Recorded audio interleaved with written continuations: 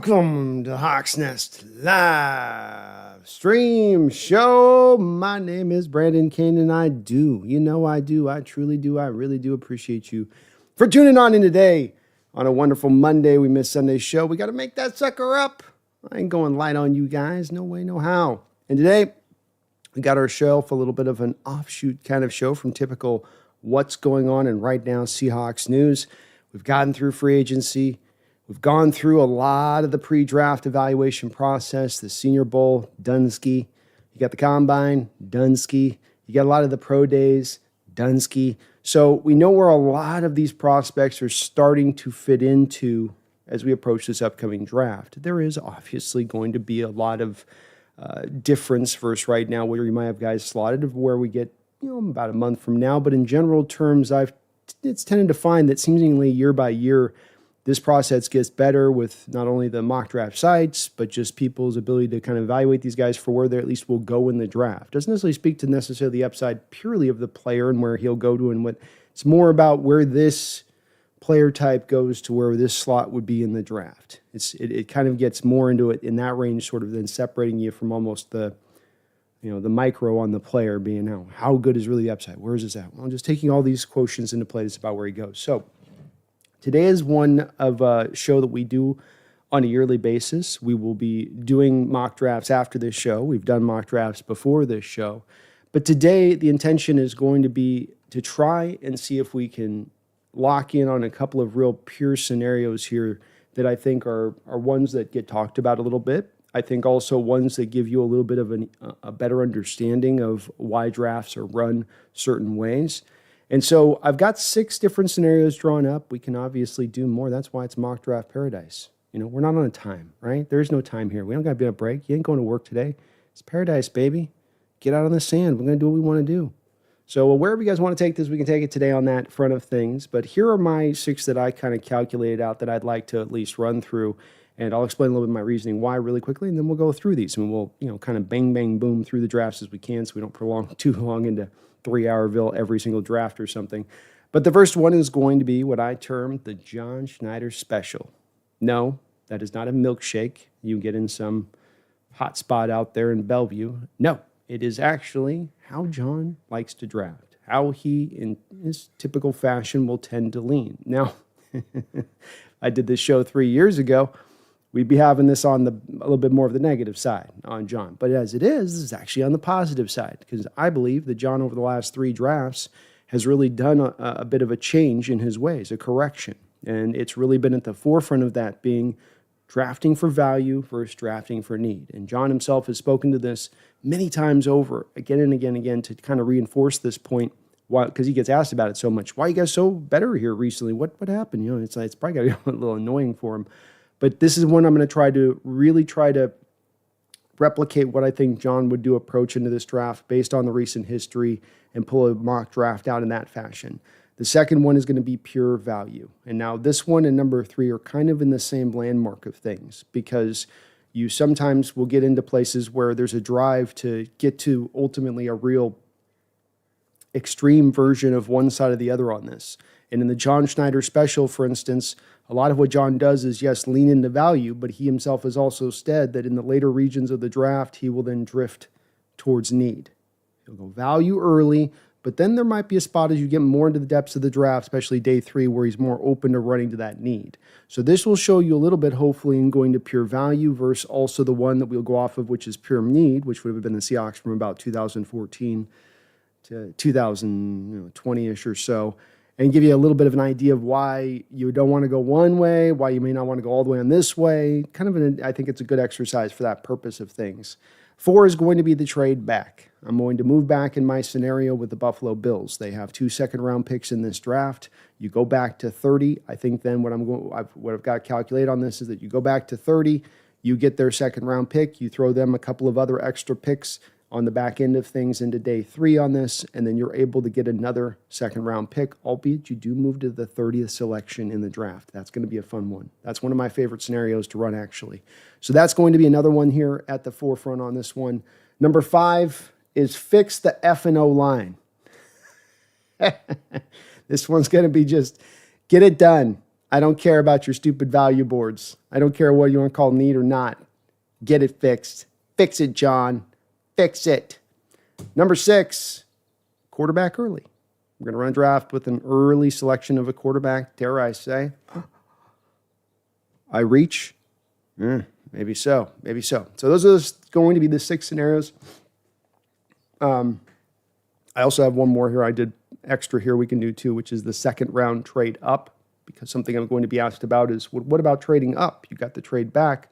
Why not the trade up? But we want to kind of hit somewhat on this. If I'm not running an exercise like the pure need and the pure value draft, I want to try to fit this towards what we know as far as real good historical markers on John Schneider. And there's a couple things I can speak to on John in 15 years of drafting here. He has never traded up in the first round. So until he does it, I'm not going to count on it. And then the second part of this is that he does have a tendency in the past to move up in the second round. So he will at least go up when he wants to look up and to target a guy up in the second round. He will move up to do so. Tyler Lockett, you move back up into the second round for a DK Metcalf. I want to say maybe even Jaron Reed was one that they had moved up a little bit for. But the point being is that he's done it a variety of times. So I've got a baseline. So we're going to use that baseline and include it in here today on a little bit of that extra scenario. So like I said, this is mock draft paradise, baby. Lock in, strap down, go get yourself a drink, because this is going to go a wee bit little long today. Okay? We're going to be doing that. But let's bounce on in. Let's get this kicked off. I appreciate you watching today. You know how this goes. When you walk in the door, if you could do me the favor, hit that like button. Maybe sub on up too if you get the chance. I know how that goes though. It's elusive. It's an elusive thing. But let's go on to scenario numero uno. And that scenario is going to be the John Schneider special. So John, in this scenario, wouldn't sometimes in previous history trade back, but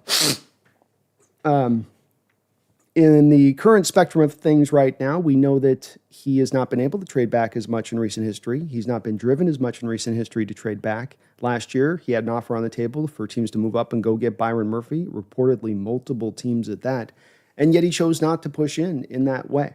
So we're going to go in on this first situation, and we're going to run this board a little bit like you would with just, being essentially pure as the driven snow on this as far as John goes. So value is heavily driven early on here. We know that. We've got Malachi Starks, safety Mykel Williams, James Pierce, Derek Harmon, Nick Emawari. I think also positional value has to be taken into account. We're trying to think about John as well.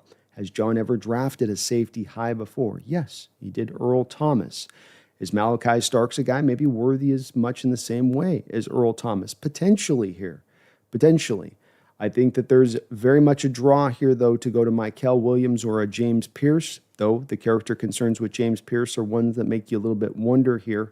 Colston Loveland, also a guy that a lot of people are potentially really hot to trot on with bringing in here. I think the fact that you can get this tight end, in this tight end draft, it's one of the deepest ones we've seen in literally 20 years. I'm not overstating it. It's not hyperbole. It really is what a lot of people will tell you on this. I think that drives you to less of a need than of necessarily taking that guy early on. And Gray Zabel here is the 31st rated prospect on this one. I think that that's just a little bit, John would trade back to go and grab a player like that. So this does really, to me, more lock into these top guys at the top. Derek Harmon, 3-tech, not really going to fit. Emawari, I think you take him in the first round, but I don't think you're going to take him up here at 18. Not from John's perspective of it. And between him and Malachi Starks, it's kind of hard to say which way the Hawks might lean. I know they met with Emawari, but that doesn't necessarily mean that they don't have real good interest in Starks as well. I'm going to lean back to the team really liking Mykel Williams because long-term he gives them their power edge. You don't really have that in Boye Mafe and Derek Hall. They're good players. They bring a lot to the table, each of them. They have their own kind of skill set that they bring, and Mafe gets really close at times in how he plays the run. But when it comes to that, you don't have that. And in Lawrence, you do have what is really, hopefully to be a really good, but a short-term solution at that there for the position. So this one's all about value early on for John, even with the need on the board. We're going to go with Mykel Williams. Pierce also works as an answer here if you want to include that one instead. And this pops us back then along to our, oh my gosh. Well, we're going to have to reset. We're going to have to reset this one because it didn't do my fast thing. Sorry, folks. Let's go again on that one. Well, maybe we'll get a, my cat's freaking out all of a sudden. Yeehaw, kitty. Oh, well, we're back on. All right. Sorry, I had to rerun it because it was going to go slow mode if I didn't do that on that. And we've got right here at the top of the list now is McMillan, 10th overall prospect. John's going value early on. This makes it easier than the Pierce Michael Williams. So let's reset that. I didn't mean to do that, folks. It just was on the slow mode, and it takes a painful amount of time on a long draft for slow mode. Okay, Ron's going to stay here and pick. First pick was a wide receiver. We go back now here to value early on with John. You've got, from an offensive perspective here, you've gone receiver. Quarterback, Jackson Dart is here, who would be maybe an option at this spot. I'm not going to go that route with it. And hold on, I'm going to grab my cat because she's losing her mind. You got to be quiet. You got to be quiet. Whoa. Everybody say hi to Zena here. The second I go live, I don't know what clicked in with her. Oh, no. Okay. So we've got quarterback here. And tight end, again, there's a real deep, rich amount of tight ends in this draft. I don't think that there's as much of a draw to go and do that. We do have some guards here of interest, 61 with Tate Ratledge. You've got Fairchild, left guard there. It's a little bit later on that side of it, but you can already see here with the guard situation that things are going to get a little bit elusive there. Come back to value, though. I think with Arcee, he's the guy that provides the best value because he gives you tackle, and I think he can transition into left guard. I think he can do both of those two things. So in this guy, you get a bit of that versatility there versus Ratledge, who's going to be more of just a pure at that point right guard as it stands when everything breaks down with that. So we go with Arcee. Boom. Get our first offensive lineman knocked off the board, come right back around, and now we've got a bit of an interesting discussion to be had here. Does this go where John does pull the trigger on Dart? Because to me, if Dart gets out of the first round, this is that spot where it could land in it that I think could get very interesting for John here, especially from a value perspective, because I could see them putting him right about there on their board as far as value. So that's where it does meet. I'm going to be doing a draft specifically around taking a quarterback early, and I'm going to do these drafts here a little bit more with an eye on to addressing some things here early on versus going and doing that. So 52, we go to offense. When we look at tackles, guys that'll be guard converts. M'Bow is, I think, a guard convert, but I don't know how well he's going to move in space necessarily. Not because he can't do it athletically, but just because he's not as comfortable at it. Watching him the other night with it, again, and going back and looking at him. Not as many of these guys here you look at and say are tackle guard guy kind of guys. From a center standpoint, Wilson is a guy who could be interesting here, but this is a little Wilson. He's really fast, 4'8", 440 guy, 300 pounds. Would be a real scheme fit here, and you can see one of the higher valued centers in this draft, and especially taking Arcee to take more of a guard position, that could make a lot of sense. So from a value standpoint, Wilson probably makes the most sense, and this is where John would be driven a little bit to need, but this is the pickle he's put himself in because of the fact that you didn't get the offensive line addressed really in free agency, and that he's going to have to be driven back to doing this now, because if you don't take one of these guys right now that I'm showing you on the board, one of these offensive guards, if I don't, not these guys necessarily, but, if you go with Wilson out here, you're seeing you're now into top 100 guys. You're out of top 100, you're outside well without. You got 158 is the first center off the board as far as the rankings here, 129 down to Jackson Slater after Fairchild. So things drop off a cliff quickly. And what I mean by this is that you're going to then run into that if you don't go here, now you're going to come back around to the third round and you're going to be like, no, I want to go get another offensive lineman. And you're more now really going to have to do a much bigger reach than I'm going to have to do right now in the lineman that I would grab because of how lean and bad it's getting, in my opinion. So John's got himself a little bit in this pickle, unfortunately, as it stands walking into this pick. And that part's unfortunate. But that's where we come back to he's got to make sure he addresses this stuff before it's all said and done. And in Wilson, he gets a real pure fit to this scheme and the ability to move in space and get the job done. So we'll go with the center here. Bang. Get a couple of offensive linemen. Get our wide receiver set here in this John draft. He says, now will you please, people, get off my throat and stop yelling at me?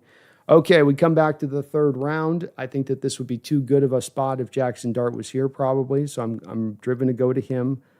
I did say I was not going to try to do as much a one, but boy, I feel like John this year, if he's sitting there looking at the Jackson Dart there, he's going to have to go ahead and grab it and call it a day with that one. Mason Taylor also makes a lot of sense here on the standpoint of things, and He's a really talented tight end, but you've obviously gone 3 straight offensive players here. If you're going to do that again, you probably want to go quarterback. But again, this is where I think John would be in a bit of a pickle. Jared Ivey is a really nice power edge available here at this spot. You do come around, again, back to the depth of the position at tight end, like Gunnar Helm, Arojo, Ferguson, Gadsden, even some guys later on in this draft, from Mitchell Evans to Jackson Hawes, are also still going to be there. So maybe not as much of a pull to that when we come back around to the consideration of why we go. And I know I'm being real long on this one because a lot of these are going to apply into the future drafts of things, but I just want to explain why this is really going to, I think, be pulled in this direction if the draft plays out this way. See, there's not really any guard moving kind of converts here at this spot in the draft, other than some guys that you feel okay about, but you're not that much sure about. With Fairchild, really good left guard. You're in top 100. This would be not a huge reach, but you're hoping Arcee can fit the left guard. You've got Wilson at center. You're hoping maybe your right guards can stand as it goes. And so I think we will go, keeping in mind that we are picking again here in 10 picks. So let's see if there's any opportunity here that we'll go ahead and get John Dart. Okay, we'll come back now. Probably a great chance that this leans now more into a defensive side of things. It sucks that we lost out on Jared Ivey. That was the guy I was thinking about picking there. But hard to pass on Dart there. You could have also come back and taken Ewers here and taken Ivey. Maybe a better way John would have been more preferred to go. Probably John's more on the Ewers train with the wait him 10 picks and take Ivey at that spot. Sanders, 3 tech. Royals, another wide receiver here. I don't think you go there. Gunnar Helm, you have a very talented tight end, so there's definitely the draw there value-wise. You've taken care of your quarterback. You've got Zy Alexander. Didn't have, I think, the best of, really had a poor combine showing, but obviously cornerback at this point is a little bit of a need for John if he's past it here. But we're also into that area now where he's going to start to maybe reach a little bit more for need, considering, again, he's not coming around here for a bit of time. And the guy that stands out here with me on this one would be going back to, boy, Savion Williams is also on the board. You could double up with 2 really interesting type of different wide receivers at that point. And Savion Williams and Tet McMillan. This would be a fun pick with a lot of real fun options. Jordan Phillips is a draw here, I've got to say, but we are a little bit early here for him. Versus on where the board's got him going. Again, Will Howard here too. So, John, do you want to jump? Does he love Dart that much, or if these guys drop that far, does he want to jump to them instead? Kind of an interesting conundrum on this pick overall. I don't really want to drop too far value-wise. I know he's not going to want to, but I don't think there's any draw to these guys at the top, really, other than unless he wants to go tight end here. And it is a little bit of a need. You could then release out Noah Fant if you did that. So let's, boy, there's a pull here. We've gotten 2 offensive linemen set up. John will be like, that's fine. That's good. That's enough. Can we come back and get our nose tackle later on? Let's take the risk. Gunnar Helm's the pick out of Texas, tight end.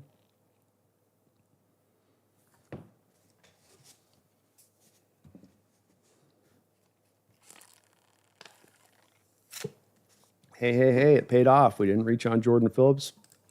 Come back around, get our nose tackle. Reach a little bit more for need as we get a little bit later on here, but these are picks that I think make a lot of sense. Okay, so we've got our center. We've got our left guard / could probably play a little right guard / little tackle. We've got our wide receiver. Got a tight end. So we've only taken 1 defensive player at this point. Not that that's necessarily going to drive you early, but I think it drives you a little bit more late. Teddy Buchanan's a really explosive inside linebacker, maybe more of a will guy at the next level. You don't really need some centers here. Sebastian Castro's an interesting safety. He doesn't do a lot for me, though. McLaughlin's not much of a need at this point. Catan, Crawford, I probably like better than Sebastian Castro, to be honest with you. Yeah, I got a round difference between those people. So Buchanan would seem like the pick. Higgins ran a 4.84 40. That's a tough one there. Mitchell Evans at the tight end position, but you already got that kind of handled now, so you're good there. Not any other guys really jumping out here that scream, you got to go for this guy instead. You have Kyle McCord here, interesting enough, so John could go later if it's more, but guessing he's going to like Dart for whatever reason. Just got a general feeling. Let's go with Teddy Buchanan. Get yourself a linebacker. Now we come back here, and we have taking care of defensive tackle, linebacker. Let's see where our corners are. Again, John goes a little bit more for the call it quote-unquote reach a little bit later on in the draft, and here he's going to make sure that he goes and gets himself his next Reek Woolen. Zoff Frazier. Same college, similar kind of player, a little bit more of a tackler, a little more willing. And we come down to the 7th round here now. And John will double up sometimes, so I think he's going to double up here. Let's see here.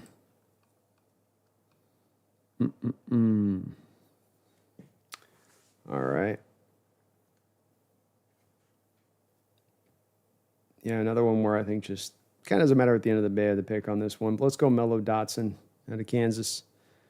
Get a second corner in there. He's done that before with the back-to-back thing.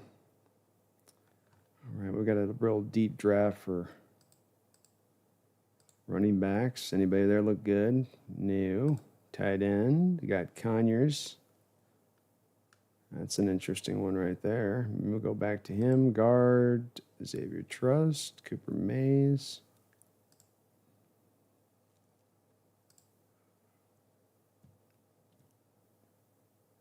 Go with one more offensive lineman to try, maybe. Or do you go? Okay, we're good. I had Truss as a 5th rounder, as a tackle. Don't know if there's really room for him. Wide receiver, nothing looking too tasty over there. Okay, so let's go with, I think what you would be doing, I'll explain myself in a second on this one. Let's go with Conyers to close this out. So first draft scenario. And let me make sure I save this darn thing. You've got to save. Okay, there we go. Okay, so the first draft scenario is going to be we go for value early on with John. This is the John Schneider special. Ted McMillan falls to the mid-18. I think John's jumping. Arante Arase, I know a lot of people aren't going to be as familiar with him as much coming into this, but I think NFL circles are going to be. This guy's a first-round talent to me. If he falls into the second round, you've got to jump. He gives you tackle, guard, conversion ability. He's 330 pounds, tested really well at the combine. He's raw, but he's also really young. So his rawness is understandable. There's a lot of upside on this kid. A little bit of risk with that upside because you're still looking for fully to be realized in that way. Jared Wilson out of Georgia, another pure scheme fit here for this Kubiak system. 4'8", 440 for a guy that weighs 310 pounds. That's really good movement skills at that size. He's going to be a good zone, I think, center in this league. Not a star power guy, but a guy that if you're looking for steadiness and a guy that gives you better than what you have currently on the roster, I think you got that here in Jared Wilson. Jackson Dart, I don't have to tell you guys about him. Gunnar Helm. We got a guy who's been a very productive tight end out there for Texas. He is a pure H-back type. So when you take Conyers in the 7th round, you take Helm here. The thinking would be with this is that Seattle's kind of looking for a reason to sort of pivot off the Fant contract. And if they can save that money this year, stack it back on the cap, get a player that they look at that's very similar to what they get in Fant, and then Conyers being a guy that's more fullback, third tight end kind of guy, more than he'd be a pure H-back, which is where Gunnar basically replaces Fant, and then you still have, I know that they did sign the San Francisco tight end today on a 1-year deal, but that's not a guaranteed deal, and there's still definitely room here to round out the ranks on that one a little bit, if you were. Jordan Phillips, another super young, very talented nose tackle, a guy that I like, not in the first, second round range of things, but as a guy that I think's got a lot of upside that's going to be realized as he gets bigger into his kind of grown man strength. Teddy Buchanan, uber athletic, super explosive linebacker for California. Zoff Frazier, the 2.0 version of Reek Woolen, built similarly, as long, ball skills, tackling, it's all right. Where have you heard this before? Mello Dodson, another big corner that I think would be just a good fit out here. So that's my John Schneider special. Out the jump here. Let's move it. Keep it moving here. And hang on here with me, the chat, on any questions. We'll definitely get into you guys here on the chat and some of the interactions on this and discussion. But I will be a moment here with all these kind of scenarios we're running through. So the next scenario that we're looking to pop through, of course, is going to be pure bloody value, right? Pure bloody value. That's what we want to go from here. So as much as possible, I can be driven. Let's go off the value of the board, and I'll go separate of myself on this. We'll try to just go from where this board is, trying to kind of replicating John in a way. Not always am I going to be able to go purely with this, right? This first pick is going to be probably Jalen Walker, so I can't necessarily, come back and grab edge again next round at the top. We got to be realistic with this to a degree, but we're going to push and drive as much as we can for pure value here. So we come back, bang. We'll take Jalen Walker, outside linebacker, off-ball linebacker. He's done a bit of both. A lot of upside for him as a player, as an inside linebacker. Tyleik Williams, I was realizing I was confusing Tyleik Williams and Ty Hamilton there at Ohio State. Too many ties out there at Ohio State. We've got the value board here. I don't think that the guys, the 3-tech or tackle, are going to really work. I think the Seattle is going to have Jackson Dart ahead of Jalen Milroe on their board. Let's go with Jackson Dart as the value guy. Come back here, Deontay Walker, again, another more 3-tech. He's got 1-tech size, but he's more 3-tech. Thomas is more of a man-to-man corner. I think that the team's going to be looking for more of a zone-influenced corner for the guy that they'll be looking to select if they go this early. They won't mind man skills, but you're more often than not going to be drifting into zone in this defense. So we come to the next guy. Bam, Alec Ianamore. Boom. Wide receiver, Stanford. There's your value. Take him. Come back here again. Tyleek still falling. Another 3-tech-ish in Darius Alexander. Mason Taylor here. This is your value. There you go. Boom. Definitely get that rolling. Safety, Kevin Winston, one of the more talented safeties in this draft, but a guy that was injured most of last year. So you got to go off of his 23 tape to really get the goods with him. A lot of people like Norman Lott. Interesting guy, creates a lot of pressure out of there from the 3-tech, but again, another 3-tech. Shamar Stewart, another 3-tech. Latham Ransom, don't like him. Gunnar Helm, we just drafted him last. Holland Pierce, big as hell. Not a fit for the scheme. Way too big. Running back, not happening. Birch, no. Dorian Strong is an interesting guy here, I think, as far as another guy that would fit to kind of a need with, but more to the value of things. However, we're going value. We're going upside. So who's the highest value guy on the board on this pick right now? It's going to be Winston. I can't take Tyleek Williams because I'm just going to stack up 4 freaking 3-techs behind each other over and over again. I like Tyleek, but he does play a lot of that 3, and I don't know if he's going to be as suited in sitting into the nose tackle role, going back and looking at some of his tape there. I'm a bit concerned on that one. So we're going to do the Winston point here. Bam. Upside, baby.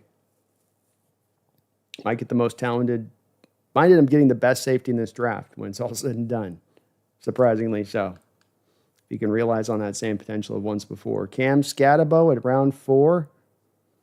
We're going pure value. We do have a need for a 4th running back on this roster. Walker only has 1 more year remaining. Can you turn him into a fullback? Oh, the chat. I know the chat. I don't have to look at the chat. I don't even look. The chat wants this. They want this so badly in their soul. I can't deny the chat.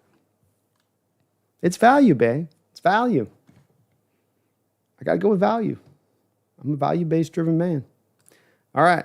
We can't even look at the picks. Picks don't matter. This is a value draft. It's a value draft. All right. Wiley Leonard. Elijah Roberts, SMU. Roberts a 1-tech? I think Roberts is. I remember looking, I think, at Roberts, didn't I? Big bruising. He's a power edge. So we got a power edge in Elijah Roberts. We got the linebacker there.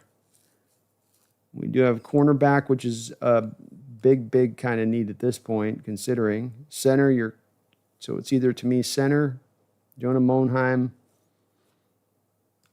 or... so you'd have to go between the 2 on that.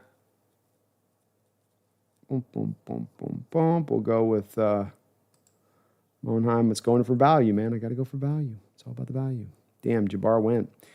All right. Wide receiver, Jalen Lane. Have we gone to wide receiver? Yeah, we took a wide receiver. All right, good. Simeon Barrow. He's not. I think he's another 3-tech. I looked at Barrow, right? Barrel-chested 3-tech.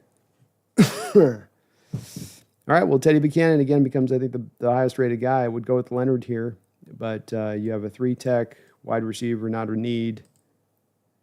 Or this is actually an edge. They got him listed as a defensive tackle, 3-tech edge. Running back, no. Buchanan becomes the guy.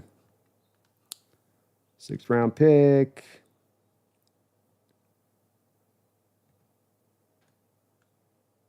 Okay, Hunter Wooler, safety. Haven't taken a safety. Zoff Frazier. You really have a big need here at cornerback there with Frazier, but Wooler would be the guy they've got higher, huh? I don't know about that. I don't know about that.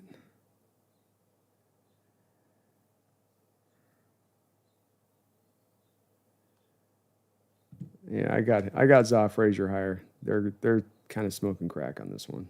Sorry. He's the highest one there. Okay. LeQuint Allen, Vernon Broughton. Some of these, we're getting into the names I don't know as much quite about. But we do know that we need to grab a lineman at some point here. Might help. Okay, there's your pure value board, right? And what ends up happening, you end up with 2 offensive linemen at the end of the draft. So this is as much kind of an exercise one I want to do on that. We're going to roll over here and do a quick one on picking just for need. So we're going to prioritize this by the pure holes of things. Make sure I chart these right.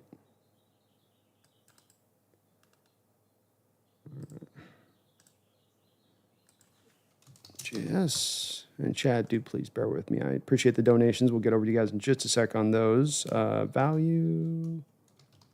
Great. In fact, let me catch up on the donos real quick here, so I don't want to get too far behind. Guard Knight, thank you for the $5 donation. Says, Brando, give me a crystal ball, number 18th pick. Also, sorry for being a wank to subs like Haley of recent. I drink too much. You're all good, Garth. And Haley knows what time it is in here. I think you're all good. We're totally good, man. Thanks for the donation. Crystal ball? Oof, good question.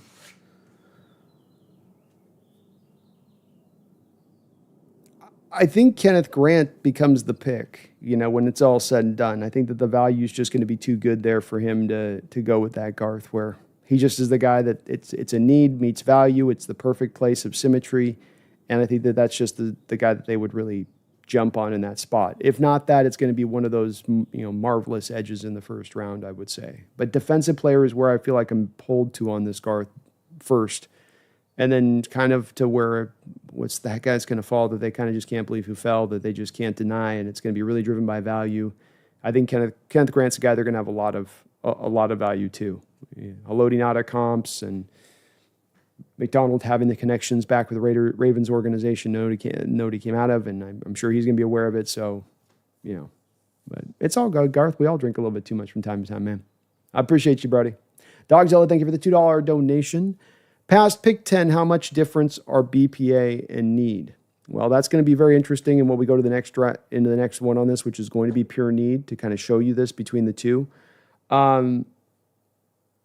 They are very different, and I'm going to try to show you that on this draft and to give you a view of it. But it's great timing on this donation, Dogzilla. That's why I wanted to include this exercise of a draft run by pure value and a draft run by pure need. And then we can see kind of the ups and downs on both, why you may do one versus not do the other, why you may not do either, why you may do both and be open to it. It's just, this is as much kind of a fun exercise to me. And then I think it does allow you to walk away from something with a little bit more understanding for why the process plays out in the way that it ends up playing out. Like Byron Murphy last year, where to Seahawks fans' credit, think about this, and other fandoms, to Seahawks fans' credit, I think because so many of them educate themselves on the draft leading up to it, you've got a team that's got the most expensive free agent in team history that they signed as a 3-tech. You gave up a second-round pick for a Leonard Williams.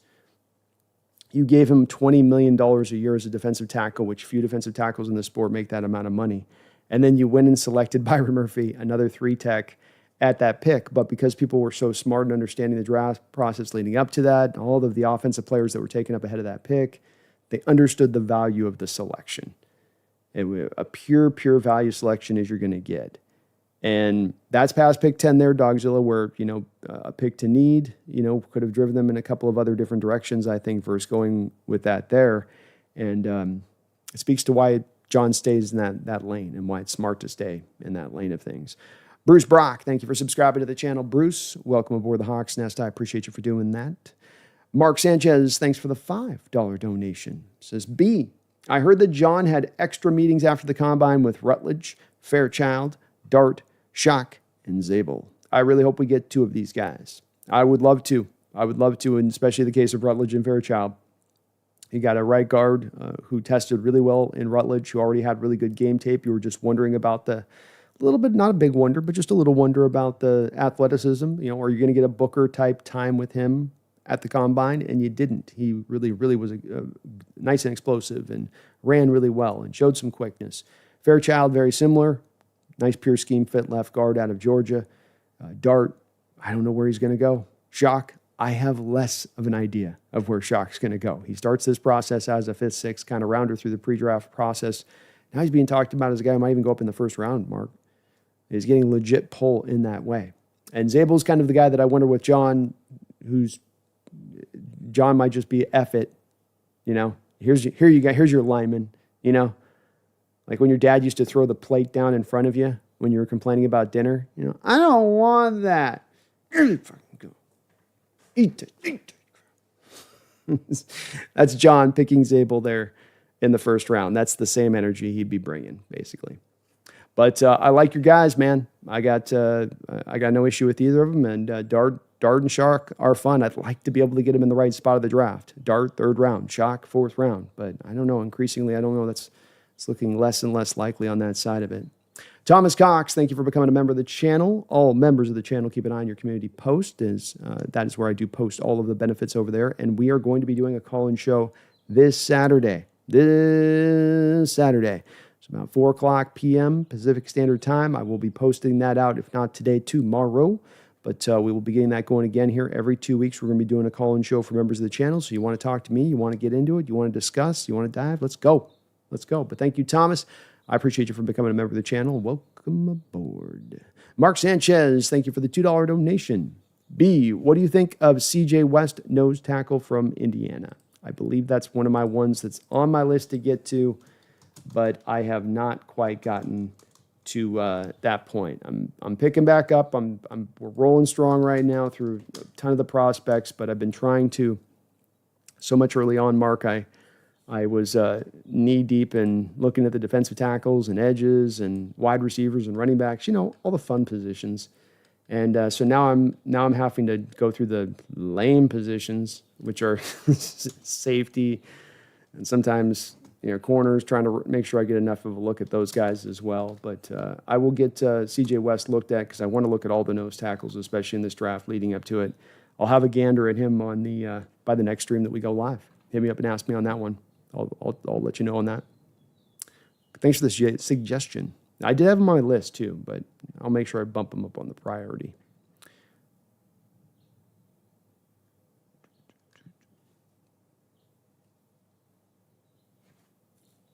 You guys can't see the draft board?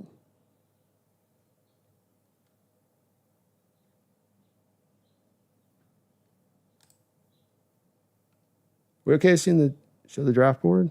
Are you guys not seeing the draft board right now? Oh my gosh. Hold on, chat. Oh, I'm an idiot.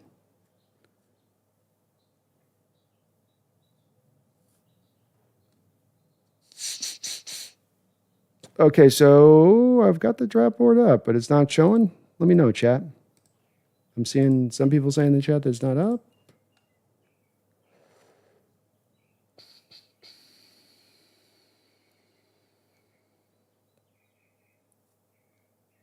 Oh, I came back away for a second on it. I just popped away to show you, come back to the chat. So I'm bouncing back and forth between the two, but I'll go to it when I'm definitely going to the next one. But pure need, bouncing back over. Good, you guys can't see it. I had it up before, guys, so I don't know why it was, should have been up before. I guess I didn't. My bad. Oh, shoot. Well, I suck. Live show, guys. That's what happens sometimes when you're doing this stuff. That's why I need a producer. That sucks.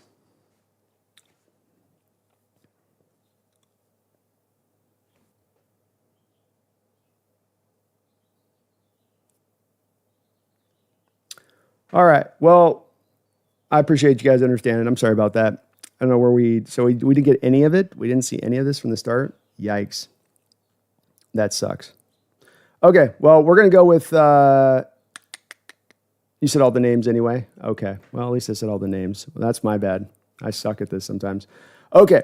So we'll go with one now here. We'll show the draft board. I'll try to go back and show maybe a quick one on the John when it's all said and done. But we'll just keep it rolling. Let's roll with the punches here. You know what I mean? All right, this is going to be a draft for pure need. So this is us not really recognizing the value of the board at all. This is us doing things like looking through all these beautiful, wonderful names, all these players who would be amazing impact and going, Gray's able. You know what I mean? It is kind of funny if you guys think about it. Because I prepared so well for this too. I was trying to have everything. I had the picture all right and lined up, all perfect, and that's the way it goes. All right, so we go. We had a guard. We had center need there. We like Zabel. We're going to reach for the center. We got to get the offensive line taken care of. We got wide receivers. Not really a need at this point. So what the need pick on this one would be like, look, our right guard situation is troubling. We got the center handled. I guess we better go reach and get the guard taken care of next, right? It's kind of the biggest gaping. We can't count on Haynes. We don't know if Haynes is going to be good or not. Maybe he will, maybe he won't. That'd be kind of the one. Not really a left guard here that.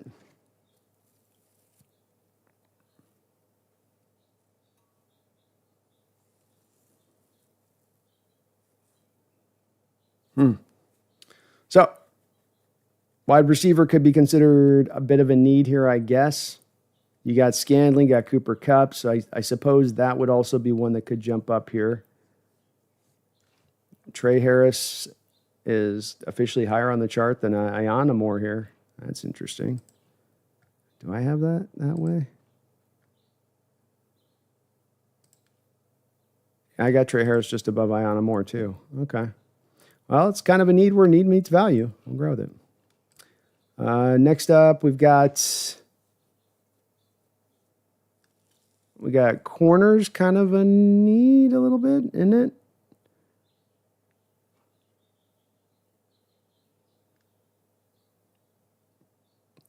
Yeah, corner's kind of a need, quiet need. Trey Amos, maybe, huh? Let's go with him.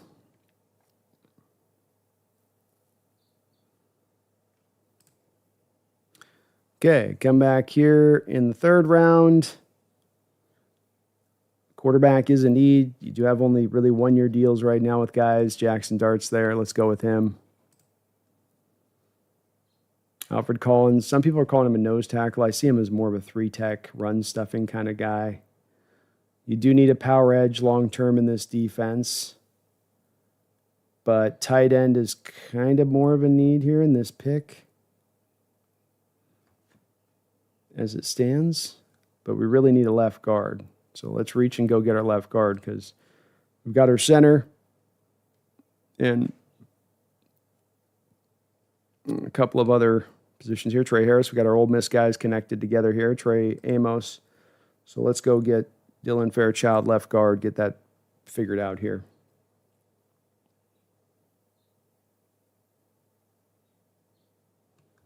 We haven't gotten to the fun mock scenarios anyway. You guys didn't want to see that. Nose tackle. Nose tackle is the big need right now with Jordan Phillips here on the board. Tight end is a little bit of a need, but technically you still have the two tight ends on the roster here, so it's not driven as much to be a need. Linebacker could be considered a little bit of a need here with Jeffrey Bassa. But I think that nose tackle becomes the biggest need here. You don't have a starting nose tackle right now. Back to Phillips again. I'll take the Indiana kid, too, if he's the one that pops up. Okay, we got edge. We got a center. We've taken center already in Zabel. We've got our left guard here. So we need linebacker, could be of some use here with some depth at linebacker. We also need some depth at safety. So we got a guy heading to last year, their deal there. Safety becomes a little bit more of a need versus linebacker. Because you're going for backup linebackers, you could be trying to find your depth at safety is very, very lean right now. Okay, I'm going safety. It's more of a need. And then we'll come back and take a linebacker now. We'll go Jack Kaiser. That is kind of the need right there. We're going more to depth and looking for starters at this point. And what's the need for depth? Okay, so we got Ty Hamilton. We got one nose tackle. We do need a second nose tackle. Can't count on Cameron Young. Jackson Hawes, but we did just sign a tight end, so technically not a need as he would be the third tight end here. Willie Lampkin, you could go get a little baby-sized guard. If you have a scheme fit, he can move.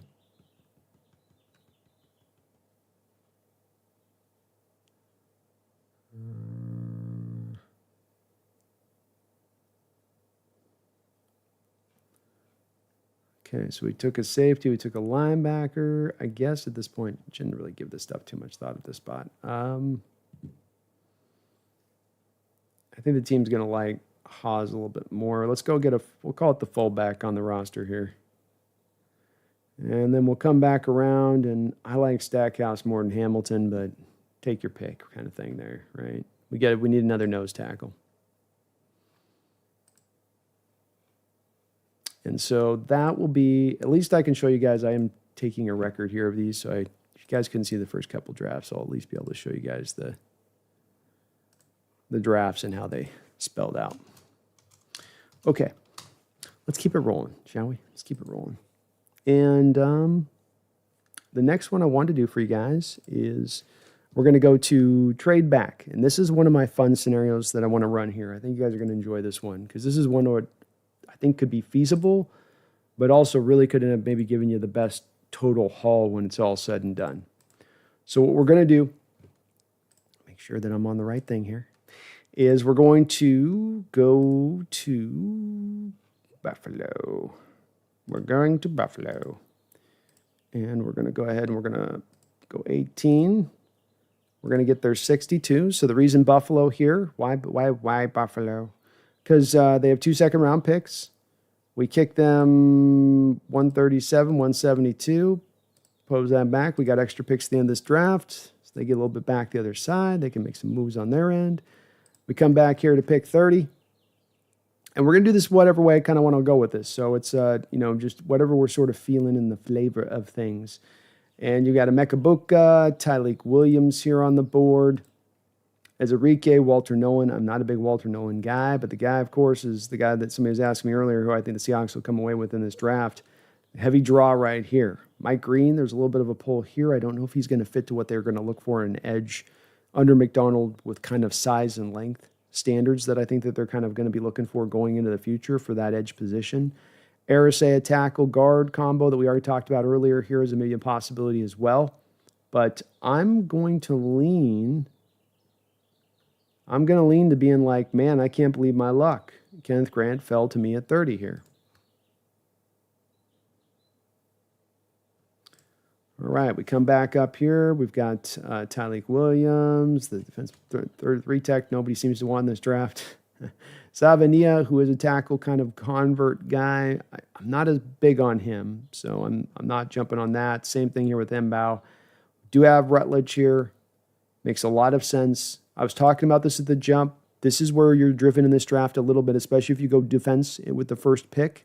This is where you're now going to lock yourself in a little bit to having to make those early picks, a couple of them guards and that sort of thing. You got to get your linemen here if you want to get quality. And when we look at the quality that's available, just to give you guys a perspective on this, first, here's your tackle convert guards. You've got Savania, Mbao, Jones. That's it. So these 3 guys are your kind of tackle to guard converts. Some guys might think of them as actually some who can play tackle too. But then look at the guards. I mean, I'm not in the 4th round here, folks. Look at how already drifted down you've gotten on the guards here by the time you get to 50 here. Just to pick 50. Centers, Jared Wilson, and then you're at a 158. So you go 75 to 158 off where you're sitting here.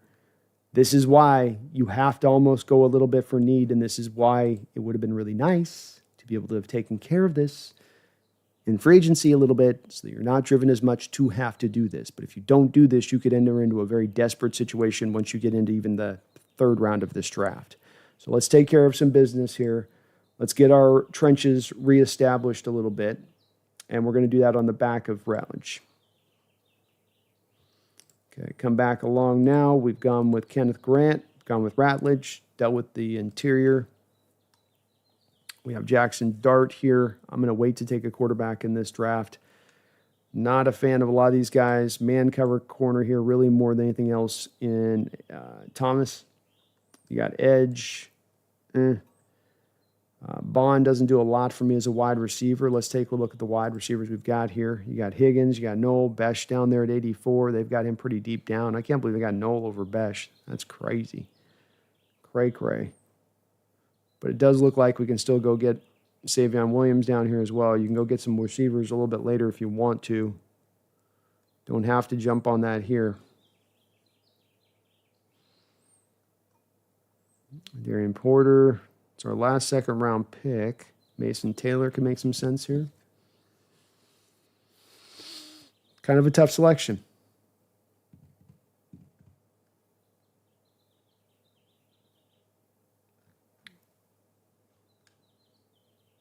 And again, so you got Jared Wilson there. You go get your deal knocked out, but do you want to go with Mason Taylor or Wilson there with two guys they've got really closely aligned? I think most people would be more Mason Taylor. And I know a lot of you guys like Higgins, so definitely maybe a pull there. I wonder with Higgins on the yak stuff, but he might be a guy that could make some sense here. I still think I can get a receiver a little bit later on. I think Mason Taylor's the third highest talented tight end in this draft. I'm going to go with him. Okay, we come back around now. Similar players still kind of sitting here up at the top of the board. Braden Swinson, fun edge in this class. Could make some sense here. We do have a little bit more of a draw to me to try to go find a receiver here because the receiving class is going to start to dip here pretty soon. And you aren't picking again here until back around at 82. So we are going to see a lot of receivers potentially start to go off the board.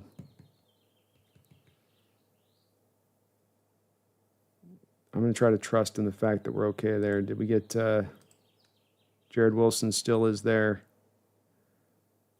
We can get some other centers later in this draft, though it's not as much of a need. Gosh, you got Kyle Kennard there as well. So I've got Kyle Kennard as a second-round graded guy. If he was to fall there, that'd be hard to pass on for me. I know that they have another edge here higher in Swinson. And I like Swinson, don't get me wrong. You know, he's nice. But I have Swinson more third round. I'm going to go with, I'm going to do Kennard. That's too good a value there, I think. Right at the end of the second. Okay, we've got, we need a wide receiver here. Jalen Royals, a lot of people like. I'm going to go with Besh. Okay. So, Taylor, Kennard, Besh, wide receivers. Got at least one lineman going here.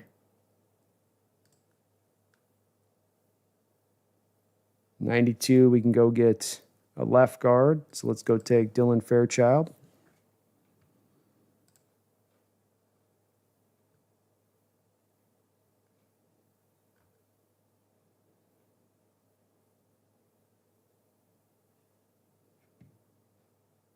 And we'll come back now. We got linebackers, tight ends, don't need that. Bro. Seriously? Jack Sawyer at 184, chat?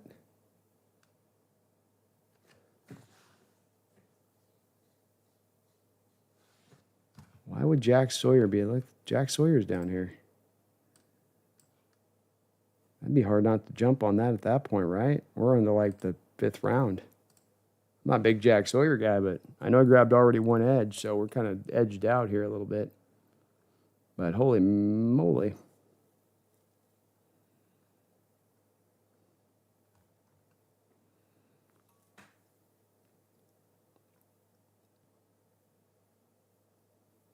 Higgins ran the 4.840, man. I can't get there. But boy, it's hard to look anywhere else, but kind of have to almost Webb. Yeah, Webb might be the guy to go with here. Let's take Webb and see if we can get a little bit last of a dip onto the offensive line. I agree.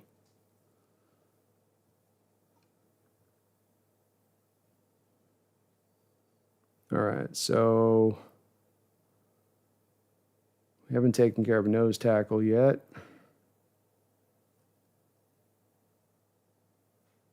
Stackhouse is down there. I think I like Stackhouse better than Hamilton, man. Anybody else here?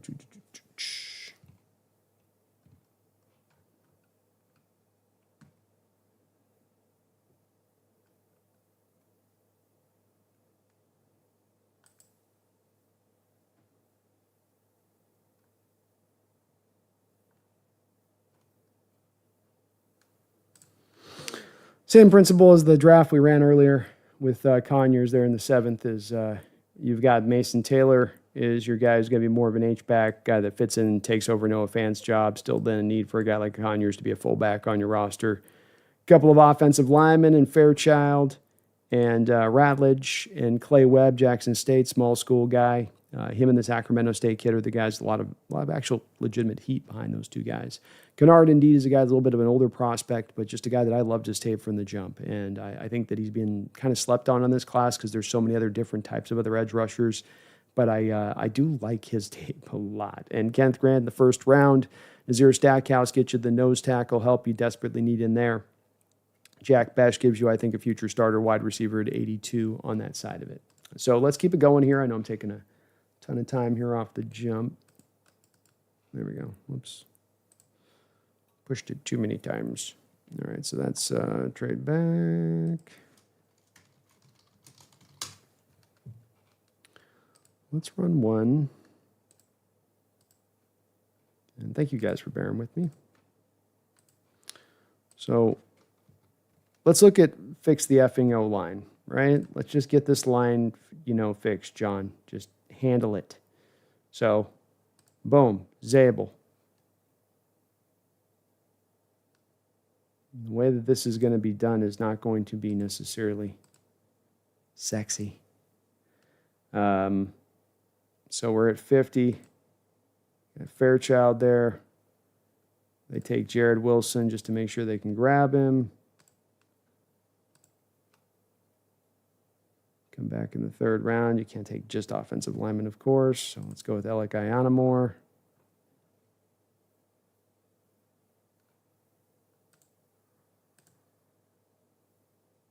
Okay, all right, 80.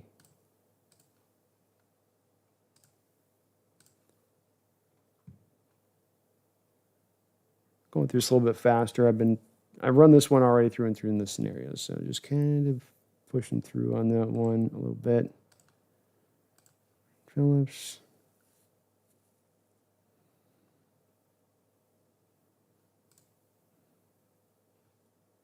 Okay, so Zabel, center of the future. Jared Will. Oh, I've messed this up. God damn. Sorry, guys. I have a rough day today. I'm not on my A game here. I gotta own up to it here. My bad, you guys. Yikes. Half hour late, and it's just all out of sorts. I totally forgot who I even select. Too many mock drafts. Okay, let's try this again. I can't take back-to-back centers. All right, 2nd round. Give me my guard. Yeesh. That's way too early, huh? They go fast in this draft, folks. They go fast in this draft. Flying off the shelves. So Fairchild, I'd have to take super early here to grab him. Don't like that. So maybe we'll go Zabel at left guard, and we'll just do exactly what I just did in the last draft anyway, and we'll put Zabel at left guard. We'll put Wilson at center. It's the only way to make it work. And we'll do what we did last time, kind of. Jaden Higgins.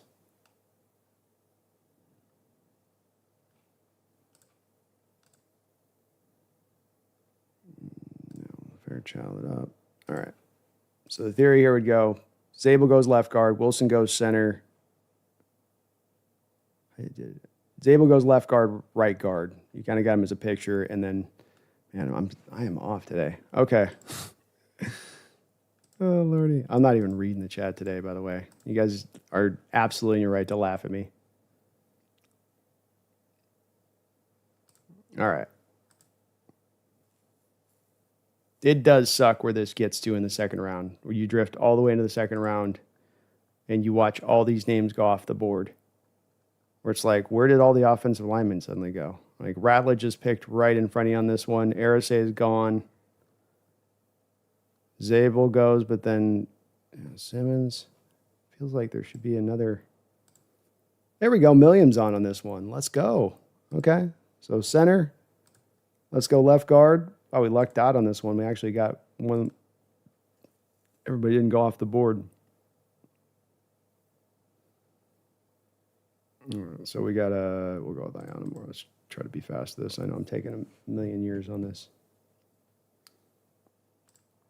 All right, so we've got our left guard center situation figured out.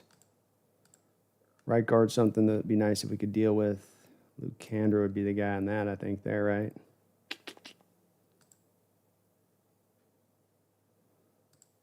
But we're good on center, so we can run through the rest of the draft, I think.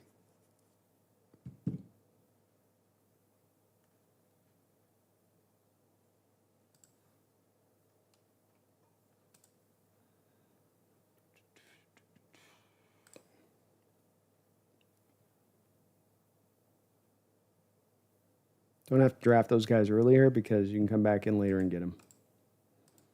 We got all of our same kind of guys basically there. Basically there. Okay, so we got a left guard. We got our center. Right guard's in pretty good shape. We know that. Tackle guard converts aren't really here anymore in this draft from these guys, so we need to come back around to this one. And let's go, let's... Garrett Dillinger, maybe? Just make sure we got it taken care of. Handle it.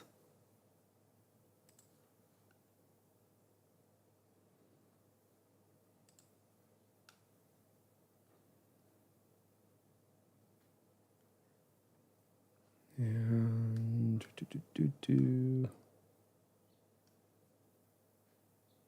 man, they got Jack Sawyer. I got to grab Jack Sawyer at some point here. This far down.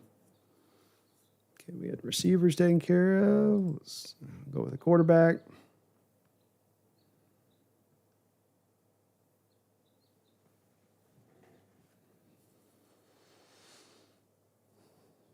Nose tackle help, but we're also going to, we're getting this offensive line figured out. So let's go get our fullback. Let's turn Willie Lampkin. He's going to be our fullback / maybe a guard.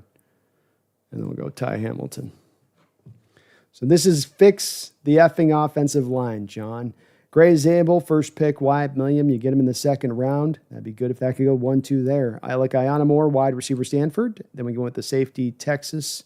Andrew Makuba, real fun safety out there. Dorian Strong, real fun, very physical cornerback from Virginia Tech. Garrett Dillinger, another guard.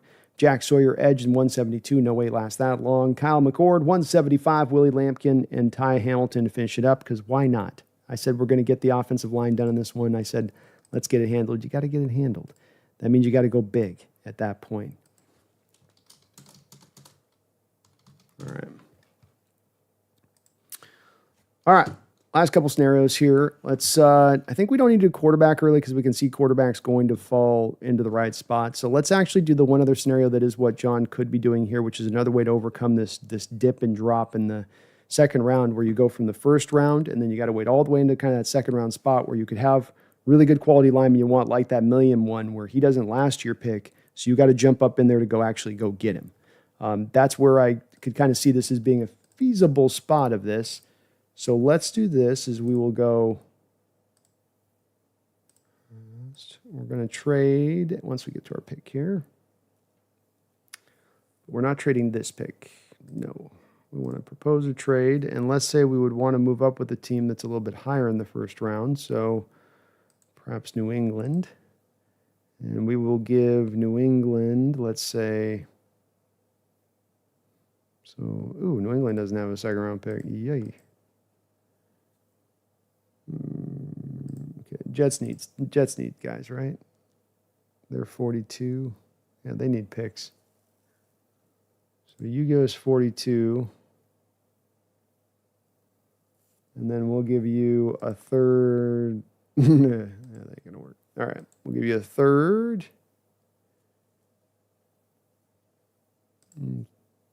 See how it looks like this. 2/3 where he trades up and targets up. Oh, trade is rejected. Jeez. Jets weren't having it.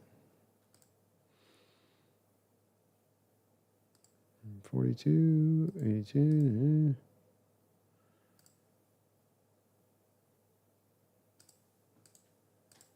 Oh, guess they don't want to do the trade.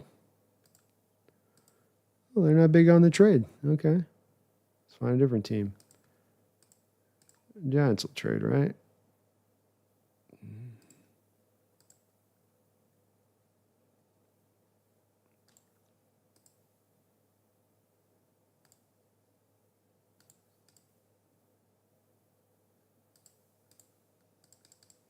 Why are they being such dickheads about it? Because it's not enough. You need to give them more, dude. I hear you. Okay, I hear you. Well, I feel like that would definitely get a deal done.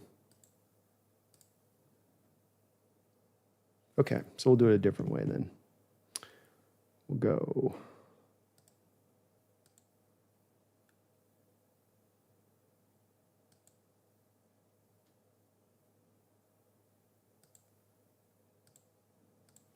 We'll throw a future fourth and see if that does it. Or do they just turn off trades here? Okay.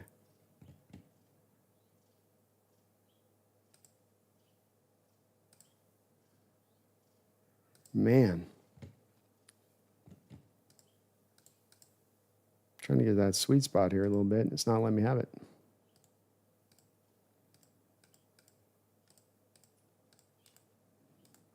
No trade for you. I thought 2 third-round picks would get me back up at least, but it's saying no. All right, 48, and then we'll throw you. I just want to kind of get this done, so I don't even care at this point. There, take that. All right, thank you. All right, so we just had a couple guys take Michael Williams, Warren Pierce taken, Chevelle Reville selected here. So we're up on this one. I'm going to go with McMillan again. I like McMillan. Then we got 3 second-round picks. So let's see if this works. So first one, we would go with, Arisay. Then you come back, and then you can get Ratledge. Oh, did they grab Ratledge? Oh, my God, they grabbed Ratledge. They snaked me. Woo! Oh, man. John's going to have to be very tricky in this draft. I'll tell you what. I literally jumped up there to just try to do that, and I got 2 picks, and they went in there and grabbed. And look, Milliam goes right there. So this is where he's made this so hard on himself with this draft. Golly, he's made it hard.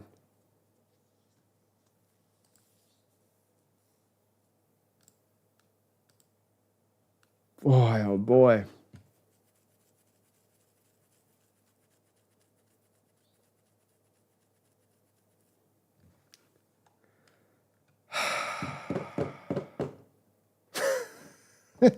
One of those poor guys. Oh, Lordy. Yikes. Yikes. So now, as you can see, This kind of run right here, like this right here, you've had 5 offensive linemen taken basically in 6 picks. So you go back over now and you look at this, and then here you go. Now you're the top 100. You're sitting in the second round at pick 450 with 2 of your second. This is where it's like, dude, he doesn't go on this, and there could be even a harder run on this than we're looking at right here. And you are left with the cupboard bare. You're left looking at guys where you're like, roll the dice. I think maybe these guys will be all right.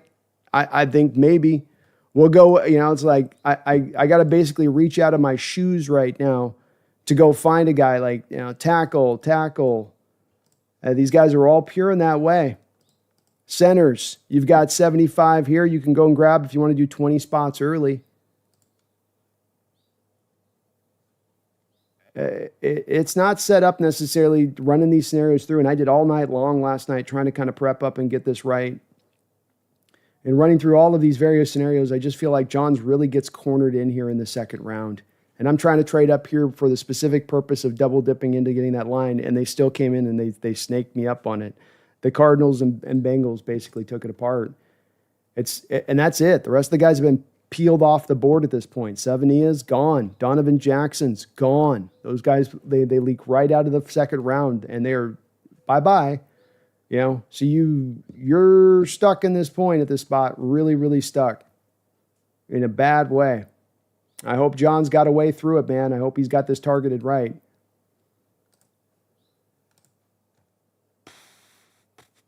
Because it ain't going to be fun if you miss out on him.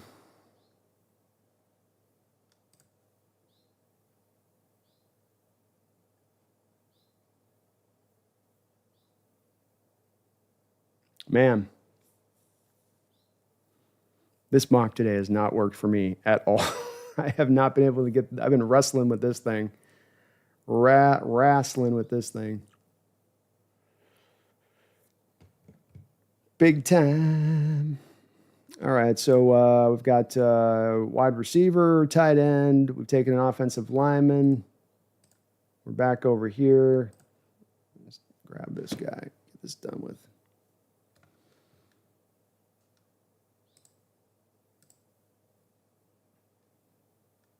Center, why not?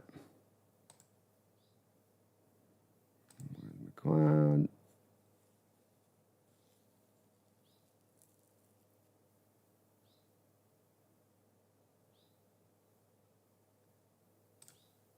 Back to Conyers. And we'll do Willie Lampkin's worth a flyer at this point, but did we get a nose tackle? No, we did not get a nose tackle. Okay. Well, that draft was kind of crappy because I got scriznewed. That's all right. Sometimes that happens in these mock scenarios, doesn't it? So, theoretically, John trades up in the second round, but he doesn't screw the pooch like I just did. And so let's run through these here.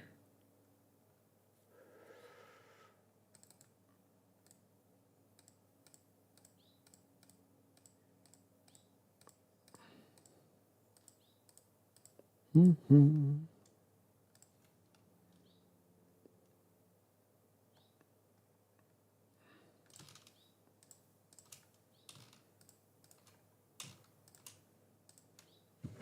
All right, we'll go in just no general order here.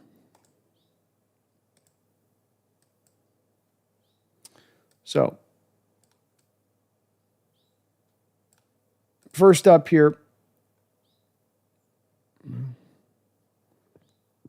let's go with the John Schneider here. So this was the first one, which would be more of a John Schneider kind of special on this first one. Jalen Walker, you go Jackson Dart in the second round, Alec Ionamore, get the receiver also in the second round there, Mason Taylor. We come back and get Kevin Winston, safety there from Penn State there in the third round as well.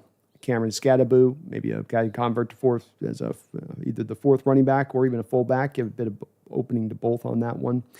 John Heim, a center there out of USC, can move really well. Teddy Buchanan, highly athletic. Inside linebackers off Frazier, cornerback, and Willie Lampkin. This would be kind of what I think from a John standpoint. Early on, you lean heavily into really what he would consider value. I think with Jackson Dart in the second round, considering the positional value as well added into that, I think that would sway him. I could see an Alec Ionamore, a Jaden Higgins, a Jack Besh. I think everyone kind of has their favorite on this one, but rather than get caught on the favorite, I just think, kind of insert the name there of a guy that I think he would be targeting. Kind of, okay, one of these three guys is here. This fits to the offense. This fits to the type of receiver we'll be looking for.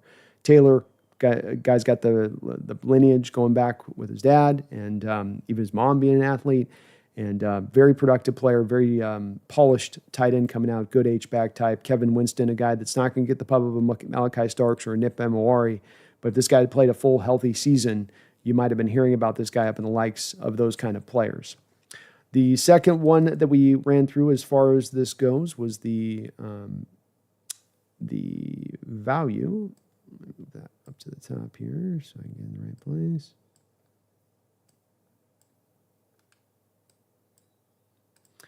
So the next one up was value. And on this one, we just tried to run our board purely based to that. Hold on here. Let me get this right. Sorry, guys. It's live. You know what? We're going to do this a different way. I've already learned today. I'm going to go with the flow. Nothing's working. You know what I mean? It's one of those days where it's like, nothing's going to work. You just got to roll with it. So we're going to roll with it. Value. There we go. Okay.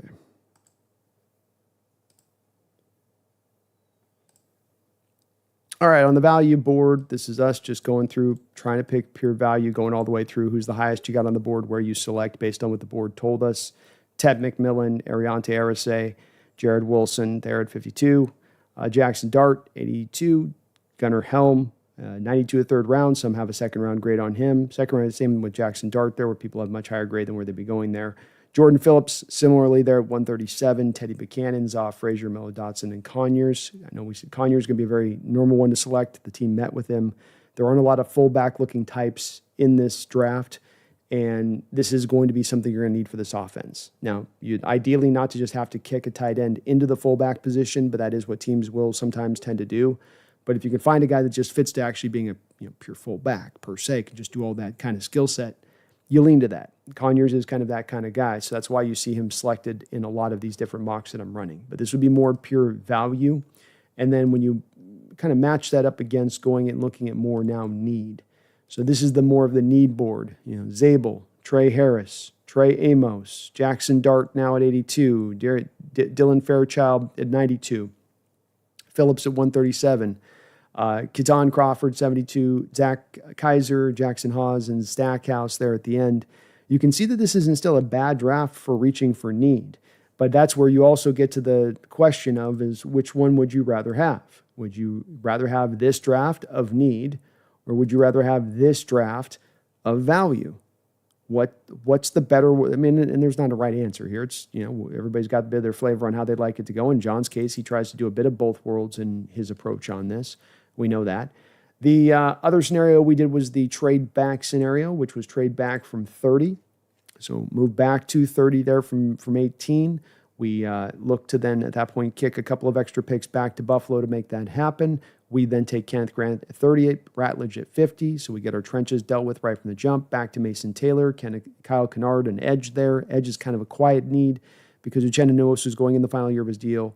Boye Mafe is going to be a free agent after the season. Derek Hall is only 2 years away from being in a similar position where you got to kind of decide on him as well. And then with Lawrence, you have a guy that, though he signed here to a couple-year contract, you don't know how long, and for a guy being in his early 30s, he's necessarily going to be here. So it is a little bit of a quiet need there. Then Jack Besh there at 82. Dylan Fairchild, Clay Webb, get some more of your line dealt with. Nazir Stackhouse, nose tackle, and back to Conyers once again in this particular draft. I really like this scenario. I love the scenario of moving back from 18 into the 20s, into 30, picking up that pick, maybe having a guy like Kenneth Grant land in your lap or Nick Emowari land in your lap there at 30, and then you got that extra pick there into the heart, into the meat of what is the best part of this draft in so many ways. A couple other real quick scenarios here, and then let's bounce over to you guys and see where you guys are at with it. We got the fix the O-line scenario as well, where we got Zabel first, got back to Milliam in the second, took Alec Ionamore, got non-receivers there for the next three picks, but then got back around to it with Garrett Dillinger there at 137. and Willie Lampkin as well at 223. So this one I didn't just go all offensive line, of course, but driven heavily early on to get the line handled first and foremost, and then get to the rest of the draft. That would be basically how it would go. I thank you guys for hanging in there with me today. Let me get a couple of the donos as well before we get over to you guys into the chat. Sorry about the snafu there at the jump of things. I had this whole, I thought, figured out and tested and true, but of course, that's when a mistake gets made. So appreciate you. HHG, thank you for letting me know. Zach, sorry I didn't see your guys' note on that as well. That's my bad. Whoops. Thomas Cox, thanks for the $10 donation. He says, I so hope Seattle gets one of Jihad Campbell, play him at edge with Jones and Knight, Warren, Grant, or Will Johnson, or Barron from Texas, or Starks, Williams, or Walker of Georgia. Get two, and I'm happy. Can't go wrong with any of those players. Those are all guys that I think are going to be real marvelous pros, and I would have no issue with any of them as Seahawks, wherever you kind of want to pick them. I mean, certain guys should go maybe more second round or first, but bottom line being is that they're all real fun players. All of them have a lot of upside to their game. Going to help this squad. So I like all those players as well. I'm a little reticent with Thomas Jihad Campbell. There's a lot of people that do feel like he can play off the edge and play well. I don't know if I find myself in that same kind of feeling of things where I get that same sense of him. But if he can do that, if the team does have that faith he can do that, then the pick makes a lot of sense. The pick doesn't make sense to me is only as if you end up having to sit him, do one of two things. Either A, he ends up sitting on the bench for his first couple of years, or B, you end up playing him out of position, where he's an inside linebacker and you've got him trying to do will linebacker stuff. And then he doesn't look as comfortable doing that. But I tend to think he's such a good athlete, he can probably do other things. And there's no doubt about it, he's a really, really fine football player, Thomas. That is absolutely 100% for sure. Thank you, though, man. I appreciate you. Senior Tiny Baby Goats. I love that name. Thank you for the $10 donation. Says, Go Hawks. Thanks for all the great content. Well, I appreciate you for that. That's very kind of you, Senior Tiny Baby Goats. And go Hawks, brother. Go Hawks. My pleasure. My pleasure. God's Gang, thanks for the $2 donation. Wouldn't Zabel be a reach at 18? Wouldn't Zabel be a reach at 18? Seen him there a lot. Yeah, I would consider that to be. Is it? I guess it depends. Is it a reach? Yeah, I guess technically speaking, not to get too much into semantics, it would technically be a reach, and where you would consider that. And when I ran through my scenarios, of course, here, when I had John Schneider running his board, he goes with Jalen Walker there with that first pick. When I go for need. That's where I had Gray Zabel as the guy that you fixed, as the guy that you picked there. Or when I was being driven by the motivation of fix the effing O-line, I'm driven to take Zabel there. But he is, as many people have said on this, and I agree with it, where he's the Graham Barton of this draft. And Graham Barton came out last year out of Duke. He was a guy that played, I think, tackle in college. You thought guard, center. You don't know where he'll land at, but wherever he does land, he's going to be good where he lands. Fit into center there for the Buccaneers in his first year and really took off and did really well in that role. And so he is that guy, but the Buccaneers took him in 25, 26 range of things. You didn't take him at 18. It's a little bit of a difference, but it's a big difference. But it's also why, touching on this, just to kind of connect it back to the prior thing I was just talking about with this God's Gang, you trade back, you go back to that 18-26, and you really get the player that you really want to target anyway there at 18 in Zabel, but then you're able to get that extra pick back by making that move. It's almost like you don't get costed anything at that point by moving back. It's why I like the thought of it so very much. And in this draft, from about pick 12 to about 70, there's some similar players as far as where their grade sits out to and where it shakes out. Very, very similar. And your outlook of things on those. Let's get over you guys in the chat. Thank you, though, God's Gang, for the $2 donation. Indeed, it would be a little bit of a reach on that one if you go get there 18. And especially some of the names that'll be looking at Seattle on the board. Matthew Golden could be looking at you there. I was trying to think who else, a couple other guys could be, the couple of the edges there from Michael Williams to Jalen Walker. Is McMillan in there at that spot? You're really going to have to be certain about your outlook of him, especially with Zabel being a little bit more of the smaller school guy that you're having to already make a little bit of that projection with as a player. But he had a great Senior Bowl, and I'm sure the teams have gotten kind of over the moon on him. Andy Hampstead says, wide receiver. First pick has to be offensive line because JSN did nothing in free agency. It's going to be the pickle of the draft, Andy, is how hard you're driven in this draft and how early you're driven is hard to go get an offensive line and grab one fast. And I get really scared about the fact that they're going to have to end up doing that and maybe doing so at the price of passing on a really fine football player.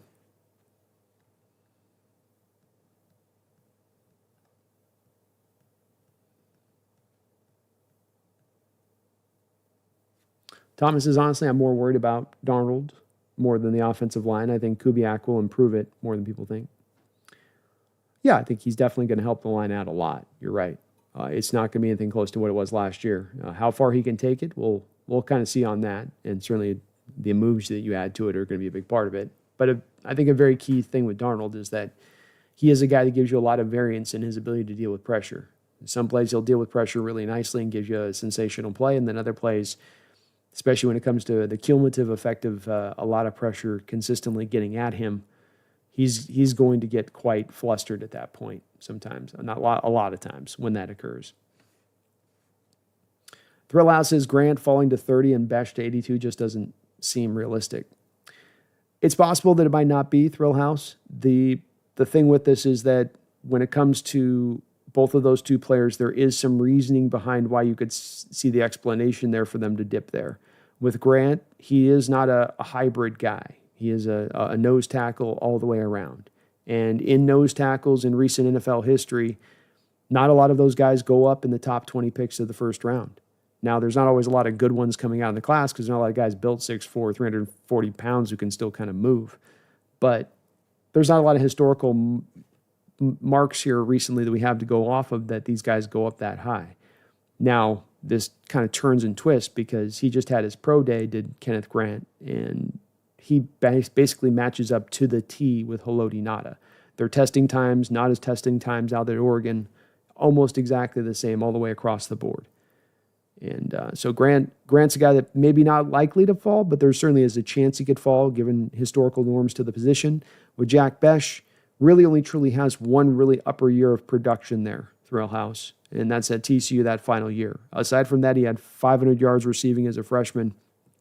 Not a lot else. The other part with Besh that you get, Thrill House, is the injury concerns. He missed almost all of his first season there with TCU after transferring from LSU. And then last year, even at the end of the year, he had a knee thing that kind of jumped up and bit him. And didn't cause him to miss extensive action, but it is a little bit of a part, I think, that could be the thing that allows him to dip a little bit as well. I also don't seem to get as much of a consensus on these wide receivers and where they actually are going to align to in this draft. You know, once we get past sort of Ted McMillan and Golden, which some people might have Golden ahead of Ted, some people have Ted ahead of Golden, but everyone's basically got those guys as 1, 2. Then it becomes a little bit harder to sort of differentiate the Emeka, Burden, Jaden Higgins, Besh, kind of that cluster of guys.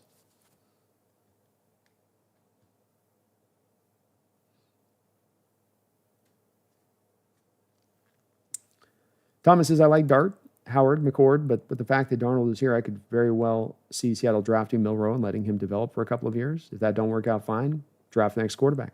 Yeah, I think that's I could see any of them kind of, Thomas, on that to that front of it where John's just like throw a flyer, pick at it, and if it works out, we look like geniuses, and if it doesn't, no big deal. I think he will too. Doug says, I hope Sam is practicing his scrambling. The pressure he will face will be shocking. Yeah, I hope so too as well. He's going to be under probably a lot. Hoop Grays, Dan, Hoops Grays, Brandon, sorry about what happened to Twitch regarding the Dan stuff. I just wanted to stand up for Dan, but sorry I got toxic. It's all good. I just didn't want to jump into the fray on it too much there, Hoop Grays. I'm gaming on Fridays. I don't want to, get into anything too, salacious on nights like that. It's more low key, It's all good. New Blacks, at the end of the day, regardless of what we draft, if the O-line sucks again, I don't know how John Schneider isn't fired. Legit. He should be out if the O-line sucks. All depends on how hot that heat is below him and how much Jody's turning it up. I would say my sense of it, New Blacks right now, is it doesn't seem like it's particularly hot underneath him. But I would think like you would, that if there was this failing point of the team time and time again, that eventually it would be a thing that would be enough to, cause your ouster if you can't get it figured out.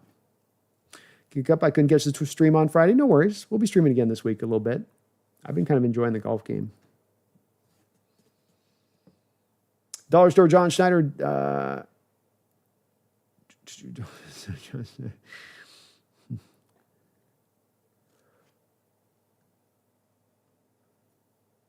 Nick says, does Darnold's ACL survive the season? My prediction is of this. If John can pull off that draft, like where he could get a Zabel in a million, 1-2, or get a Donovan Jackson Zabel combination, something like that. If he can double dip and get this line fairly good for the future and also for the interim, then there's a chance he could, with Kubiak, somebody else said above, with Kubiak's influence, you could really see the line taking some big time steps forward at that point. If that doesn't happen and he's facing, if Darnold even has to face 75% of what Geno Smith faced last year from a pressure-based standpoint, I think he's injured by about 3/4 of the way through the year. I think you get him beat up. And it could still be very improved at that point, you know? But it's just, it was in poor shape last year. There's a long way to go. And they haven't taken it necessarily very far now outside of the coaching development side of it. So I do get worried for Darnold on that. And he's not a guy that deals with pressure anywhere as good as Geno does. It's one of the best parts of Geno's game is his ability to work around pressure and how fast he gets the ball out, how he moves in the pocket around that. He doesn't get a lot of credit for that, but it's been one of the better parts of his game that has been able to cover up our offensive line even more so. And Darnold's not going to quite be able to do that to the same level. He can do it at times. It's not that it's completely, he's not horrible in that part, but it's just not as consistently going to be at the forefront of his game.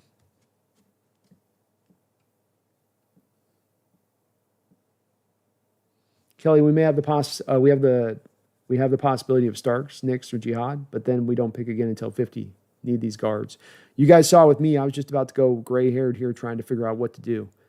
I mean, I had that whole trade-up approach, Kelly, I was trying to do, and I got snaked.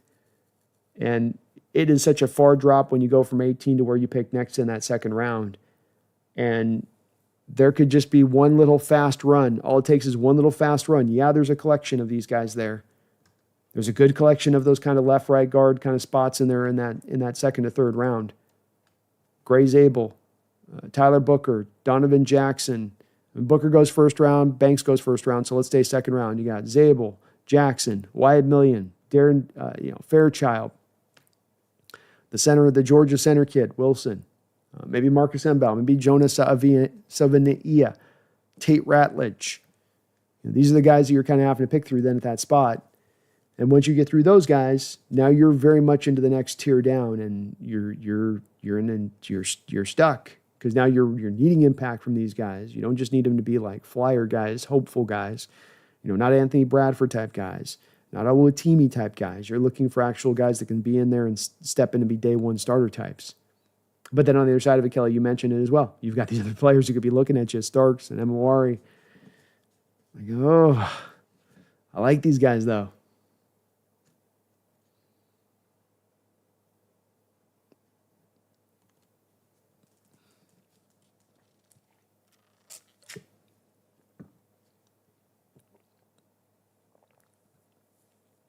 New Blacks, we need to sign literally just one higher tier free agent offensive line or draft one high, and John Schneider will probably fail at both. It's been a spot that he's not necessarily made the biggest of highest of priorities, to your point. That's for sure. God's Gang, thank you for another $5 donation. God's Gang, I really appreciate you for that. You could really screw yourself picking position need instead of going with pure talent, specifically early in this draft. John's hands could simply be tied. It is the worst case scenario to get into it with a draft where you're a team that understands the value of running by that board and staying in that way and being as purified as you can be. But at the same point in time, you have a catastrophe of a situation facing you if you don't address this other thing, which may cause you to have to fully jump outside of that value-based model of approach. And it can work. You can make it work. It's not that it's destined to fail going down that direction of things. It's just not the most healthiest way of running a draft board. And you are making it you're cutting it close. You're cutting it real close. You're hitting the snooze on the alarm button when you could have gotten out of bed 15 minutes earlier. And I get worried about it as I run through, and I was doing it last night. I swear I spent too much time last night running through hours and hours of just trying to figure out how I could still go get those real fun guys that you want to get off the value end of your board early in the draft, but still being able to come back around and get those guys that I need to get for this offensive line to get right. And I end up just coming back time and time again to facing the fact that I had to make my peace with doing one or the other. And I didn't like that. I like it much better when I can just run the draft wholly by the value and then just build the best drafts by that way.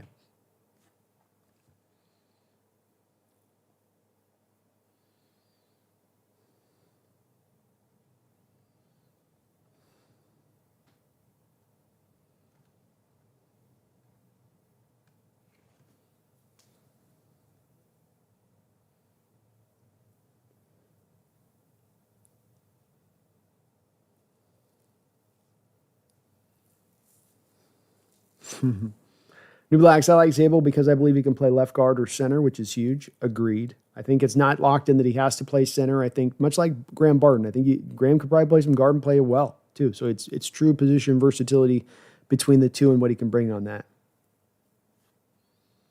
Nick, does Sundell play better with Zabel? He might. I mean, he's very athletic. I didn't get enough of a real look at Sundell last year to get a very keen assessment of him. I mean, the team seems to speak so floweringly of him that I don't quite have that in my backing of looking at him going, I'm feeling the same thing from him and what I take away. But they're both very athletic and can move in space. That works well in the system and should work well together. 76, I'm scared we draft Grant and make him an OG. It's the new way, 76. We're tapping back into that old Tom Cable model.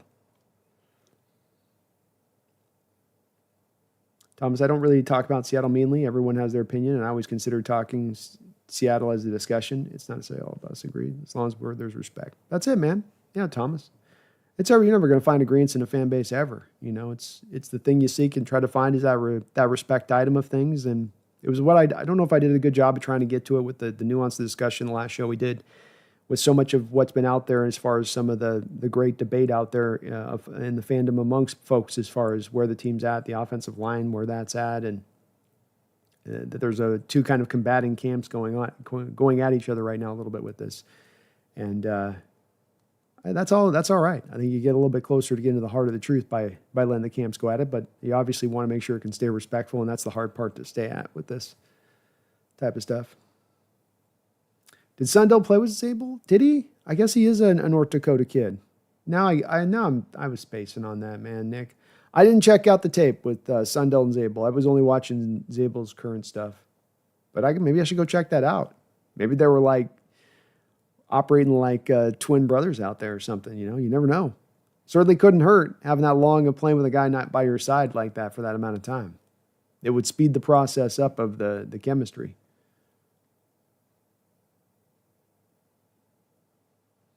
Addicted says, what kind of competition did Zabel and Milliam Schmilliam face? Worried this is Christian Haynes 2.0.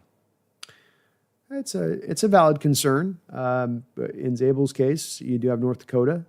So he's not facing the toughest of linemen. I will say that program has been doing a lot better job of producing linemen as of recent. I think it was Cody Mock went out recently, and he's been a pretty good player since coming into the league. But it is a question with both of those two players. This is not the SEC that they were operating in. Space says, take Zabel at 18 and then do whatever the hell you want. There we go. New Black says, Darnold was good under pressure most of the year. I don't know why people think he sucks. Yeah, I don't think he sucks at all. I think he's a good quarterback too, New Blacks. It's just I think that dealing with pressure thing, sometimes it can be really good, and then when it goes bad, it really goes bad. And he just kind of can crumble at times, and that's been a pattern I've seen with him going back throughout his career, even more so than just last year. And maybe he gets over the hump on that. He did improve last season. He gave us his best version, and maybe he can continue to take those incremental steps forward.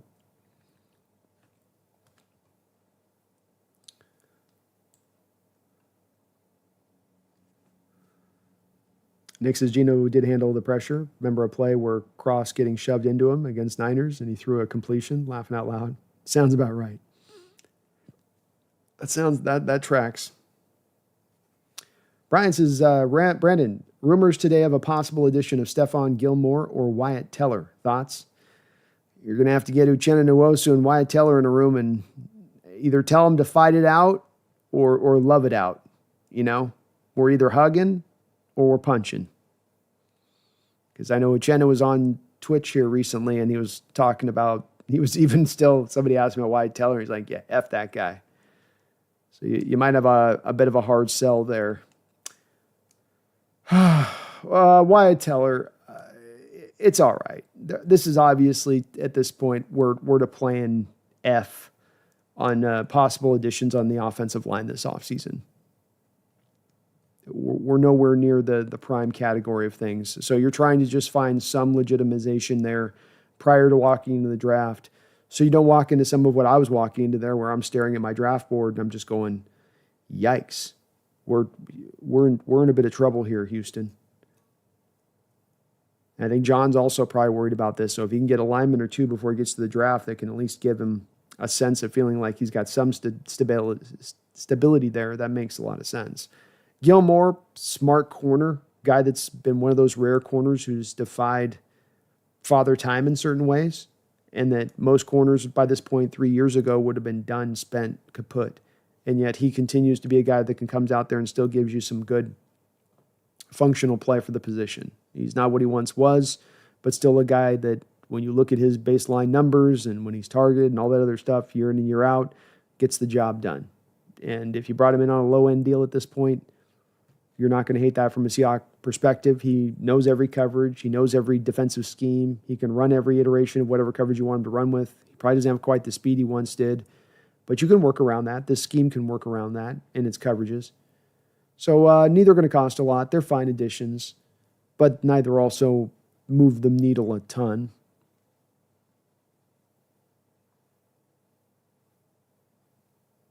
Nick says, I've seen talk about in Gilmore for the last couple of days. I'd be cool with it. Yeah, I would too. I would. He's a fine player. Still a fairly willing tackler.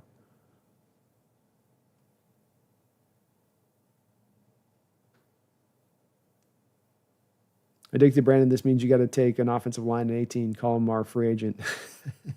Yeah, that's about right. That's exactly right.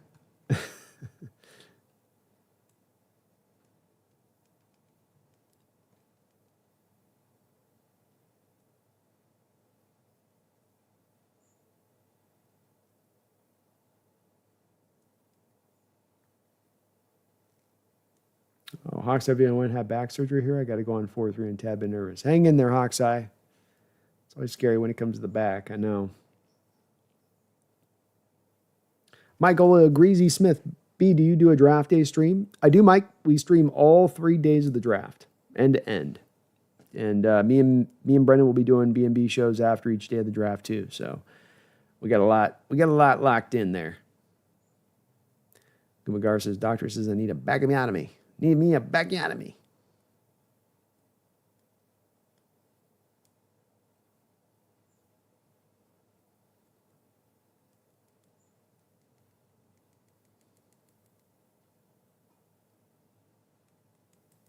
I feel like the best sedative for this Hawks 2025 season is going to be alcohol. It just might be. Just might be. Thrill House Hawks Nest. So we're thinking Zabel's better than Donovan Jackson. Jackson faced the most comp against biggest programs and didn't bat an eye, covering at left tackle for Simmons. I do have them, in my opinion, in the second round, both. I do have Zabel a little bit higher than Jackson, though I think that Thrill House, they're very closely together in my board of things. You know, like I've got them neck and neck. Jackson's very impressive with what he's done, but I do think that Zabel's probably a little bit better of a mover in space per se. But you know, I think it's more of maybe a pure fit to the offense, I guess, on my outlook of it. But if you grabbed either one, I wouldn't be mad. And literally, Thrill House on my horizontal board, I have them neck and neck as far as where I rank them. So it's one of those places I would say that's a little bit like some people when it comes to the receivers like Alec Ianamore in that second round, and some love Jaden Higgins, and some like myself love Jack Besh. I think that this is a similar situation if we're talking about reaching at 18 and taking a guy that you go, boy, that's a little early for that, but I get it. Zabel's a guy that's like that. Jackson could be a guy that's like that, Thrillhouse. So it's not as much of it has to be this guy or it has to. You can kind of go with either of those two guys, and it's kind of the same equivalency when it's all said and done, I think, at the end of the day.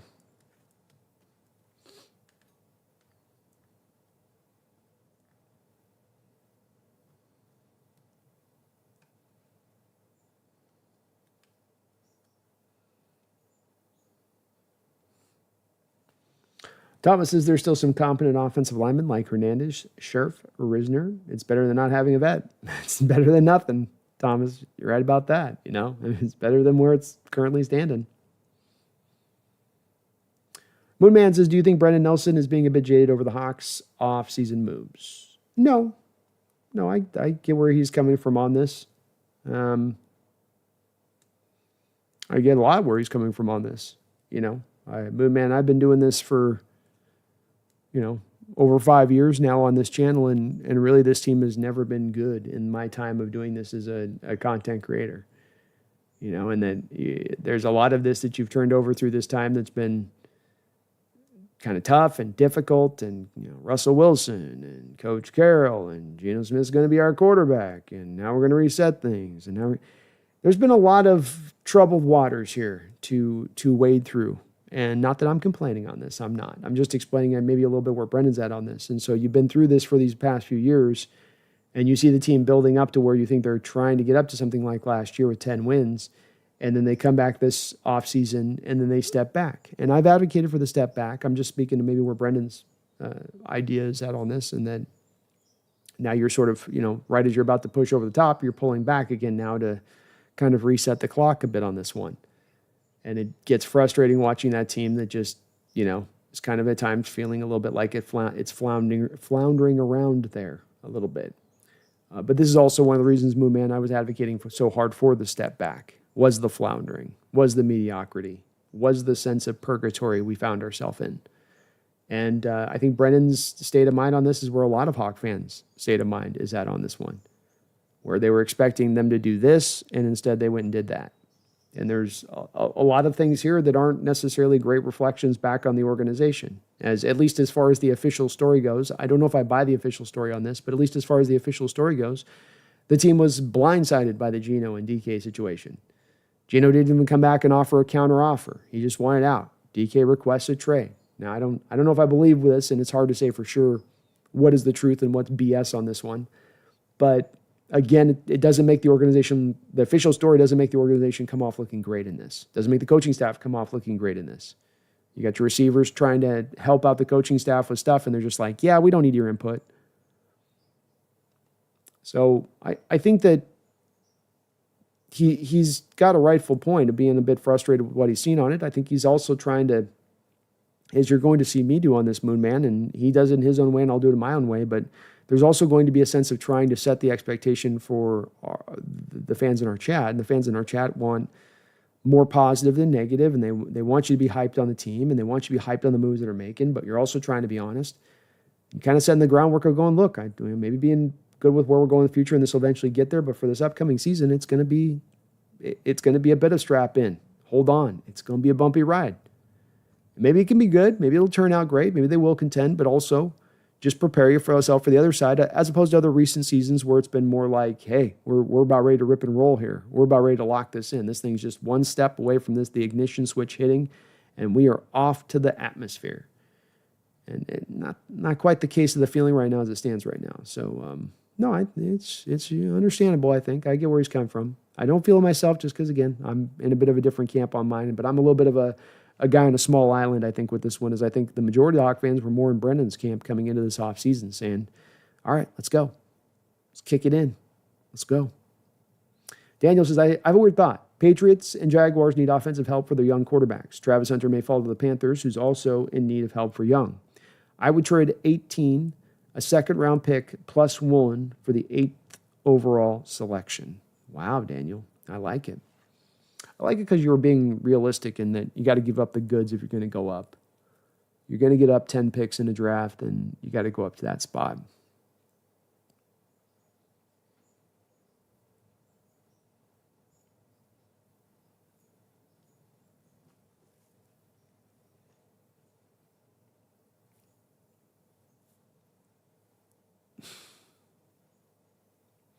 I don't know if I'm. Well, I guess I'll preface it on this part with it. I think that I'd be shocked to see Hunter last to eighth pick, Daniel. I just don't think that there's any way that he falls down to that range of things. Like, to me, Hunter doesn't get out of the top 4 picks of this draft. Maybe 5.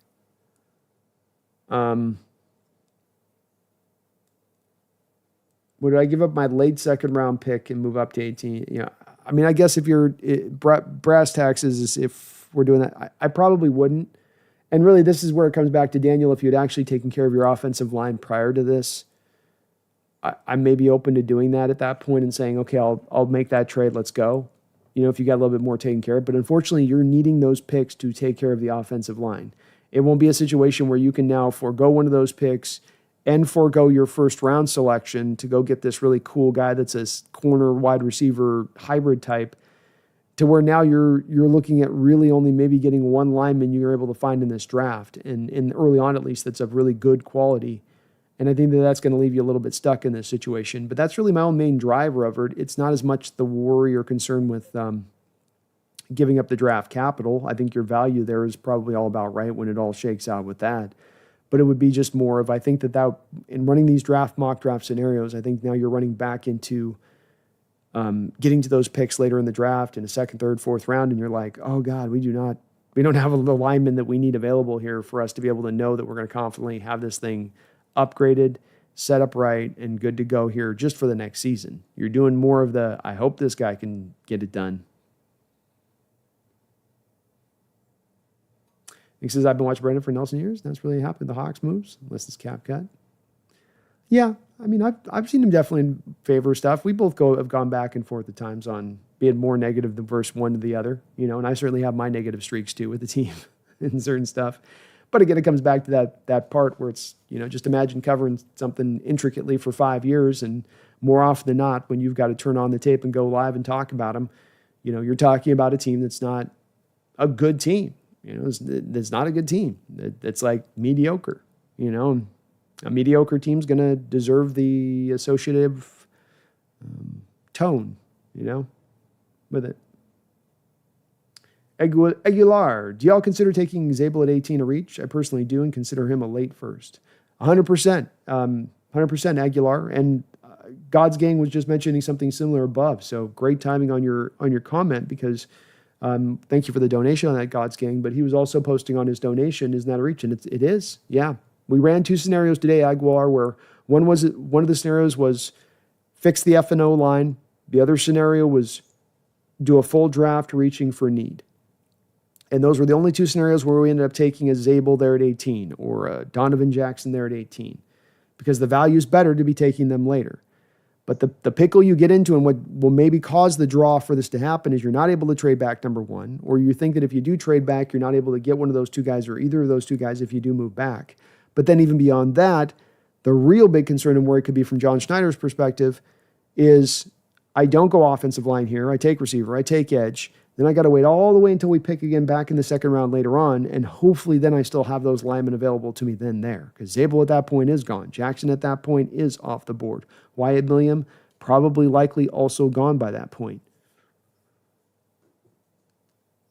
And that's where John's maybe got to have the bat phone ready as he's walking through the second round. You know, he's got his hand on the phone, and he's just watching his stack of interior guards. And if too many of them go, he's wrapping the phone and he's like, I got to move up now. We're moving up now. You know, he might have to do that too. Something like that, where you get really, really aggressively creative to make sure that you're jumping on those guys. Because I think there's guys in this draft that I'm not going to say can potentially play in this league. Garrett Dellinger, Miles Frazier, Joshua Gray, Tyler Cooper, Drew Kendall, Cooper Mays, Jake Majors, Xavier Truss. These guys might, Emory Jones, LSU, might be able to move into guard. He might be able to. Might.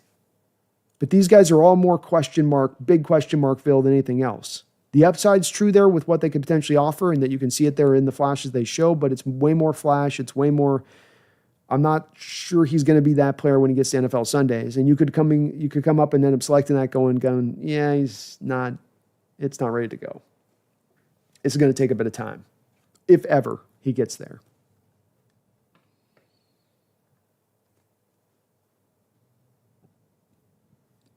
Did I just draft the whole OSU team and call it a day? Bad joke. Grown. They won a national title, man. We saw Philadelphia take this. It's not much of a grown joke, man. Philadelphia did this same damn thing and just got themselves a Super Bowl on the back of that approach. What do we call them? Georgia East, the Philadelphia Bulldogs. Thomas says, we got to stop believing Schneider and saying he will change his philosophy until he does. It's stop listening to him and saying it will be getting fixed. Yeah, actions speak louder than words, right, Thomas? And better in these situations to show me what you're actually doing in your actions than just what you're telling me. AC, the team knows best. They've been the ones that have been interviewing these guys. They know who they want. We just got to trust their due diligence. Amen, AC. And to your point, recently, I'm a guy that was a big questioner of Schneider as we were getting into 2019-20 and his draft approach. But the past 3 years have been a very stark point, and this is a spot, Thomas, that we do at least know for sure that there has been a change, where John 3 years ago really did move off of those old ways and really did lean into value. And it's really brought up 3 of the best drafts that he's run here throughout his time. And it's really pinpointed exactly to that. Thomas in Seattle could be good because they're going to run the ball and play good defense. Plus, I believe in McDonald 100%. Yeah. Even though I'm going to be cautioning, I'm going to be certainly predicting a little bit more of a year where it's not necessarily, hey, we're about to shock the world in my prediction. There certainly is still, I will all preface everything with saying the potential is there for this team. They have all the talent in the world. They have the coaching, all the coaching you could need in the world to get it done. It's just all of it coming together. The recipe's on place. You got the book open. You put all of the recipes into the bowl. You stir it up. You stick it into the oven. We just don't know in the cooking time with this one exactly. That's the cat attack. Jeez Louise.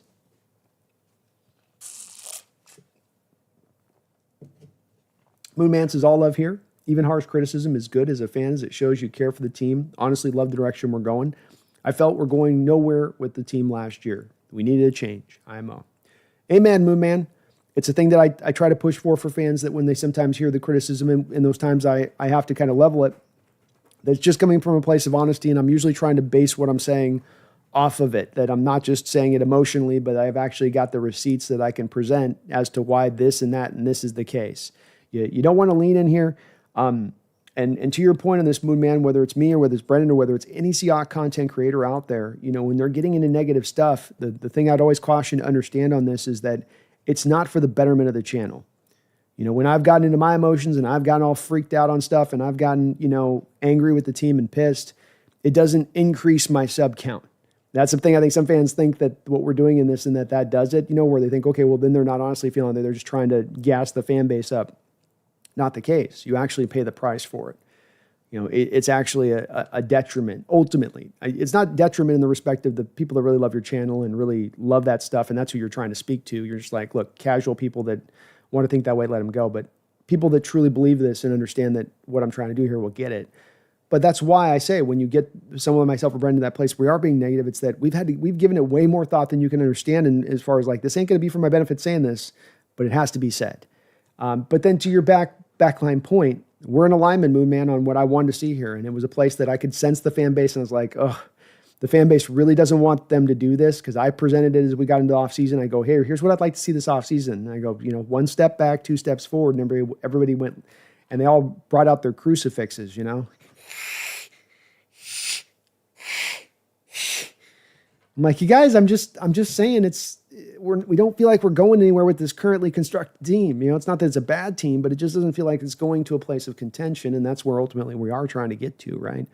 And so I'm in the same place you are with that, Moonman, and but that's the good play. That's the cool nuance place that we can get to too at times with this, when we start to be open to having the criticism to the team and to Schneider, because that's where you can have stuff to where it's the most beautiful place of nuance to me, where it's like, look, I'm going to pinpoint to things that aren't as good on John, that hey, there's this and there's this, that. But hey, you know what? Ultimately, this team in the grand scheme of things, in the biggest picture that we can look at in the 30,000 mile view, is doing things correctly and intelligently and rightly. It ain't perfect. There are a few teams that get things done perfectly. But the overall view of it now, in my estimation of it, is moving in that right direction. And so that's where I do find myself with this, and especially with these moves of this offseason. And I think that they're really going to pay off. And they may not pay off quick. And sometimes the hard part about making the right decision is that it's not a microwave decision that's going to give you instantaneous results. And we live in an instantaneous world where people want it now. But by waiting a little bit, by peeling back on this one, ultimately I think it will pay off in a big time way for this team. Beloved Crenshaw, how do we know the O-line isn't getting better for a second-year jump? We let other positions do it. Absolutely. Great point, beloved Crenshaw. I think there's a lot of room here for the improvement of this group as a whole. Abraham Lucas coming back and maybe being 100% healthy is a game changer for you at tackle. Christian Haynes fitted to more of a system that fits to him in the zone scheme. Maybe puts him in his best self on top of having a year in a weight room here in this program. Maybe he can get a little bit better on that side of it. See what you get from Bradford, Luamea. I know even the team loves themselves Sundell a lot. And I don't think that there's anything out of line and thinking that that's definitely a very good possibility, especially Crenshaw, when we're going to finally be bringing in a big part of the necessary element that's also been missing even from John Schneider's own mouth, which has been the development side of it, the coaching side of it. So I'm hopeful that all could go that way, and it is possible that it could go that way. The thing that I think where you find the reticence from some people that don't want to lean into much is just giving the benefit of the doubt that that's the way that this is going to go. That just, oh yeah, it's going that way. Just don't have to worry about it. Is that this has been your approach for 10 years. This is often where I approach it to on that Crenshaw, where there's a lot of people out there in the fandom that'll be very much having some angst and a lack of understanding for the fellow fan who is very much at their wits' end with the offensive line situation. They're like, what's the problem? It's fine. And it's just going, well, it's not. And where I've been able to really pinpoint, I think, Crenshaw as much and having this discussion so much on this channel and seeing the back and forth so often on this one is I think that where you get the separation on this one between the two camps is there's the one side of the camp that's looking at it really through that micro view of just this past year and where Lucas and Cross and the other guys you drafted in and Haynes, and then there's the macro camp of this that's really more looking at this as the 10-year situation and going, look, this has been a 10-year problem. And if it's been a 10-year problem, then it's not just about the development of some young guys in-house. It means that there's something inherently broken in our process that's not allowing us to get a functional offensive line out there on NFL Sundays. And that's where I do feel like those people do. It's, again, I'm not trying to straddle the fence on this one, Crenshaw, but where I say that the people in the camp are saying, hey, there should be that second-year leap and Kubiak will help. Yes, I agree. It's valid. It's true. It's real. Not trying to undersell it. But I think that people on the other side of that as well look at the situation from a 10-year standpoint and see one that has been you taking the same road of approach every single offseason, and now you're going through another offseason taking that same road of approach and saying this hasn't worked for 10 years prior. I don't think it's going to also work in year 11. And that's where you go. I don't think that they're nutso for taking that leap. I think it's kind of logical and reasonable at that point. But I think that there's going to be that improvement. I do. So I'm ultimately really optimistic on this, but I'm just kind of as much as on this trying to speak for those fans out there that I think some of you can sense from out there that are really, really kind of tired of this being the thing that is essentially the anchor that ends up sinking the whole ship season in and sinking season out. And that for over a 10-year period, not every single season, but over a 10-year period, if I go to the main reasons, the main issues for what sank that individual football team, I go to defense sometimes. There's most of the time through that 10-year period, I'm going to the offensive line as the centerpiece reason that team didn't get more done from it.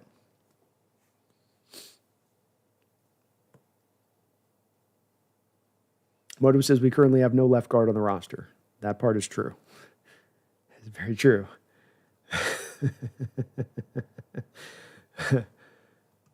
No debating that there. Thomas says, would you draft Genty and trade either Charbonnet or K9? Genty could change the team, but the O-line needs fixed. Yeah, somebody asked me a couple weeks ago, Thomas, and I've been sort of adjusting my mindset on this for the last few weeks, as I have to go back around and around at times, and I swear to God on this, I'm trying as much with this draft process as just better understand it and get better at it. and make sure that you don't fall into traps. And so I go, we're at 18. If you're picking at 18 and you have a blue chip rated player, and in this draft currently, folks, I have 1, 2, 3, 4, 5, 6 rated blue chip players, 6 guys that can be all pro potential type football players. So let's remove position. And obviously you wouldn't do this for a kicker or punter. And there's some AL out there going, well, what would you do for a punter though too? No, let's throw that out. But if you got a blue chip player that falls to you at 18, I got to kind of jump on him if I've got a blue chip grade. Otherwise, I don't trust my grade. And this is still, yes, even in regards to the running back position. If I can't trust in the fact, if I put that blue chip grade on that guy, Pumpkin's getting out of line. Hold on. What are you up to? Come here. Come here.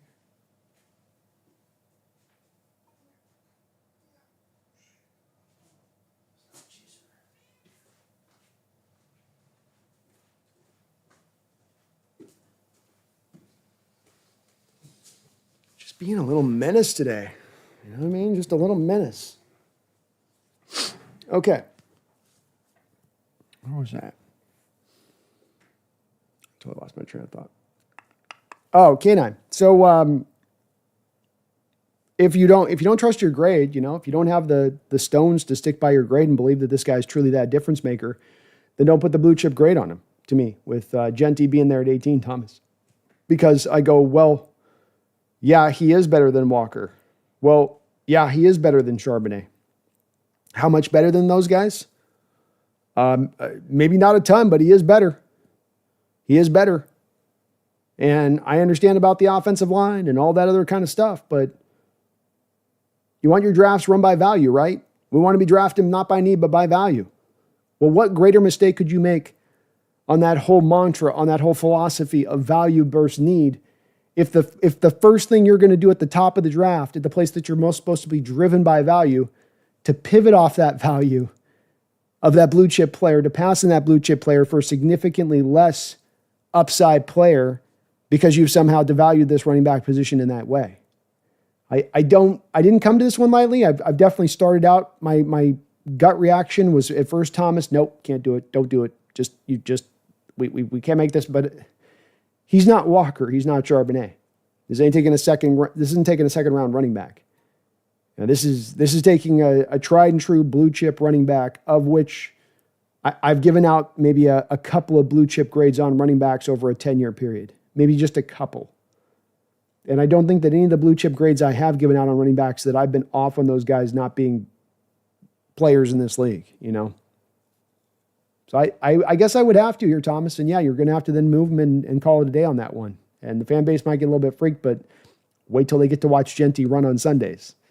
And then the plan will make a whole hell of a lot more sense, won't it? I still don't see him falling to 18, though.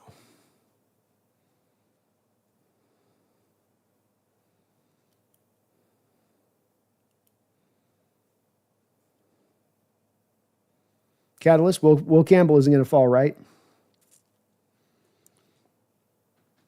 Not sure on that one. Not sure on that one, man.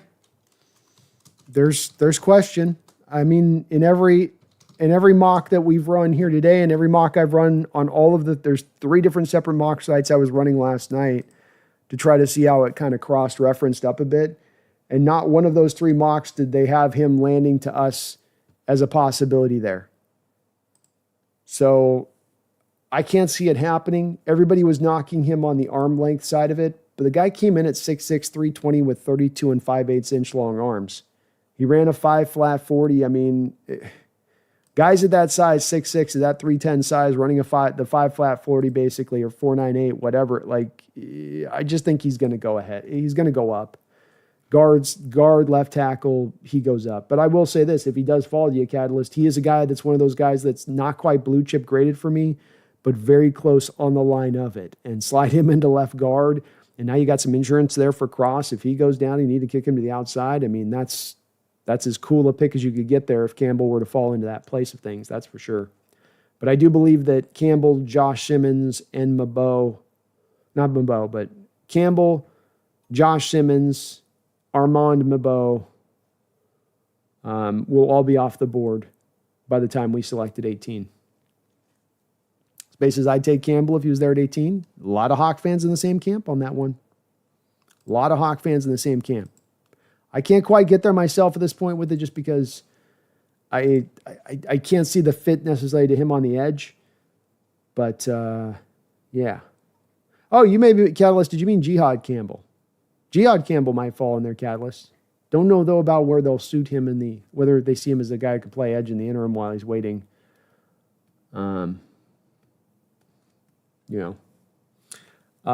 says, blogger dislikes Campbell and Walker at 18 because there's no room for them. Well, I do think with Jihad Campbell, you're stuck grabbing him. I love the player. He's really great. He's really talented.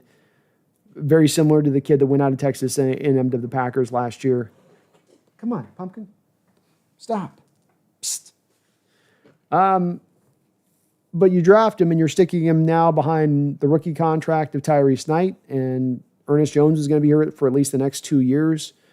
You did this with Jordan Brooks once, where you had Jordan Brooks having to sit for a couple of years behind KJ Wright and Bobby Wagner, and then when he did go on the field, he's playing the will linebacker position when he's really a Mike.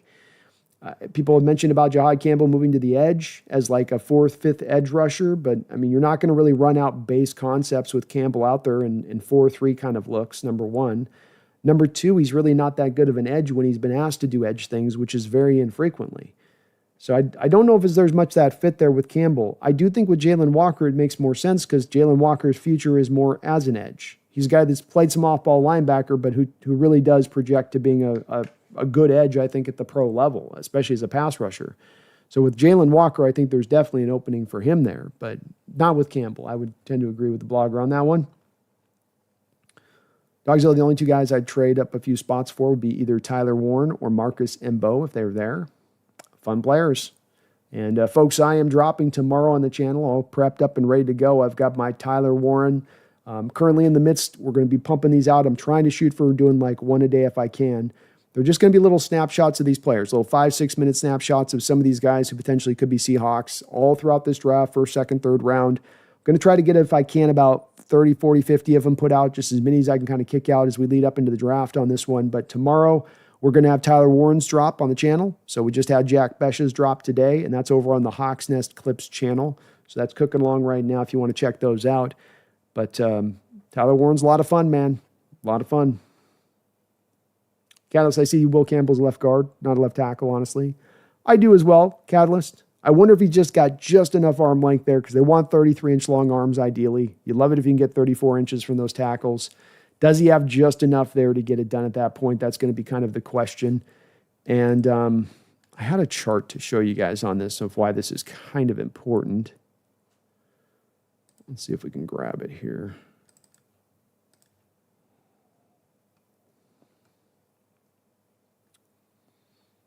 I have to save it as a new doc. All right.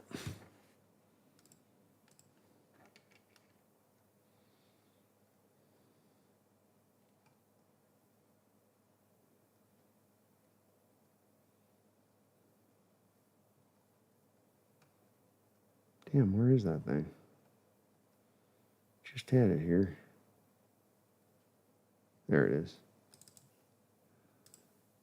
Okay, Kitty, I see you. Everybody can see you. Bear with me. It's kind of a cool chart. There it is. All right. It's really tiny, so kind of shows you this, though. I think it shows kind of a cool indicator of this. I'll make this big so we can go through a little bit. What you notice here is going to be the starters for every NFL football team at tackle in the NFL. And what I want you to take note of when you're thinking about arm length and short arm length and why guys get so caught up in this is look at how many guys are at 33, 34, 35, 36 long arms. And these are your starters throughout the league. And so when you go through this, you got Caleb McGarry, you have Brandon Braden Smith with the Colts. We got Bernard Raymond, just a quarter, 1/10 of an inch there beneath 33 inches long arms. But what you can see with this is that everybody's over 33. And it's almost like 34 is kind of becoming the standard now. You're finding guys at 35. These freakish 36 long inch arms, guys, just get out of here. But this is why when it comes to a guy being talked about like Will Campbell, where you hear a lot of discussion about, well, 30, he's only got the 32 and 8 inch arms. It's like, yeah, because there's just not a lot of guys out there that are operating or making it work kind of at that size. Just coming back again to Jihad Campbell a little bit on the pass rush side of that, showed this graph last time, and this is your pass rush win rates for edges last year in the draftable edges in this class. And it just gives you a basic general snapshot of these guys of who is really efficient in getting to the quarterback. You know, not needing a ton of bites at the apple in their efficiency. Talked about Abdul Carter's one of those off-ball linebackers turned in the edge. Really great returns with him on this, where he's at 28%. Josiah Stewart, Braden Swinson up there at over 30%. I mean, Stewart freakish with 38%. Get out of here. But you also have on here Jalen Walker, 20%, almost 21% on the pass rush win rate. But when you start to get down here, dipped lower and lower and lower and lower, we get down here to Jihad Campbell. And he's down there at about 14%. So the pass rush, he's just not giving you those same flashes at the college level of a guy where you go, hey, what if we put him out there a lot more than he ran at college at edge? Can he really take to that? And I don't know if that's going to be the case with him where you're going, yeah, that's what he can do. I think it's much more of he's going to just be an off-ball linebacker, which is fine. I mean, he's going to be a great off-ball linebacker. Kevin Mullen, thank you for the $2 donation. Kevin Mullen says, what's up? How you doing, brother? Jonas Sanker, Virginia. I love his tape. Jonas Sanker, I've got him in the fourth round of this draft. I did have a chance to take a look at him as well. Athletic and quick with a really fairly complete skill set. You'd love to see that. He's got the background of doing the split safety stuff and snaps mixed into the slot. I think this is one of those real cool things you're seeing at the college level that's undertaking right now, which is that the days of the box safety, free safety are over with. These guys are getting snap counts that are getting equally distributed between strong and free safety, and now they're really getting inputted into becoming real slot guys in addition to that, where you're doing all three, and you're being asked to do all three at a high snap rate. It may not be the slots quite as much as the box free safety stuff that you'll do, but you're doing it all really highly intermixed. He is, so he's got the background of being able to do everything you kind of want from that side of it, highly aware and reactive. What his eyes tell him, his legs quickly hear. So what I mean by that is when he sees something, he then really doesn't have a beat or a second where he's got to kind of process it. He sees it, he's on it the second he needs to move to the right space. He's got a nice ability to jump out, cutting. He has a nice ability to jump out cutting routes, especially when he's playing kind of cover two shell and jump on those routes. Nick Imawari is another guy who does this really good. He can make it look open and then still go make a play at the catch point. So you have a slot coming off the ball. He's in cover two shell. The slot is uncovered. The slot's driving up the field, trying to get up to him where they can hit the stem right on top of him and then break out. He can give you the appearance to the quarterback like he's going to be off where the stem's going to break and it's going to be open and then go and then jump on that route. So a very good amount of instinctiveness, intelligence with his play on what he brings. It's not 100% of the time with him, but there are times he looks like Budda Baker when allowed to attack in the run game, timing the snap count perfectly and cutting down running backs before they can even get started. He can be a forceful hitter in short spaces, so you got to keep your head on a swivel. This also has that double-edged sword norm of seeing him try to hit rather than wrap up a little bit too much. Missed tackles jumped up this year with that at the forefront for the reason. So kind of just too much trying to always be a missile. Sometimes needs just to wrap up a little bit more on that side of it. Angles to the ball carrier and pre-snap recognition needs some work, but is just needing development. An absolute demon in special teams. Day one, he's racking up tackles in that department alone. So bare minimum, you're going to get an absolute Tasmanian devil, Kevin, as far as him on special teams.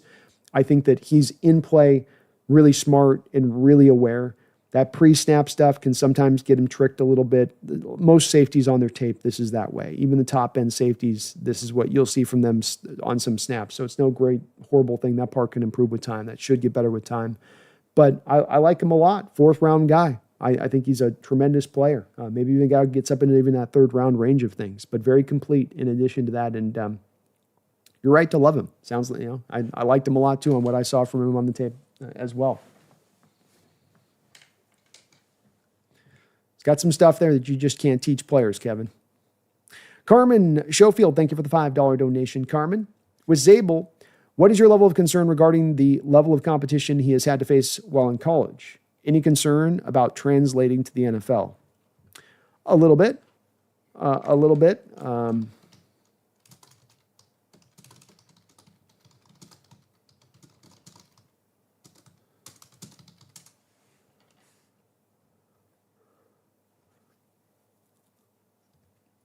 So I would say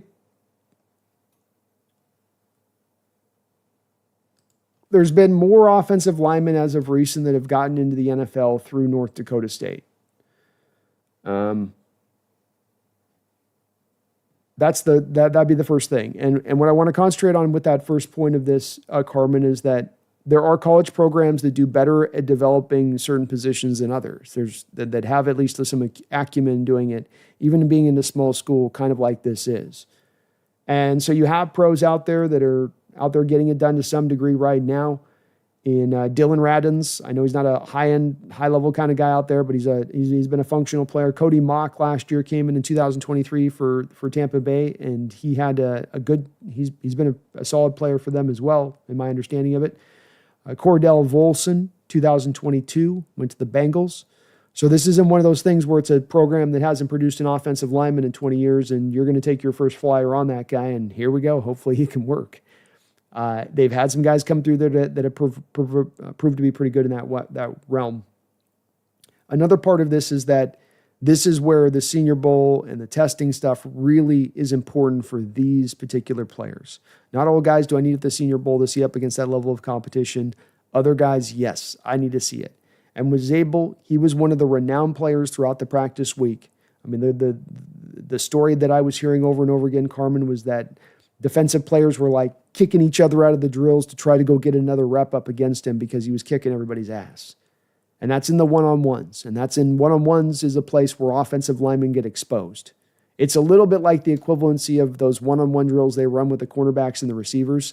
It's set up for the receiver to be able to win the rep because they have two-way goes and they've got a full football field to work off of, and the corners just got to stand there and try to stay with them.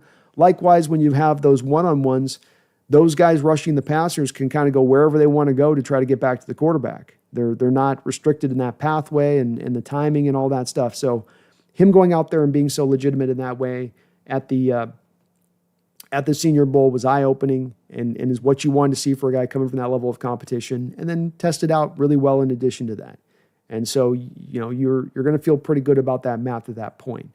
I don't want to take him high in the first round at 18. I want to take him more in the 20s in that range, but I do think that his talent, his ability matches very closely to Graham Barton of last year with Duke. Very similar kind of players. And that's the other thing you look for is what's my historical markers? Who are guys that fit to this type of body size, movement? Maybe not exact college they're coming from, but that's the other part of this puzzle you try to factor in too, Carmen. You put it all together as you kind of can there. But this has been a program that's starting to develop a little bit more of these offensive linemen specifically through it. The program is slowly kind of rising up a little bit. And with it, we're getting some pretty good players coming out of it. But I'd be concerned if he hadn't, Carmen, gone to the Senior Bowl, if we didn't have a lot of the testing to go off of, if any of those things have been pulled back on this one, there might be a little bit more of that concern for me at this point. But I think those have been verified, if it were. Randall McDaniel, thank you for the $5 donation. Randall, who's your dream pick at 18? Anyone who's being mocked as a top 10 guy you could see falling. Randy likes Malachi Starks. Not a need, but a baller. Well, Malachi Starks is my favorite safety in this draft, even ahead of Nick Amawari. I think his tape is just better. Amawari's got more raw goods, but hell, Amawari's got more raw goods than maybe any college prospect in this draft. It's all said and done. I've got two guys at 18 that really stand out to me as dream picks, Randall.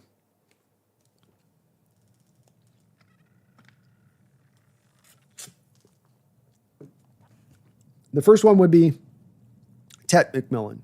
I think Tet McMillan is very close to being a blue chip player in this draft. I don't quite have him there. I'm drawn to do it because I do really trust in my Mike Evans comp. A lot of people that were naysayers of McMillan were going, he's not Evans. He's not going to do what Evans ran on the These guys have almost exactly the same pro day, exactly the same size, exactly the same kind of skill set, almost down to the nth degree. And he went out there and ran like a 4.48 or something on his pro day. So the speed was legit. McMillan, to me, is going to be able to play in this league. He's going to be the new Mike Evans. I don't know if he's going to be quite as productive. Mike Evans has been one of the all-time greatest producing receivers we've ever seen when it's all said and done. I don't know if he's going to get to that level, but I think he definitely has the ability to, the talent to. He would be maybe a dream pick in there. Will Campbell, the LSU kid dropping Randall and being able to, I can't, that's the equivalency to me of the Charles Cross pick from a couple of years ago, where you had the desperate need for the left tackle position, and you're going, man, Dwayne Brown's gone. What are we going to do here? This is looking dicey. First two tackles go off the board in that draft. You're going, yikes. But by hook or crook, Cross lands Indy at 10. You're able to jump on him there and then have that where you're in the beautiful place where value meets need. That's the perfect place of a draft. That's the eclipse of the draft, where your value meets need. And Campbell dropping you at 18 to me is just the perfect place of value meeting need at that point. So it'd be between those two guys that are very close to being blue chip players for me, not quite in that place, not quite to that level, but two guys that I feel like are also guys that give you that high floor and the high ceiling in addition to that, which is that not the epitome of what you want to be getting in the first round? But those would be I think Campbell's the guy that I see dropping potentially out of the top 10. A little bit like that with McMillan, though. He seems to be more of a top 12, 13th-ish guy by consensus. But I could see Campbell potentially drifting down, especially teams see him more as a guard, because guards don't tend to get taken in the top 10. Starks is fun, Randall. I love me some Starks. He's hella fun. Randall with a $2 donation as well. Thank you for that, Randall. Haynes taking a Hall-type leap in year 2. I would love to see it. Nothing would be better for this offensive line than being able to push Haynes out there day one at right guard and let him solidify himself into that position, and we're good to go. Now we can concentrate on other things, and that would be phenomenal to see. So I hope it's the case. Hopefully he's coming in hungry and ready to get it done, and he knows what he needs to do this offseason to get himself prepared for it. He's going to a scheme that's supposed to fit his skill set more purely, Randall, and that hopefully then factors out to giving us the best conclusion on this one. Hope you're right, man. I love it. Thanks for the dono. Jordan with a $10 donation. Thank you for that, Jordan. Very kind of you, brother.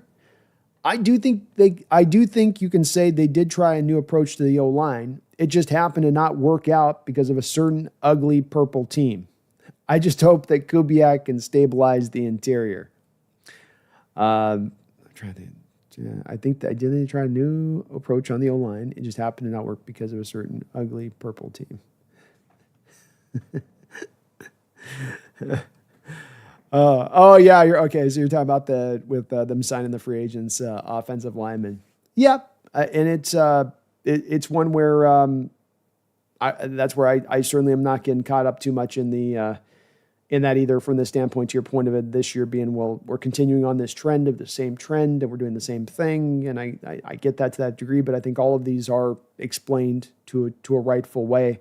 The Taven Jenkins one is one where you go, I don't fully understand that one. Dahlman, did he not want to come here? Maybe not. Will Freeze, that's another one where there's some question there about the physical and stuff. It all just gets kind of sticky on that one. But it is also the thing where I think whether it was rightful or not, or explainable or not, for them not to take those moves this year for what was playing out, I think it is explainable for people to be certainly frustrated and saying, this is years of the same kind of approach, and it's good of you guys to try, but we're ready for some results here. We're ready for you to actually start, getting it done.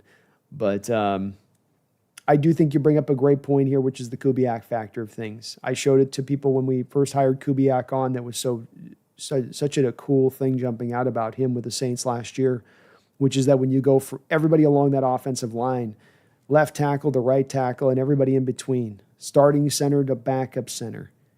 Everybody was better. Everybody was improved from the prior year, and most of those guys had career best-like seasons, at least as far as how it was marked by PFF. I'd be lying to you if I say I went through every single snap on those guys throughout last year with the Saints and was able to look at them individually. So it's obviously me leaning a little bit on the grades, but it does stand out when you have so many guys across the board who are just naturally improved. You go, wow, that's an effect. That's an offensive coordinator effect there. And I probably short sell it a lot here on the channel more than I should because we are so much more caught up on just getting this unit a little more talented. But it is going to be a big part of this. It's going to be a big helpful part of this. Kubiak's system and his play calling. It's going to make these players better, put them in more of a chance for success than for failure, which is something that I think Grubb was doing far too often last year. But yeah, the Saints definitely did some interesting moves this offseason. We'll see if it pays out with them, with Will Freeze going in there and grabbing the center from the Colts too in addition to it. And there's some of their moves where I'm not as big on, like the Hargrave signing. But they've been fun the past couple of years, and that this is a team that's giving us a new look a little bit here, Jordan, into the team that's going to go ahead and try to utilize free agency with more of an activity in their approach. Worked out last year. You got Van Ginkel in there, Greenyard in there, so they got their two edges. They pass on Cousins, and they go use that money to go get a couple of edges and spend some money on cornerback. And so they paid off with them last year. It might pay off again, and we might see that this is a little bit of a new standard you can lean on where everybody says, no, you can't use free agency to do this. You can't use free agency to do that. It's like, well, they just did. Can't use free agency to go get a couple of prime pass rushers. You're going to overpay. Well, the Vikings just did. You can't use free agency to go get a couple of interior offensive linemen that are going to be starters and good for you. Well, the Vikings just did. So we'll see. They're trying out this science experiment, and it doesn't mean it's going to be proven fully or not proven fully. It just gives us a little bit of data to go off of into the future on that one, Jordan. If it is now maybe a growing, feasible way of improving or more adding to the team than the supplemental way that they talk about it, Jordan, right? Where it gets talked about where you can't use free agency to do this, and you can't use free agency to do that. It's all supplemental. It's all got to be you just topping off the team around the edges a little bit. The Vikings are doing a little bit of a different approach with this one. Just a little bit of a different approach. Randall McDaniel, thank you for the $2 donation. He says, Trey Harris, round 2 to 3. Juju comp. I like possession wide receivers. I like possession wide receivers as well, Randall. I think that Juju Smith-Schuster is not quite the right comp that I would go to with him, in my opinion. I want to verify this, but I think with Juju Smith-Schuster, I want to say that he was more of a guy that was operating out of the slot even going back into college. And with Trey Harris, you're getting a guy that is really a pure outside guy. I think as well with Harris, you have a guy that has just a lot more speed, where with Schuster, it was probably a lot more about the quickness, hence a lot of more of him being in that kind of slot role. I want to double check this though, Randall.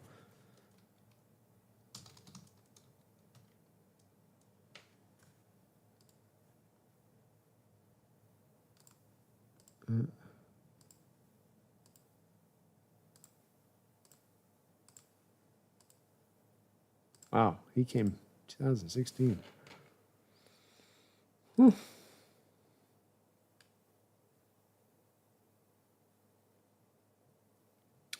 Yeah, Randall. So Schuster was a guy out wide at 6'1". Back in college. I was surprised to see. I thought he was more slot. I think that this guy's he was a 4.54 guy coming out. I think Trey Harris is more 4.45 kind of guy on speed, on tape. I don't know if he tested at that, did Trey Harris? But on tape, he feels a little bit more faster than that. Oh, he ran a 4.54, so I guess that they both did run about the same 40 speed. Just maybe he's got a little more quickness then. A little more quickness to him, it feels like. Maybe a little more size, a little more ball skills at high pointing the ball. A little more of a better route runner off the outside to me. Whereas I think, again, Schuster's just become really a slot guy at the next level. This guy's going to be, I think, really on the outside. There isn't a guy, Randall, I haven't found a receiver yet that's averaged, I think, a higher yard per route run. It's up at like 5 yards per route run versus the rest of the receivers in this draft. Very, very high on that side of it. He's a real fun receiver. I do have him in the third round range of things. He's rising up boards like you wouldn't believe. There is a little bit of an injury thing with him on that side of it that's got to be considered a little bit with this. The player comp that I went with, Randall, and this is one of those rare, I'm doing the white guy comp on a black guy thing. You never usually see this kind of comp, right, Randall? It's usually always the other way around, where we always try to stick it. It always stays 1-to-1. But my actual Trey Harris comp is Alec Pierce. Alec Pierce, the kid with the Indianapolis Colts who came out of Cincinnati last year. You know, he's just got to get a little bit more of that sort of A.J. Green kind of sleek receiver build, Randall, right? Where Juju's a little bit more kind of put together a little bit, you know. But physical X receiver, explosive strides, real refined route running. Trey would be a great. He's a fun player. Trey Harris, Jaden Higgins, Jack Besh. Even to a degree, Alec Ionamore. All of these guys, it's a little bit like the left guards in the second round, Randall. Like I talk about all the little collection of left guards where you have guard center, where it's, Zabel, Donovan Jackson, Wyatt Milliam, Darren Fairchild, Jonah Savania. All these guys are in this kind of same kind of, pick your choice. They're going to give you kind of similar kind of what they bring. Similar here with the receivers in that sort of second to third round range where, Besh, Higgins, Trey Harris, Alec Ionamore, Savion Williams, these guys all in here. I mean, you could even maybe throw in Jalen Nolan and Rick and Jalen Royals in addition to this. All guys kind of stacking into a same kind of place of things. Colby Jack, thank you for the $10 donation, Colby Jack. Very kind of you, brother. I really do appreciate that. Trade K9 plus the 18th pick and $100,000 for the solid franchise foundational rock steady Pumpkin. Pumpkin, are you ready to become the mascot of the Seahawks? We're gonna have to nail some wings onto you, okay? After initially a little bit of pain, you get used to it, and you might just be able to fly. We'll make them mechanical. You can be the new winged Seahawk. How about that? What do you say? She's with it, man. Colby, she's with it. Can put on some drone wings on her, like a little flap jacket we put on with the drone wings. Fly her over the stadium. Having her drop hot dogs to people over the stands. She's with it, man. I'm telling you.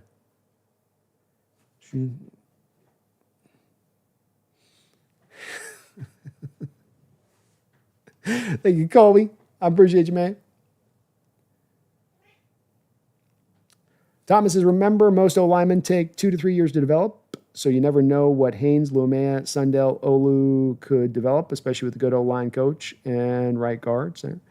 Yeah, these guys, the development definitely is there. I mean, there's the potential there. There's talent there. It's not completely an empty in that realm of things. I think that some guys do take some time to develop. Some guys can walk in there and give you some pretty good play from the jump. That there is a bit of a variance. I think that there is also those players too, Thomas, with it that, come in and don't give you a lot, or guys that are, hey, that guy was a 6th round pick. Well, there's the reason you see he's a 6th round pick. In LeMaya's case, it's, where listening to a guy like Daniel Jeremiah talk about last year, where he's like, I was watching tape and I was seeing this LeMaya guy, and I was like, why, he's out there, laying down good run blocks and he's pulling in space. And I'm like, oh, how this guy again last the 6th round? And then, oh yeah, I saw him in pass protection. I went back to my notes, and my notes were like, yeah, he's got some big time problems in pass protection. Those could develop along, and it could come along. It definitely could. There is that potential there in this team. I think the thing you'd like to do here, ideally, Thomas, would be that you don't count on it. You go, boy, if this thing happens with the development of these things, it'd be nice. It'd be cool. It'd be awesome. But we're not going to ride or die on that, back of that hope. It happens or not, but we're going to be doing other things here to make sure that we're counteracting and that we're hedging our bets. But of course, unfortunately, as it stands here, Thomas, you haven't really hedged your bets. You've just sort of taken all of your chips and pushed them onto the LeMaya, Haynes, Sundell, Olu, and whatever we draft, and hoping that'll be enough. And it might be. It might be. But it, again, hasn't proven to be a path of success for many a year. Daniel W. Jaguars hired a young offensive coordinator as their head coach. I could see them going Genty to help Lawrence. Drake May has zero weapons or O-line. Go look. Travis Hunter may drop slightly. Don't be surprised. I'll look more into this, Daniel. I will. I hadn't really considered as much was going to happen, but these drafts are unpredictable at this point, and a couple quarterbacks in there lingering that you don't know quite where they're going to go at, and two, it's a possibility. And I haven't gotten quite yet that hard line reading yet, Daniel. I've admittedly kind of been trying to wait for all of the free agency to kind of wind out, because then you can get a little bit more of the idea of what teams are pinpointing into on that first round. But I'll start trying to take a little bit maybe of a closer look at it with that. The one thing with drafting him, if you're talking about, Drake May, for instance, there, which is that does the team buy into him as a guy that can play wide receiver, where you're getting kind of a 2-for-1 snaps for him? To make it even more complicated, Daniel,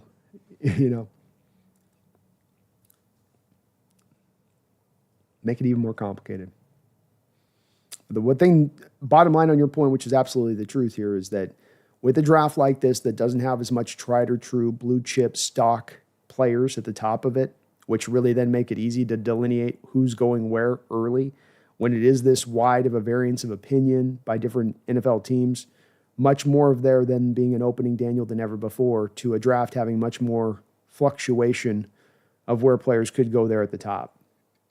But if Hunter were to drop, that's a guy who's a blue chip rated guy for me, and much in the same way of a Genty. If you're trading up to go get a blue chip guy in this draft, that would be my prerequisite, Daniel, is that if you're moving up, you're going up to go get a guy. I don't want a guy that you just got conviction on him being a solid player. I want you moving up for a guy that you believe is going to be a blue chip difference maker. And I do think Travis Hunter would be that at the corner position. I think he can give you some offensive snaps. He can kind of give you the Deion Sanders offensive packages that he used to give to the Dallas Cowboys when he was there with them. You run about 15 to 18 snaps a game as a wide receiver, really specialized stuff. And I don't see why you couldn't do that with him. So if that's open, I'm open to it too. Dogzilla, Brando's really honest. Appreciate it. Well, thank you, Dogzilla. Appreciate you too, man. That's what I try to lead with above all here, if I can.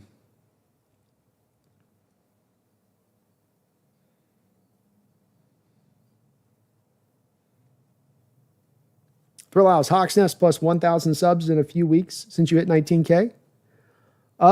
We've got a couple hundred. We did a couple hundred. We haven't done 1,000 in the few weeks since we hit 19. But we got 200 in. So we're cooking pretty good here. We're cooking good. We're going to get to right around by the time we get into the draft, we'll be right about that, real close there to that 19.5 mark, and then we'll do that. It's great timing on that one, because then we can push through and do the charity stream there right after the draft. So it's kind of setting up nice in that way. But we're making good progress. I've been very encouraged here. For off season, we're getting some good growth, which is very cool. I dig it. Goo McGarth, I can't wait for the Winnie the Pooh drunk stream at 20K. It's going to be a wild. It's the 19.5, Goo McGarth. 19.5 is going to be the wild stream. That's the 24-hour stream, going end to end. We're going for charity. It's for the children.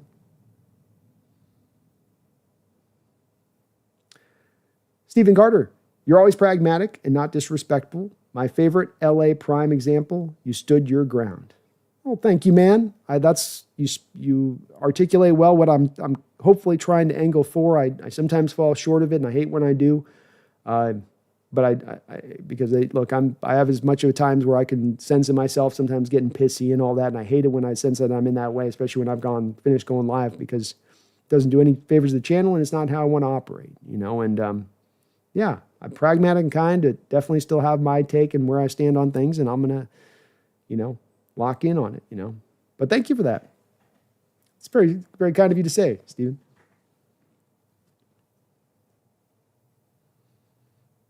Dogzilla Hawk Blogger has a classy enough show, but seriously overhyped the Hawk situation. It's where the draw is at times, where it's my sympathies go out with him, or it goes out with Brendan, it goes out with any of the people that have got to do this in that it's the hard line you're trying to walk, where you step outside that line of sometimes not being positive in a way and on Stuff Dogzilla, and you go a little bit into the realm of having to be a little bit more critiquing. And it's like you do get a part in an area of the fan base that will really kind of come at you with knives out, and they don't want that. They let you, and they let themselves be very vocal in that they don't want you to do that.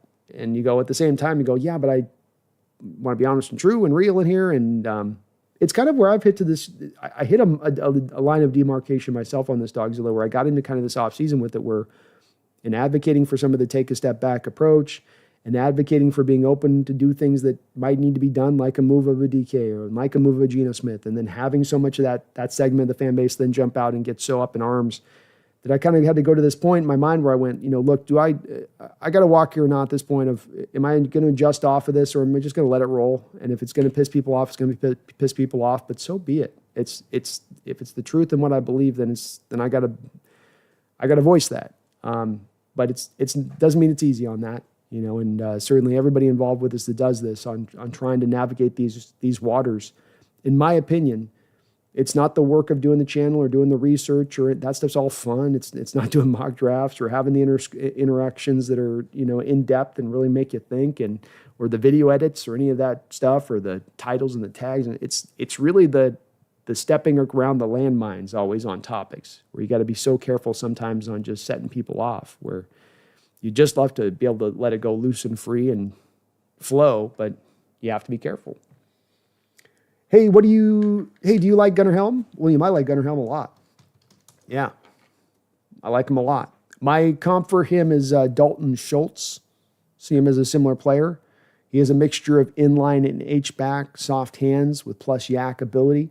At the forefront of his game is receiving. And at the front of that is a real nice, quick bounce step off of his release. So he can get up into his release, and then he gets banged just when he's launching off the line of scrimmage. He really gains a lot of depth off the line of scrimmage, essentially with that initial kind of flurry coming off the line of scrimmage there. He's got really long strides and good bursts, so he just eats up a lot of the field really quickly. So very capable of stretching the field, good ball tracking and body control, capable of reaching in for the contested contact catches. He's not quite to the place of a guy like a Tyler Warren, for instance, and maybe not even a guy like a Colston Loveland, but fairly close. He can be in an awkward position body-wise, twisting, falling down, being pulled down, still make the catch. Really has got some really nice, good plus catch radius. Extremely low drop rate, speaks to how solid his hands are. He is missing some explosiveness, juice, and twitch. So Gunnar was the guy at the combine that you weren't able to really get a good testing time on because he rolled his ankle. And then William, he wasn't able to he ran through and he did the testing, speaks to his toughness. He ran through and he did the testing, but, at that point in time, it was, you weren't getting the true times with him. That's not what he is on the field, what he tested at.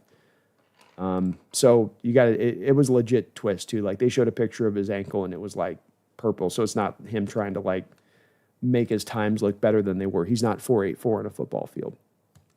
So right now I currently have my pecking order going Tyler Warren second round, Colston Loveland second round, Mason Taylor second round, Harold Faninen in the third round at the top of the third round, and then Gunnar Helm right behind Harold Faninen. So that's my fifth highest rated tight end in this draft. And a guy in that group, I would say all those guys in that group that I spoke to, those are going to be pros. Those guys are going to be productive pros.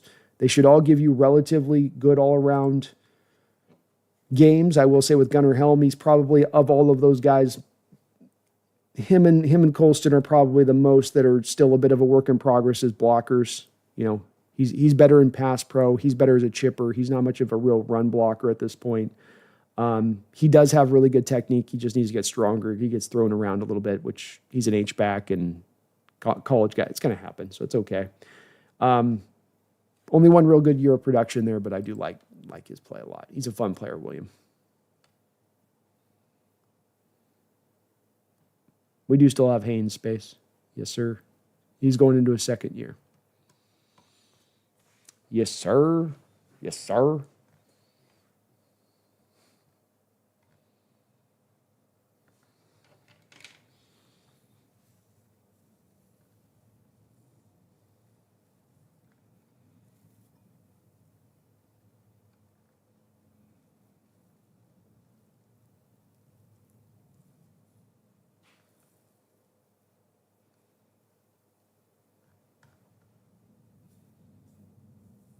Ortiz is okay with an OG, DT, left guard, or edge. I say we take the best on your board at 18, get what you need in the second and third, maybe even trade back with one of our seconds.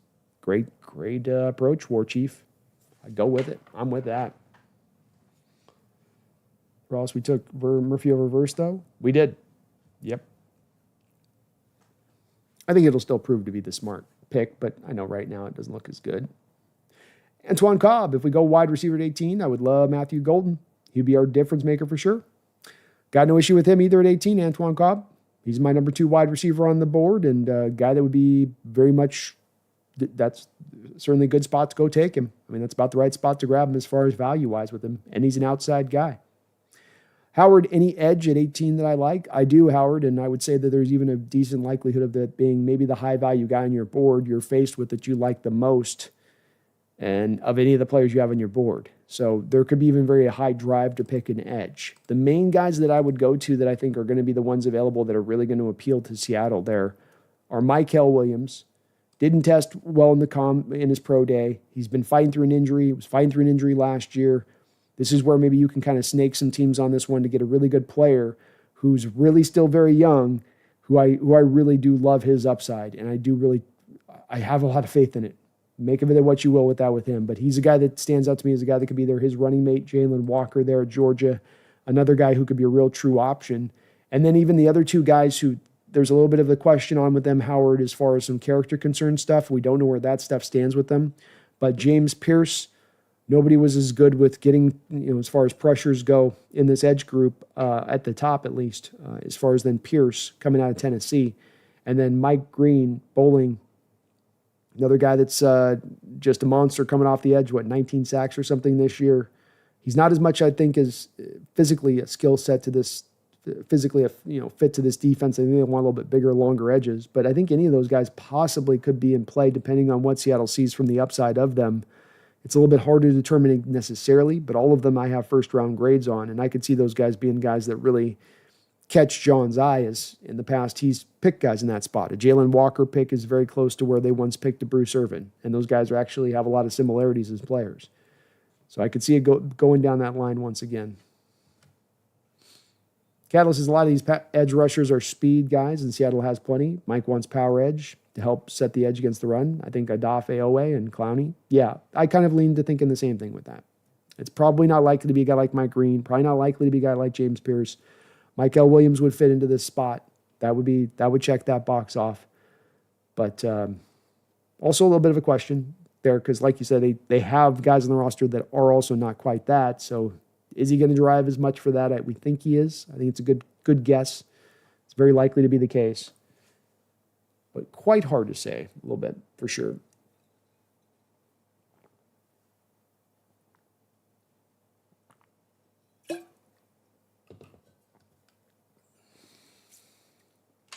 Tasha. Verse with the Rams after we took Murphy. At the time, Murphy was the second coming of Aaron Donald. We need to pump the brakes on that one, but he'll be good. Yeah, the Aaron Donald comps were never fair, I thought, because I just didn't think that was his game coming out. And you used him in the first year in a way, Tasha, too, that was highly restrictive of Murphy there in that way. But I still think, bold prediction, I still think Murphy's going to prove to be the right selection on this long term once we eventually can get him to the 3-tech. Brian says Alfred Collins at nose tackle, round 2. I've watched a lot of his tape, Brian, and most of his snaps are out of the 3-tech role. I don't know if he's going to be as good as just a nose tackle pure like that at the pro level.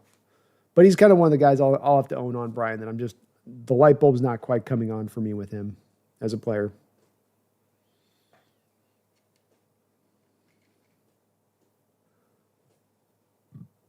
Kaz, the problem is Murphy was a victim of his own play, especially at Texas, where he's playing nose tackle a bunch, even with Sweat there. Yeah, there seems to be a heavy pull to move him over to nose tackle, whether he's Texas or here in Seattle. It's kind of strange because the guy's really a pure 3-tech. That's where he should be. That's where he should be rolling. Nick, yep, Trey Brown is a 49er.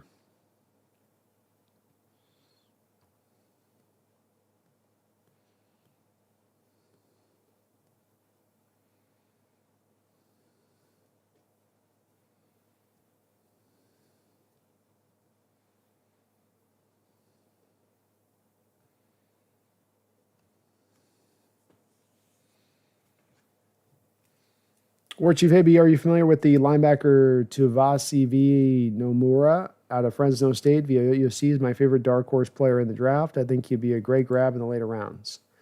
I have not looked at him. I'll try to take a look. He's CV Nomura.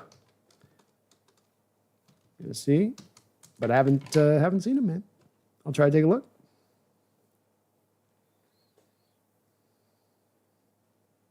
Howard says, I could see the Bears taking Genty. I could see it too. Swift is not a long-term answer there, that's for sure. So again, too, just I think he goes top 10 somewhere or another, whether it's the Bears, whether it's the Raiders. Just he's not getting out of the 10th, inside the 10 picks.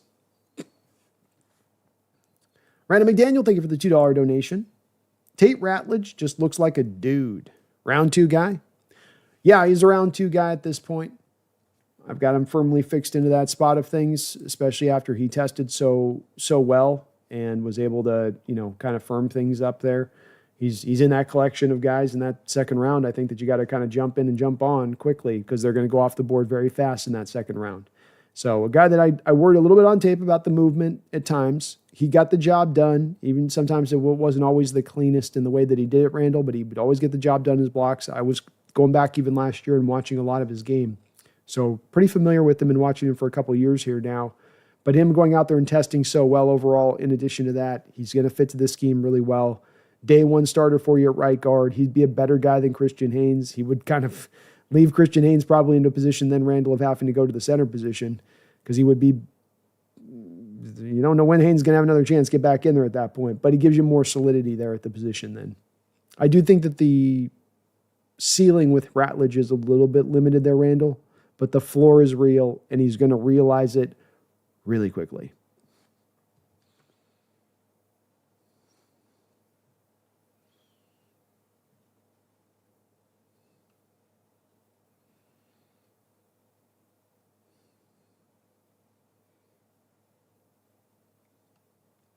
Dogzilla, thank you for the $2 donation. Will you be at the far side day 1 of the draft? The far side?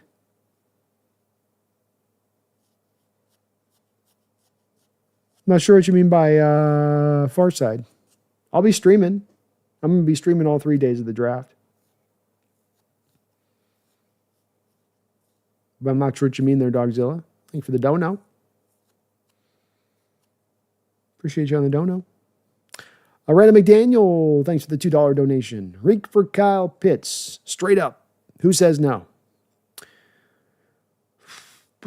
I was looking at it kind of interestingly. I thought that Kyle Pitts had been a guy that had been just this supreme disappointment for the Falcons and, done nothing really at all. But guys actually, as far as guys before I think he's turned 24 years of age, has like 2,600 yards in his first 2 years, which before turned 24 years old is, I think that's like top 5 all time or something like that for a guy, in that range of things.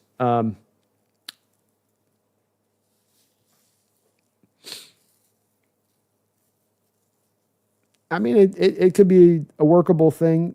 The thing you are looking at with that is that he does go into the final year of his deal, which is fine, I guess. There, you do create the hole at corner. Then you're going to be cutting Fant. Is Kyle Pitts a better player than Fant at this point? Maybe more explosive, maybe a little more able to stretch field, but I think that's a bit of a question mark there. But 53 catches in 23, 667 yards, 47 catches last year, 600 yards. Gets a handful of touchdowns every year for what he's provided so far. It could make some sense on that. You're kind of, I would just say with the Randalls, it would just kind of be more like lateral move than it would be you feel like you're really upgrading your team at that point. You go, well, he's giving you basically kind of still Noah Fant, and then you're just creating the hole there with Reek. That's the one little issue with it is it does then open up to having to go get you're thinking you got to go get a cornerback, at least one right now, and now you're driven to definitely have to go get 2 if you take that other route with it there. But I wouldn't be wholly against it necessarily. JL says, I saw an article that said Seahawks should try to get Teller. How would you guys feel about that? He's 30 years old. He's not necessarily a great player at the position. There's a reason he's getting expensive. That's the whole reason Cleveland's moving off of him is they have salary cap concerns and they're trying to bury out on the salary cap and get themselves into better shape. So this move's really coming from there. A guy that 2020, 2021, 92, 84 rating from PFF. Still solid in 22, 23. And then last year, there was a bit of a dip in his play. It wasn't horrible, but definitely a little bit of a drop off. 30 years old. It's fine. It's fine. I think the thing that this really comes down to, Jay, is you're on to plan E here. And once you get past plan A, B, C, D, E, F, you get this deep into it, you're not on to prime stock. You're not on to difference makers. You're having to just kind of pick through the leftovers of what's out there, and that's pretty much what I would say Teller probably could be considered of at that point.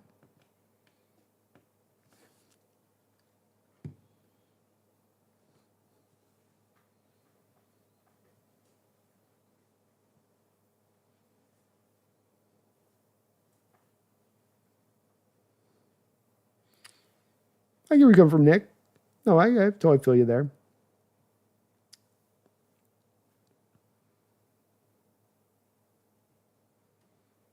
Walker does good work.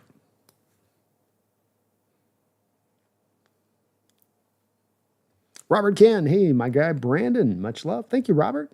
Much love right back at you. Has anyone said anything about drafting Nick, that safety that had an incredible combine and his size? Honestly, I hope we use number 18 on him and build the line on other picks. Well, I think you touch on really a great point on this, which is that, that first pick, as much as you're driven to need the offensive line to be addressed here, you just don't want to be pushed too hard to do that if you're going to forego going after a really highly talented player with some incredible upside. Which would be the case with a guy like Nick Emawari. I think there's a collection of a lot of guys that would fit into that span of things, Robert, that have a little bit of that real upper-level talent that does probably supersede going for an offensive line, first and foremost here in that spot.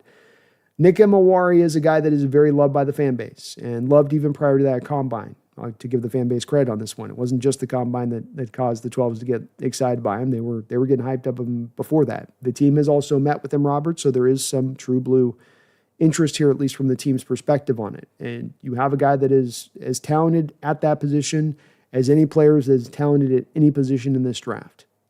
That is undoubted. When I've watched his tape, and because he's been brought up so often in my channel, Robert, I already was scouting him a little bit, but because there's been so many that have kind of hammered him a lot on my channel and bringing him up and saying, hey, I've gone back a couple times on him because of this and tried to make sure that maybe I'm missing something. Okay, wait, maybe there's something a little bit off on this. And it's not that I'm not hyped on him and not that I don't think he's got really great talent. But I think that when I look at Nick Emawari, Robert, I see more of a guy who should be really late first round, early second, versus picking him at 18. Whereas at 18, I think the other players that are there and available for you to select to that spot, a Kenneth Grant, a Mykel Williams, a Jalen Walker, kind of a number of, not a number of guys, but just a few select guys in there I think I could go into on that I'd go, Will Johnson if he drafts. Even a guy I'd say to this degree of a Malachi Starks, who just has better tape, and it comes down to tape. The raw goods, undoubted when it comes to Nick Emawari. And they're as good as you would have found not only in this draft, Robert, but in many recent drafts for the safety position. I can't tell you how many drafts we've had where we've had safeties where they're top 40 times like a 4.6. Just slow as hell. So the upside there with him is really true, but he's really not yet from where his floor is at operating right now. He's not kind of close to that range of things. So I think what you're doing is you're more drafting the guy for the skill set and going, we're confident we can build this and develop this, but it's not there coming in the door. Not the worst thing of it. And if you got the faith and conviction that you can develop it, and in a guy like Mike McDonald, he certainly did really well with Hamilton, with a guy, similar size and kind of similar length, though this guy moves much faster than Hamilton did. So if Mike's got the conviction he can do it, then that's fine. But I think in general terms, I think Robert, he's more to the late first because the tape isn't quite as sparkling as the physical ability he shows in testing and whatnot. There's some flashes of good play, but he's certainly not dominant on the field. You're not feeling his presence snap in and snap out there like you might for the other guys that you look to kind of pick out there in that first round at 18. But I'm not going to be mad if he's taken. You certainly can understand why somebody would go for that upside at the 18th pick. if they really do have that conviction to believe that they can develop it.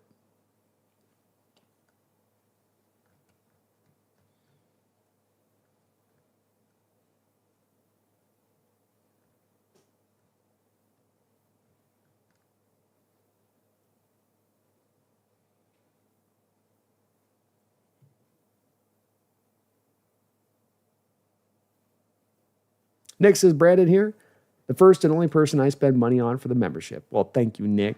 I really appreciate you being a member of the channel, and I love the interaction on here, man. You know, this is my favorite part of it, is be able to just chop it up with you guys on this. It's always a good time. But that's very kind of you. And we will be, for members on the channel here, we're doing another call-in show this Saturday, by the way. Get that posted up, not tonight, tomorrow.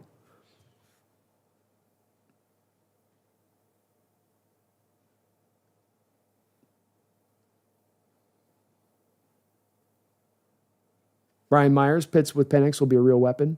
Yeah, I think the Atlanta probably holds on to him for that reason there, Brian, where they like the weapon aspect. They still, they go, they're not going to get much back in trade returns, so they're just like, let's try to still just make it work with him, especially with Penix coming in there now. Maybe they can find that chemistry.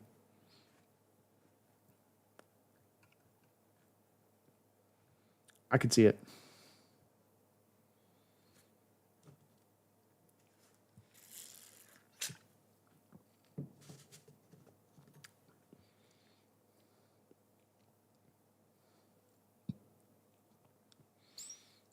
Randy Roberts, Brando, have you done what you would consider to be your own choice for the ultimate Seahawks draft?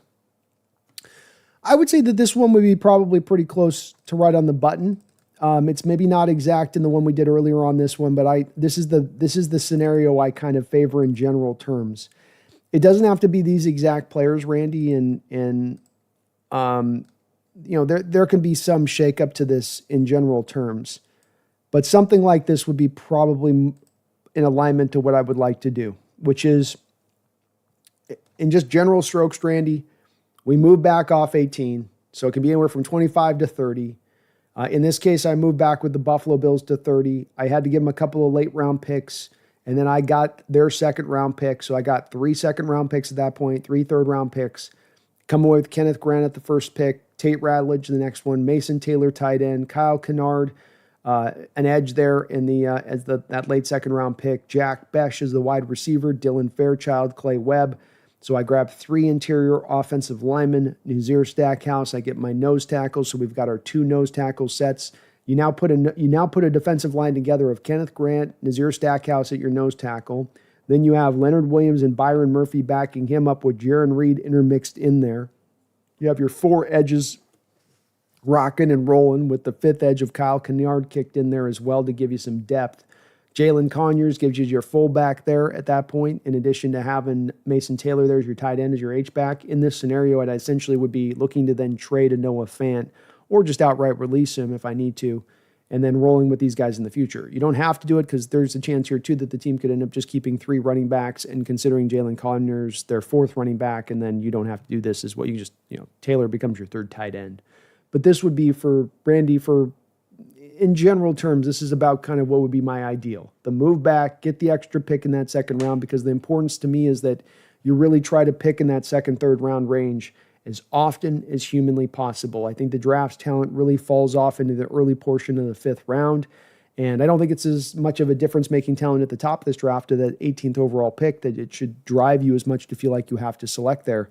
As evidenced by the fact in this one, I was able to move back to 30 and still grab a guy like Grant, who I would have been perfectly happy selecting at 18. So this would be something of the scenario I would like to go through on, like this. John Stratton, Hawks Nest. If you were forced to pull a Mike Ditka and sell all our picks for one guy, who are you taking? Ooh, great question, John. I love that. Oh, all our picks for one guy. My kingdom for a horse. My kingdom for a horse.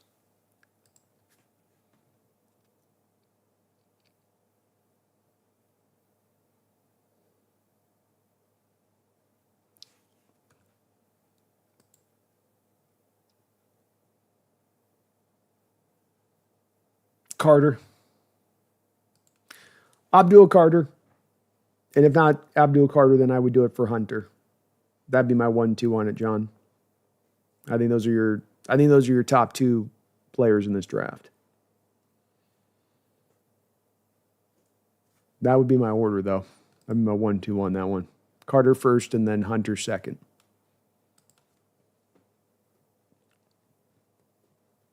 I do need to look at the medical charts, John, of Carter, though, before I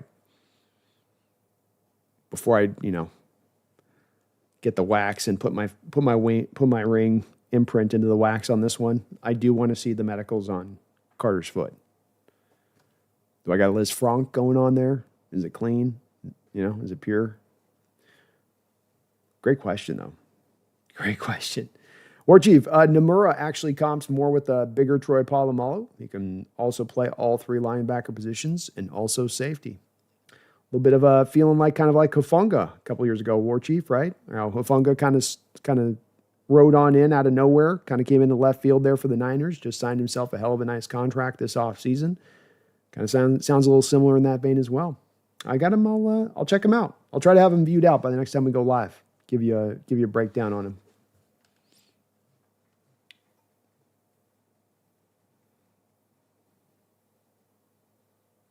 Will kickoffs be changed again? I think they're going to give it another year of the same catalyst. You want to give the coaches the time to learn and develop a little bit before you try to start switching back to different things again. I think they stay with it. Brian says Puka Nacua says he wants to retire at 30. I wonder a little bit about that knee, Brian. This guy that drops in the draft, and the Rams are so brilliant on taking, and how did all these teams miss on this guy? And I know at UW, he had a lot of injury stuff going on there with him. There's a couple times last year, even when he was playing a lot and even playing really well, where he'd get up off the turf, and it just seemed like he was really favoring that knee at times. And I have to think that's a guy who's just like, look, this thing's going to be bone on bone, no cartilage left by the time I'm 29. I'm going to get one contract at this thing. I think that does kind of track Brian a little bit. He's a guy that looks like one of those guys that's not necessarily, especially the way he plays the game, just throwing his body around to make the catch and all that in addition to it. Maybe not long for the NFL world with that. It's also something that I thought we'd see more of with so many of these guys becoming so rich, where you make that $40, $50 million by the time you're 30. Like, do I really want to take this punishment? I really want to keep going at this and getting drilled in the back and, having my body bruised up every Sunday at car crash.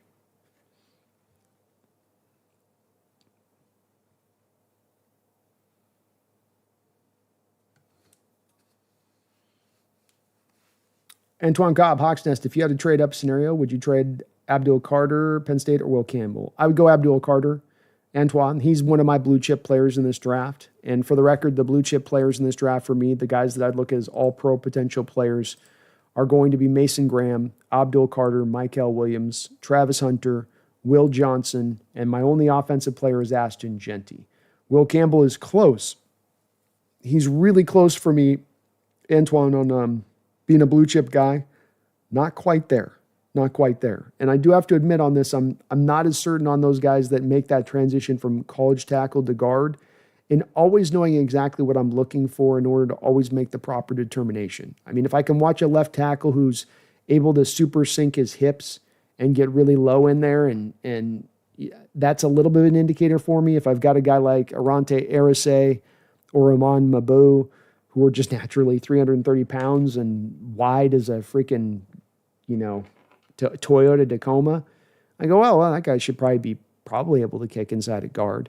But I'm not as sure with Campbell. I'm not as sure. I know he'll be a good player in this league, but might be able to work at tackle, might be able to work at right tackle. His arms aren't like they're 31 and a half inches. They're not bad. They're right at the line of 33. But Carter, foot injury being, not poor, he really does look like a guy that tracks very closely to Von Miller. Turn on the tape of Von Miller coming out of Texas A&M. These guys move very similarly with a very similar jaw-dropping suddenness, jaw-dropping twitchiness. And that stuff's hard to find quite like that. And again, new to pass rushing as well. He put up a great pass rush win rate last year as a guy that's barely even rushed the passer. He hasn't even started to develop the tools in his kit that'll come along with time in addition to that. But he's got the raw goods.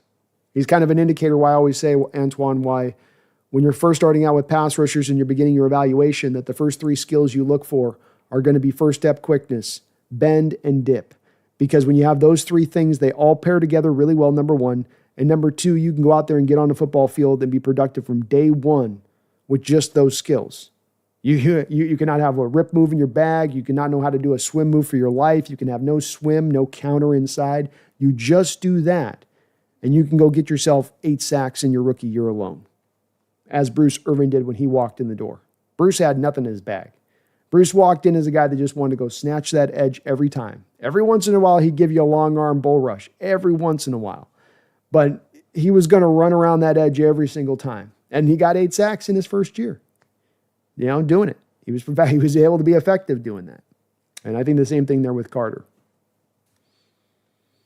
Dogzilla, I think we signed a journeyman tight end today, a blocker. Yeah, got a blocking tight end. Gives you a little bit of reinforcement stepping up into this draft. On the surface of this, you've got a guy to replace your Farrell Brown role. You're now not going to be able to, I think you can firmly say by grabbing this guy, you're probably now not looking to do the double dip tight end thing in the draft. You're bringing this guy in, and then you're going to, maybe you still go get another tight end in the draft, but you're not double dipping. I think more of what you'll look to go for in this draft than Dogzilla becomes, especially this being a bigger inline blocking guy, is that if we're going to go find a guy in this draft, it's going to be a Harold and Fannin type, or a Mason Taylor type, or a Gunnar Helm type, or a Rojo. More of the H-back, move around type of dude, yak guy with the ball in his hands kind of type of tight end. Catalyst, I wonder how we'll fill in the fullback position. Kubiak has Taysom Hill in New Orleans and Juice in San Francisco. It's going to be hard to find a player to fill that role. It will. In other places in the league that run this offense, you'll just end up kicking a tight end to the fullback position, but that's obviously not necessarily the ideal either. And we'll see if they have a creative approach to it. Does a Jalen Milroe guy become selected and you fit him into the spot for the first couple of years as you're having him develop as a quarterback? That's never been done before. We're going to develop as a QB, but just stay with us on this one, okay, Jalen? First 2 years, yeah, we're developing you. Yeah, I got the development part. No, we're developing you to be a quarterback, though. We want you to understand this first part before we say the second part. Okay, I got this. I got the first part. You're developing me. We're going to develop. We're going to take our time. Yeah, we're taking our time to ultimately develop you as a quarterback. Okay, but we're going to play you at fullback through the first couple of years. What do you say, pal? What do you say? Brian says, John Rise Plumlee's the new Taysom Hill. There's another guy who might be in the mix. John Rise is on the roster. Some people thought maybe he'll fit into that role. Could be. Save the Geese is drafting a safety at 18 would be a huge mistake. Yeah, I don't lean to want to really do it either, Save the Geese. I have not found myself on any of the mock drafts grabbing a safety at 18. And I love Starks. I like Emowari a lot. But I can't quite go there either. Brady Russell's another one. Good suggestion, Brian. All those are valid. Maybe these are the guys that they think they've got some faith in that can serve into that role. Very possible, I think. Very, very possible. Carmen, what are the concerns with Pierce? I don't have anything that I know of as far as with specificity, Carmen, but there's supposedly something going on with character concerns with Pierce and with Green. With Green, allegedly, there was maybe some SA. Don't want to get myself nailed here, Carmen, on YouTube.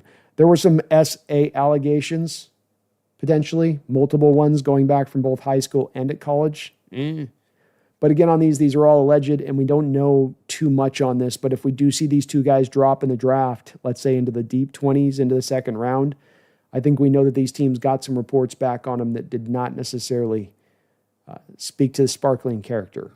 But it is hard to say at this point, because we don't have those reports, Thrill House, thank you for the $5 donation, as well as being a member of the channel, Thrill House. Really kind of you for doing so, man. He says, I feel like John Schneider is really going to I feel like John Schneider, let me say this right, Thrillhouse, holy crap.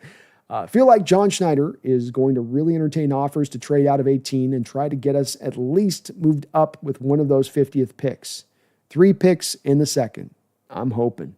Your hope is exactly the same as mine. Someone was just asking, Randy was just asking a second ago about, my ideal drafting scenario, Thrillhouse, and it was to do exactly what you're talking about here.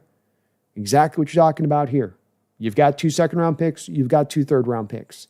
Give me a first-round pick, and John, find me a way to get another second-round pick. I'm greedy. I want them all. I want them all, John. So give me all 3. And this is the way you did it as I did in my scenario here at Thrillhouse. Moving back to 30. Buffalo Bills have 2 second-round picks. Snatch one of them. Give them a couple of day 3 picks in addition to sweeten the deal. Then you got your 3 seconds. Then you got your 2 threes. That's 5 starters you should be able to bring in. 5 starters you should be able to bring in on just those second and third round picks alone, by and large. So that's definitely caught the apple of my eye here on this draft 2 Thrillhouse. And I really feel like the guy that you can get at 18 versus the guy you get at 25, 26, 27, 30, as I did here. And Kenneth Grant, many of us have been over the moon for Kenneth Grant at 18. Go get him at 30, and you had picked up an extra second-round pick in the process? Hell yes. Hell yes. I'm exactly of like mind on this one, Thrillhouse. And I think that John's going to try to do it as well. I think last year he had offers to move back with Byron Murphy. So that means there were multiple offers there of people being willing to go up. He just loved Murphy so much. I don't know if he's going to have as much of that same conviction for the player sitting there at 18, because we're not going to see duplicated what happened last year, which was 14 straight offensive picks to allow this what John said was the number 1 defensive player they had in the entire draft now available to them, picking it at 15. That's not going to happen in the same way, and that's where I think that there's more of that opening up to be moving back at that point too. I completely agree, and I hope they do it, Thrillhouse. Randall, thank you for another $2 donation and all of your support today. Another person as well, being a member of the channel here. Thank you so much for that, Randall. Do you think Will Johnson could slip? Is he a stud? Well,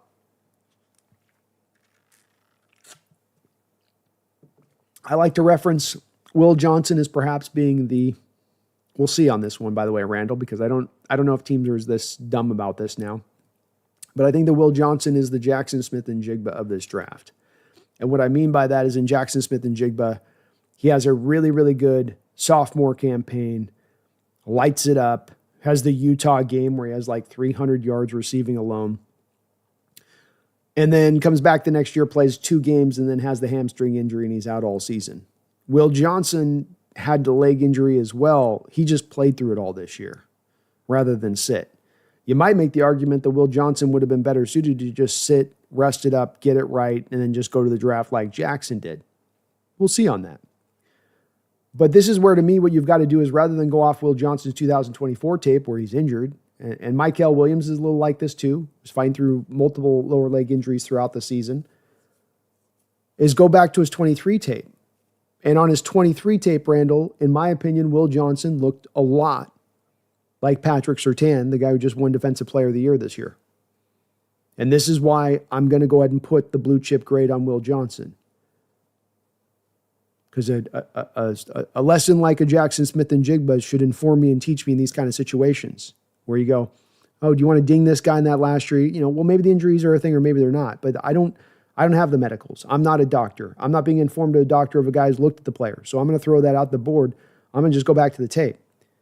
And if I understand that he's probably going to be able to get back over this injury hump and get back to what he was in 23, then that's a guy that's a number 1 corner. That's a blue chip rated player. If he matched 24 to the 23 tape, he's getting that kind of grade. And it's not like the tape was atrocious. It's just that people are now trying to look at the tape and they're going, Randall, what is it everyone's seeing with this Will Johnson? I mean, it's like the tape's fine, but everyone's talking about him like he's a top 10 pick. And they're right in that they're seeing tape that's not as sparkling from 23, but there's a reason for it. So I think we could benefit from that at that point. If he was to dip to Seattle at 18, and especially with Mike McDonald's connection to the Michigan program, especially to the fact that the guys played in this exact same style of defense, I think that you could easily end up jumping all over him on that pick at 18 if he falls to us, because they would potentially have that blue chip grade on him as a player. And I do have a blue chip grade on him, because I'm going to correct where I've made mistakes in the past and letting that final year of tape overwhelm you when there's an explanation for it. Always a difference, as I say, on this, Randall, of an excuse and an explanation. You know, to me, fighting through injury and you still being a tough warrior out there on the field and still tough and, you know, fighting it out versus just, you know, shutting it down and sitting out. You know, that shouldn't be knocked against you at that point. You know, that shouldn't be considered a deficiency of your game. If anything, it should be considered a positive. But he's a stud for that reason, Randall. Dogzilla, thank you for the $2 donation. Says, an appreciation for your endurance. Well, thank you, Dogzilla. I really appreciate you for that, man. Very kind of you to say, and I appreciate all of your support on the channel here. So I know you've dropped a bunch, a ton over here on this channel. And I love what I get to do, man. I got the greatest job on earth. I really do. Randall McDaniel, thank you for another $2 donation. Campbell, Genty, Tet, Will Johnson, Warren. One slips. I think Campbell, Genty. Oh.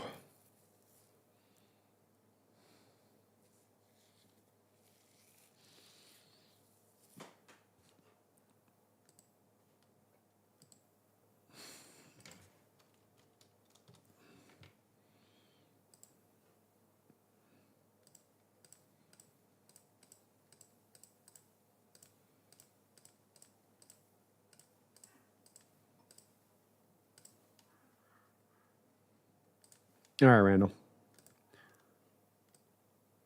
I want to bring up this. I want to just do this a little bit like this okay.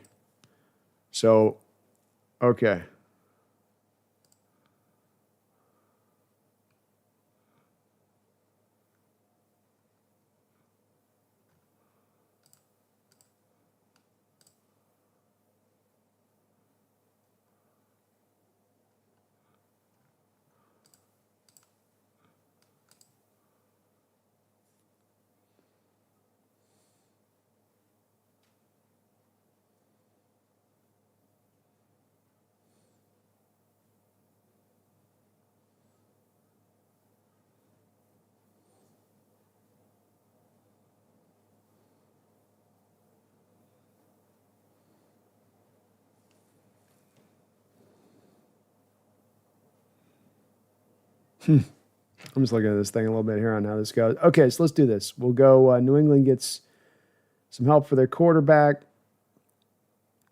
Jacksonville wide receiver help. Up. Tight end could go there with that, where this is where you could see a Warren. I think that's too early for him to go, though. And I don't think that Hunter gets out, so let's just go Hunter goes there. And then we got Genty going to the Raiders.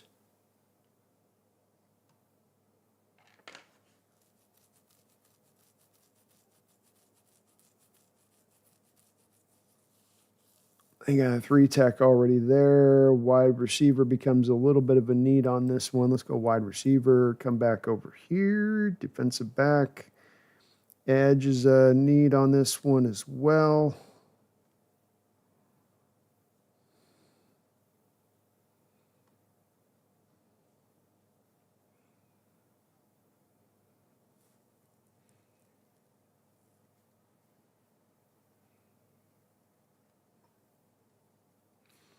J.C. Horn's out there. They just signed to a contract extension.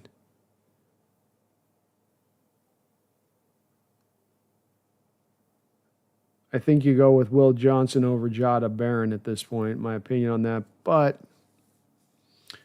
right, and they've got their guy there also on that side at the defensive tackle position already. All right, let's go Will.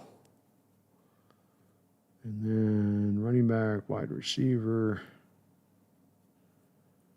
All right, Mason Graham.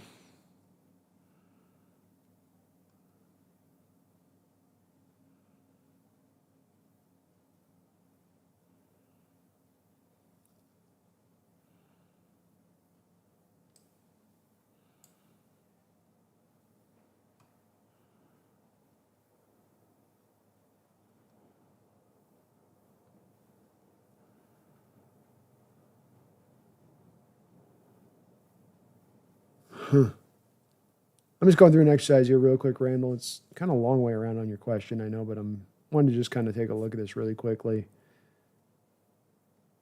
So let's just say they go like Mabo, and then the Niners come up, and the Niners go with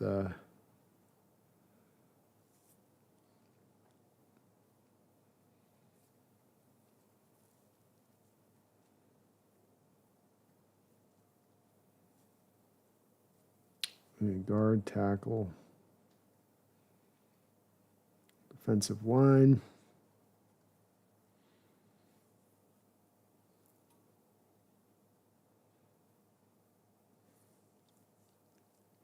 Quarterback's a need, but I don't know if Jada Barron kind of gives them kind of with already Demondre Lenore, that'd be a little bit repetitive.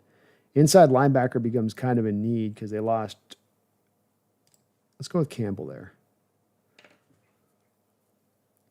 And the Cowboys have edge need now. They don't mind character risks, right? Cowboys don't mind character risks, so Pierce or Mike Green for them. Let's go with Pierce, cornerback for them. They need a guard, tackle, defensive tackle.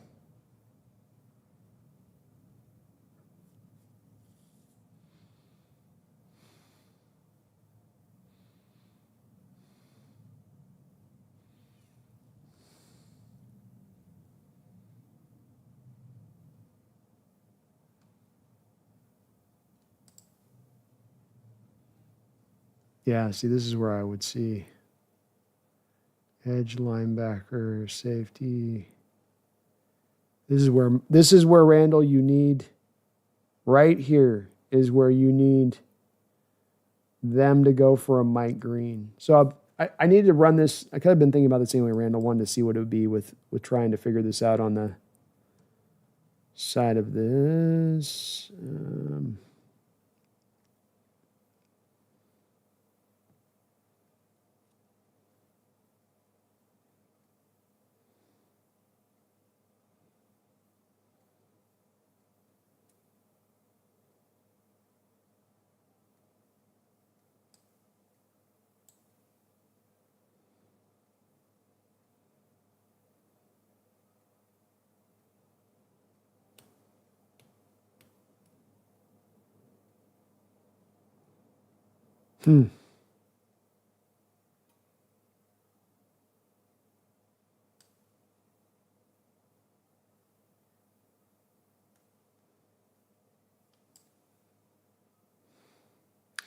Cardinals need some help. Luther Burden. Get them, and then we go Kenneth Grant. Okay, this is the way I wanted to roll this, Randall. So I think this is the only way it kind of works is with Warren being the guy that slides as a potential. This is the way I'm leaning. I got to go through this obviously a more fine-tuned cone and look at the depth chart for the teams off of the free agency because I haven't studied all these teams closely with it. But I do feel like these other guys just find a way to go up above. I could find the way that where Warren slips through the cracks. The Colts are the team that's got to be the key on that. They've got to go somewhere else other than tight end. Because other than the Colts, you can see here, tight end, Jaguars, a little bit of a need for tight end. That's way too early for him at 5. But just go down through the teams. Saints maybe, but they re-signed Johnson there. Bears got Cole Kmet and many other needs. Niners still already have. They're good. Cowboys, they're good at tight end. Jonnu Smith with the Dolphins. There's maybe a way where he could go to the Panthers there. They could maybe be looking at him, but they just re-signed their kind of tight end as well in there, I think. He's the one guy, Randall.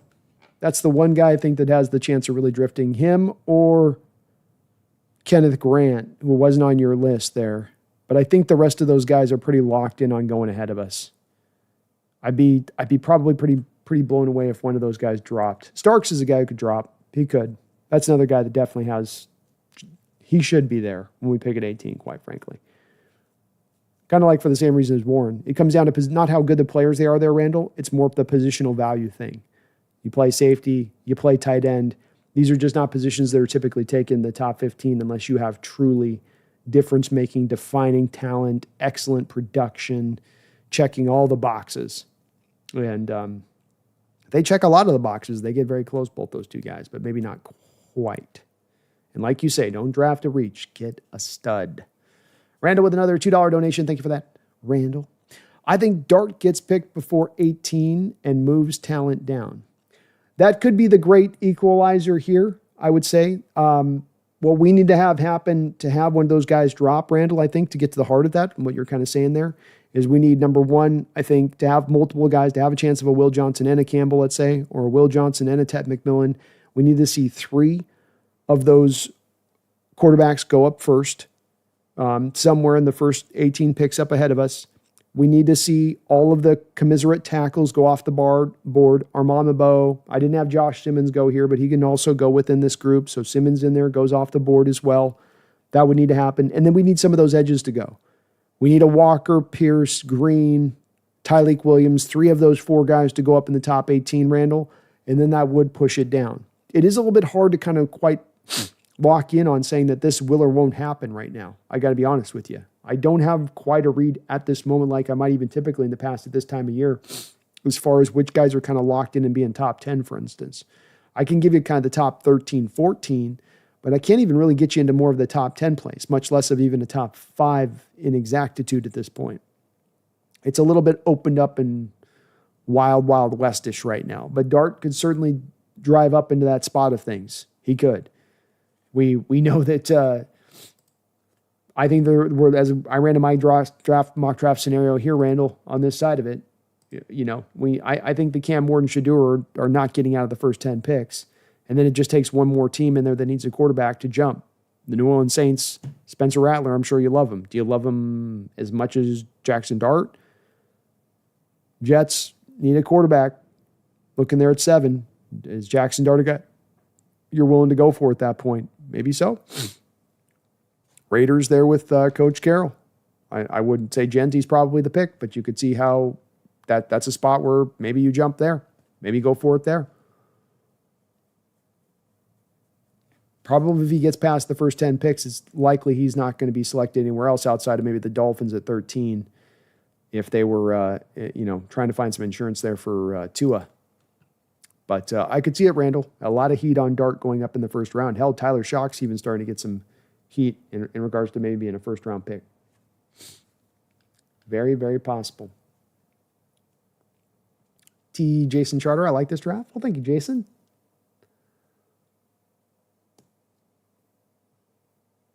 Dogzilla, I was kidding about the Far Side Tavern for draft night. Something's going on at the Clearview Casino in Squamish, though. Oh, I wish I could. I would. It's such a big day for me streaming those 3 days. It's just like free agency or a couple of the other times a year where you got to be locked in on going live because there's so much traffic. Hi, Zena. What's up, baby girl? Come say hi. Hi.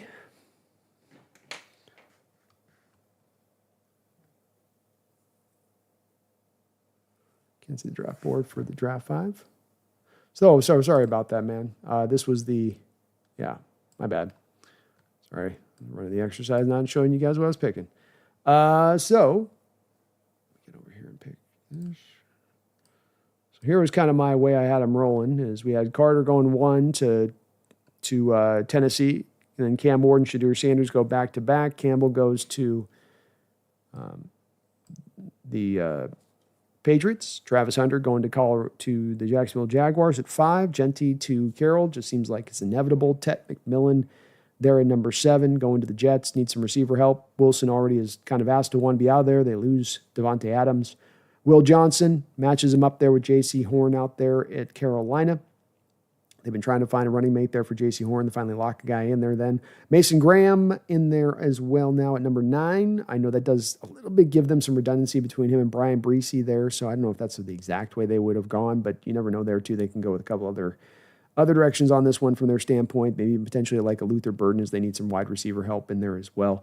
Armand Mabo going to the Bears as they look to continue to reinforce that offensive line. Jihad Campbell at 11.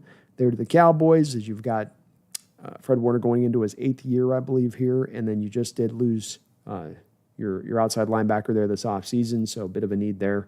James Pierce, edge, going to the Cowboys. Jada Barron going to the Dolphins, as they are having Ramsey, a guy who's getting a lot older out there and could use some help out there at the edge and at the corner position. Mike Green going to the Colts. They get a running mate out there for Letu. I believe that they lost Obadiah this offseason, so they did lose an edge out there. Luther Burden, Cardinals need some help at wide receiver room. Need some help to get some guys off suit there for Marvin Harrison Jr. And then Kenneth Grant helps out the Bengals with a fill-in there at defensive line as they need defensive help. I think they do go defense there. And then that would leave your Seahawks with this collection of guys essentially there, Antoine to pick from. So Tyler Warren, Malachi Starks, Josh Simmons, Becca is not going to be an option. Kelvin Banks would be an option. Golden would be an option. Walter Nolan is one of the scariest players for me for our Seahawks to select. That guy would make me so nervous about the possibility of taking him. So nervous. Save the Geese, I would take a quarterback in the mock to develop behind Darnold. I think that makes a lot of sense. I don't think I did in my mock scenario, but I'm certainly not against it. Certainly not against it. Catalyst says, I wasn't aware of Puka's injury history prior to his injury in the Lions game last season. Yeah, it was a big dinging factor on him in college. And I remember Romo Odunze talking about it when he was there at UW, where he's like, yeah, everybody knew how good Puka's was. He couldn't stay healthy. Will Campbell, did I say it wrong? Sorry, I probably said it wrong. I meant Will Campbell. Yes, you're right. You guys know how it goes. I get mealy-mouthed at the end here. It's my way. It's the way. Is Campbell the left guard who plays left tackle because of injuries? No, that's Donovan Jackson, Nick. Kid out of Ohio State you're thinking of. Campbell played pure left tackle in college.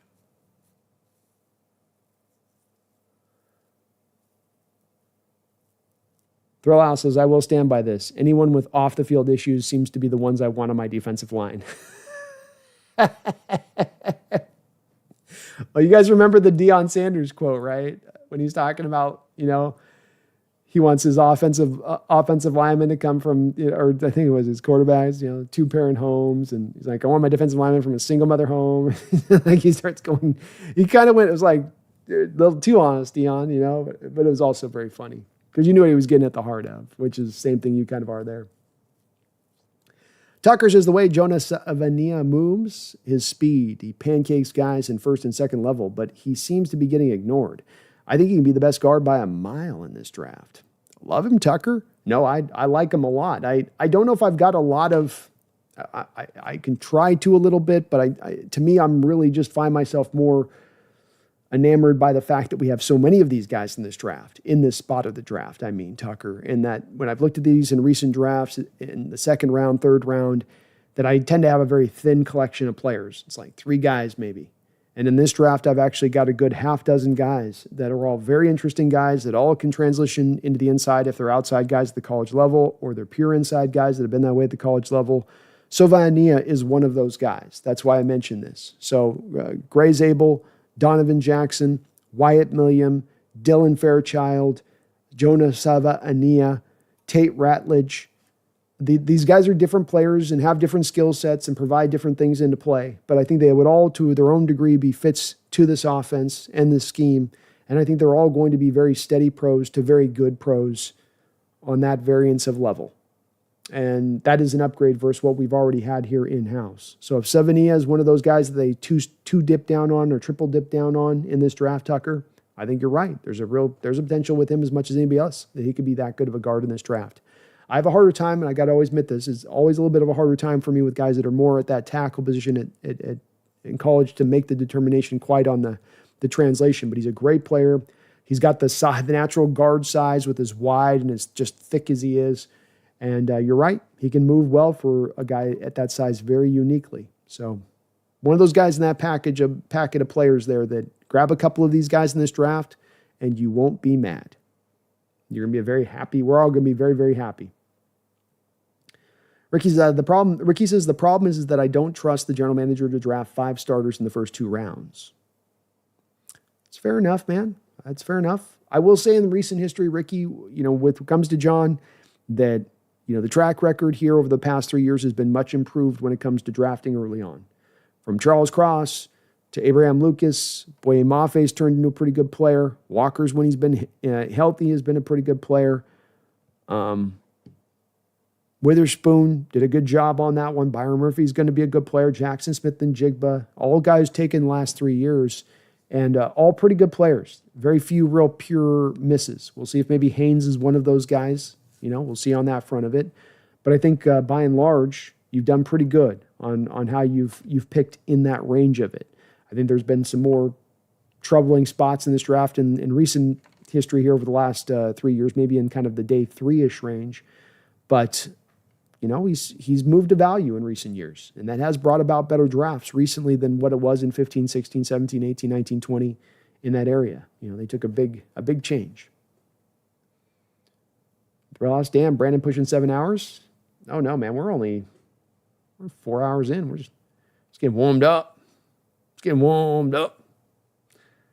Max Bailey was just watching Chris Sims' wide receiver rankings, and he has Kyle Williams from WSU ranked as his number 2 wide receiver in the draft this year. Have you watched Kyle Williams? Thoughts? Yeah, I can understand why he likes Williams a lot. Williams is definitely one of my favorite receivers in this draft as well, though I don't have it quite elevated to that range of things as he does.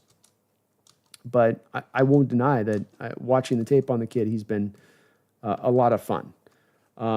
He kind of comps out to me similar in a lot of ways of like kind of a Paul Richardson type player we once had here as a former 2nd-round pick.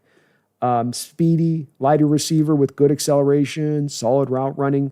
It's kind of receiver that you usually see in the 5'9" package form.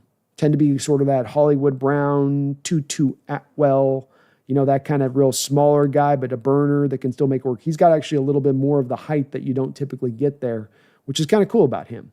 Quick off the line of scrimmage, gets up to speed really fast, easy hands that extend away from his body, some surprising yak ability that comes from that fast transition from being a pass catcher to turning into a runner. He can almost do it instantaneous where he's out there catching it here and then suddenly the ball's there and he's just up the field. It just all happens in one blur of emotion there with Kyle Williams. He's not bringing out very many moves in the open field, just going to use a lot of open field vision and kind of proper cuts at just the right time to kind of extend the run. Also brings some contested catch ability with well-timed leaps and good ball tracking. He's got more than a few catches where he'll corral an errant tip pass and tip it back to himself.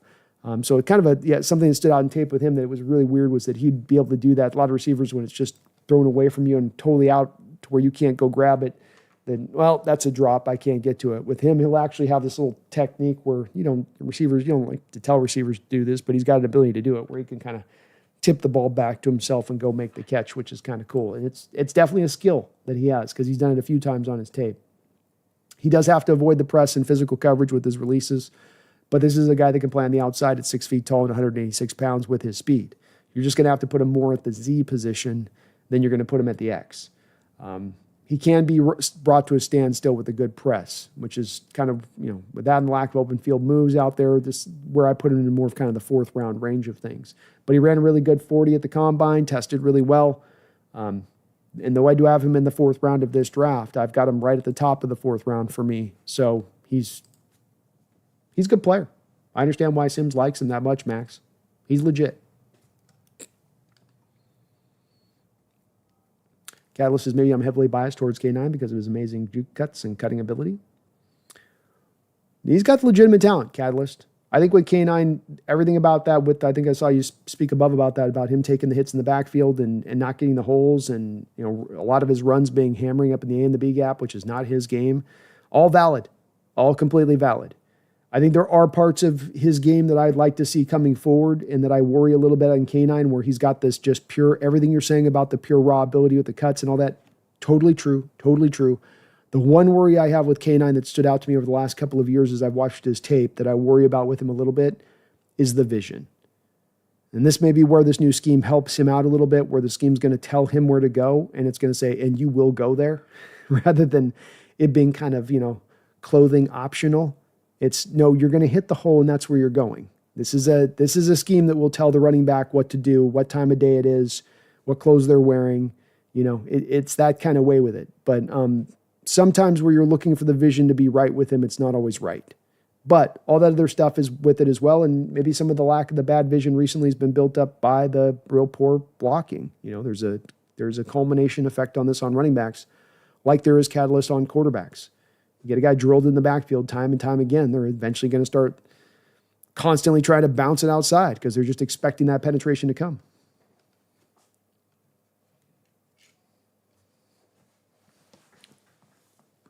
Dogzilla Raider fan blogs have Genty going to them at 6. I've just felt like for so long it's felt so right.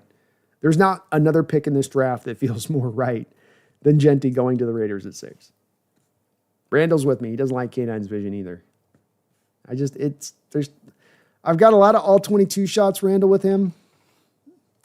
Those ones behind the line of scrimmage. And he's taking a carry, and there's a wide-ass hole right there. And he's just like, where are you going, buddy? Where are you going? Hole's right there. Why are you going way over here?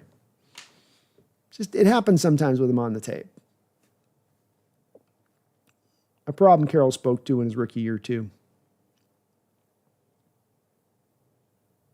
Real Alice Coates will take Tyler Warren. Richardson needs a hero. Probably. I can see the Colts jumping there. Especially for the team being that was the team last year, Thrill House, that passed. Did they pass on Bowers? No, they didn't pass on Bowers. I was going to say, I thought they passed on Bowers, but no, they didn't pass on Bowers. They took Latu. But I wonder if they would have taken Bowers last year if he had floated to them at that spot. Still live, Slubby One. Tucker says Dart's going top 15 in Dallas. Ooh. Raiders taking 2 running backs would be the perfect scenario. Ooh. Dart going top 15. I like it. I hope you guys are right on that. That would make me stoked for 2 different reasons. Number one more player taken ahead of us that is going to push a really good player to us and onto our lap. But then number 2, we don't take Dart in the first round. I like it as that, both of those. Kick up Steelers look like a Dart landing spot. I could see that. They're caught in a pickle right now, the Steelers. Seemed like they had set the whole stage up there to try to get Aaron in, and now Aaron's like, but I'd really like to go to Minnesota. But then maybe not if Minnesota, maybe if Brock Purdy wants too much money, I can go to maybe the Niners. We've got a spot for you right here, man. Yeah, but do you? Thrill House Dart just doesn't scream next level quarterback to me. 3rd round grade evaluation for him too, Thrill House, from my perspective, and I'm firmly seated right there. That's where it's at. I'm not moving off that spot. I've watched a ton of tape on Dart. I'm gonna lock in. That's where it is. I'm with you. Just doesn't scream to me next level in that way. Ricky O'Lyman won't get drafted until our 3rd overall pick. Can't see best player available drafted with the pick 1 and 2, and then book a guard. So I also think this is John's final season. Well, might be setting the stage for that if he takes that approach, Ricky, to your point. Very much good. Ryan Damey, big fan of Ratledge and Wilson, Bulldog interior transferring to Seattle. Maybe 50 and 82, defensive line the 1st, and wide receiver 52. I love it, Ryan. Yeah, absolutely could see it. And Wilson and Ratledge fits to the scheme, can do the mobility stuff, especially in Wilson's case. He's got a lot of athletic markers that are very similar to a guy like Drew Dahlman. And so if you want to go that route, that's I think a safe, effective way to address the interior of the O-line. And I like your kind of attack of those picks where you're kind of looking in the other place of things, where it's, wide receiver, defensive line, Kenneth Grant or the kid out of Jordan Phillips. Or you can come back and look at the Jack Besh, Jaden Higgins, Alec Ayanamore, one of these kind of guys. Savion Williams, maybe even, in that kind of place of things. Catalyst, I don't understand why the Steelers would trade for DK Metcalf and sign him to an expensive deal to not only sign a somewhat experienced quarterback. Well, I think first off, they know that their wide receiver core is really, really lean, number one. And so they had to fill that wide receiver core out. This is a team that wants to go for it, whether that's the right decision or not. Catalyst, I think we can make the argument it's not the right time for them to do that, but that's what they're thinking on it, is that this is the right time for them to engage that.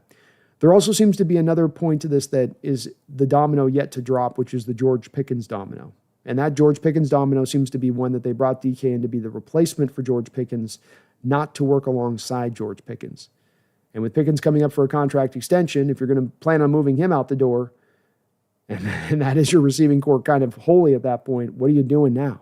What's the route you go here instead? So you're not wrong on it, but I think that's what they're thinking with this, is that I think there was a much of an eye of this was to, okay, Pickens will go and DK will move in, and we get a little bit more certainty in him than what we had in Pickens there, because they just seem to be a little bit out on Pickens in general terms.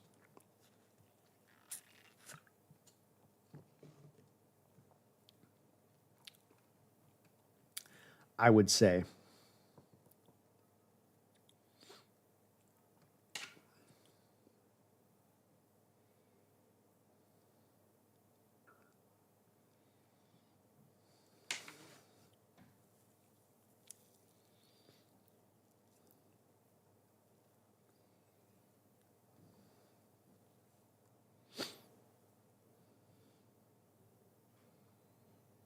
Catalyst, I see the Bengals taking an edge rusher and not interior defensive lineman. They might not Catalyst. They might not, that's for sure. I do think that they lost B.J. Hill there.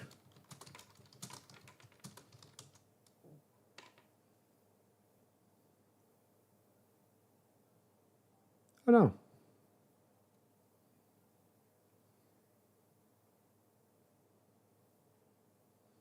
No, he signed B.J. Hill, so you might be right. To your point, I thought they had lost B.J. Hill, but that might be pushing more for an edge. Maybe one of those select 4 edge guys, Michael Williams, Jalen Walker, Pierce, Mike Green. One of those guys maybe ends up appealing to them. Great point.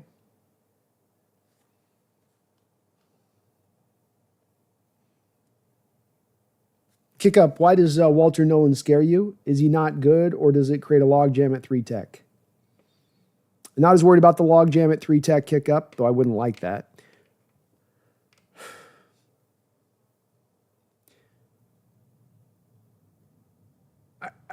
There's hype machine on certain players that just goes a little bit out of control for me.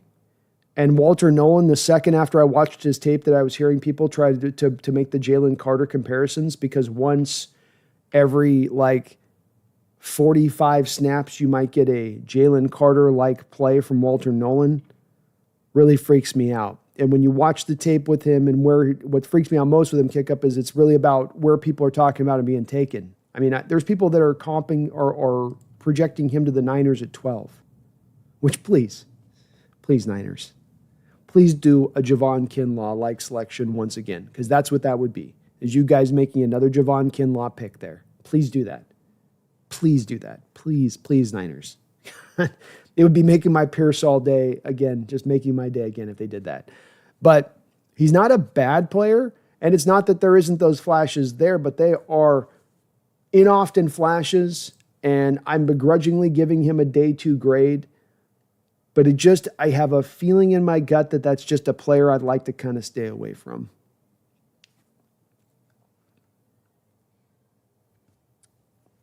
Manny Velasco. Sup, Brandon? Did you get around to watching Thornton? Deontay Thornton? I did.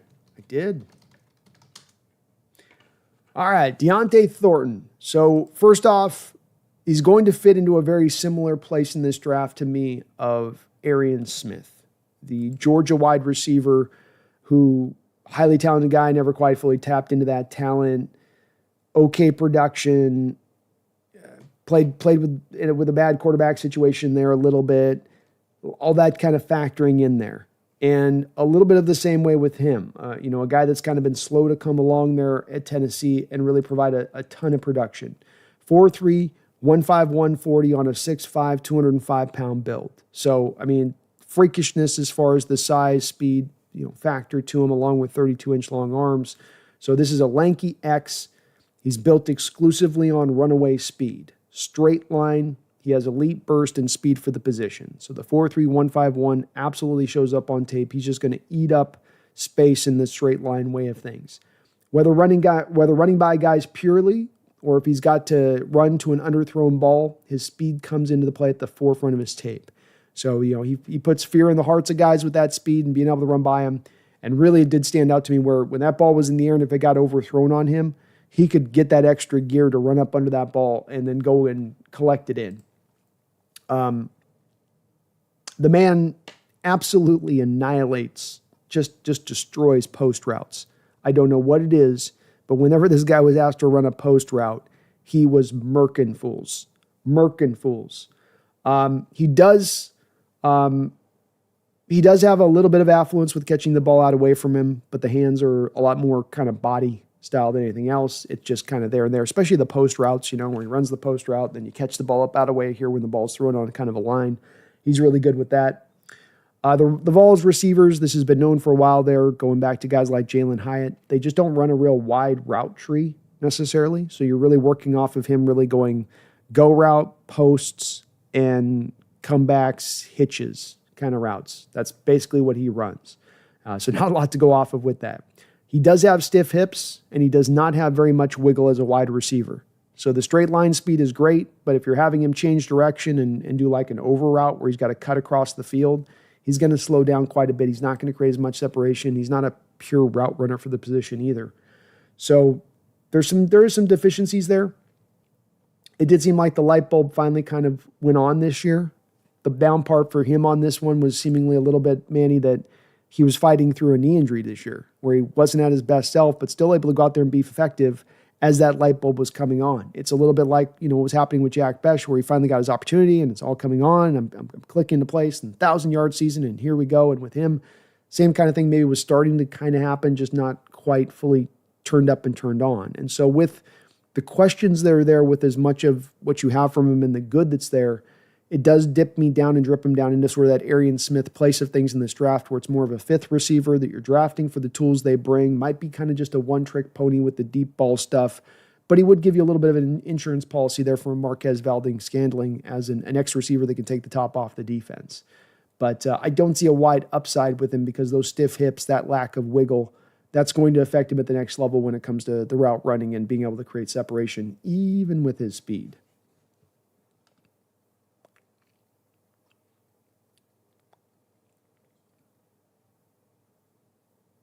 Kick up. I sent the chat, but to go run an errand. We'll give you a live on Twitch later. Sounds good, man.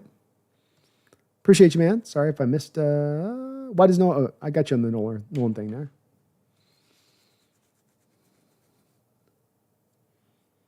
Callison says, I wish he would just take the yards instead of bouncing everything else outside. Yeah, that's the same way I'm with him. And it could be one of two things where there is just a cumulative effect of so much of the penetration on Walker's caused him to do this to an extreme degree. I will say that, though, again, we did have Carroll referencing, I remember specifically after the Tampa Bay Buccaneer game in Germany, a game that really stood out of you could sense there was a little bit of Carroll at that time, frustrated a little bit and saying, hey, we had to kind of talk on Walker on just, taking the hole sometimes. Just take where it's programmed to go. Don't always find that creativity on that.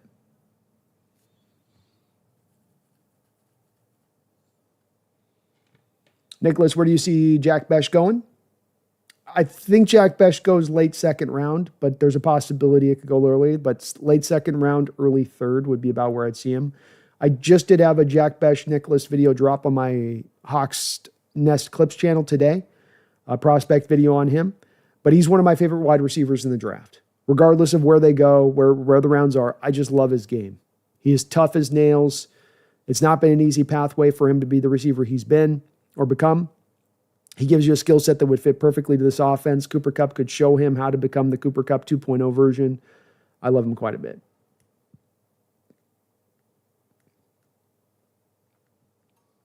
Kick up. Have you heard about the Ashton Hall Saratoga Blue Water Dude?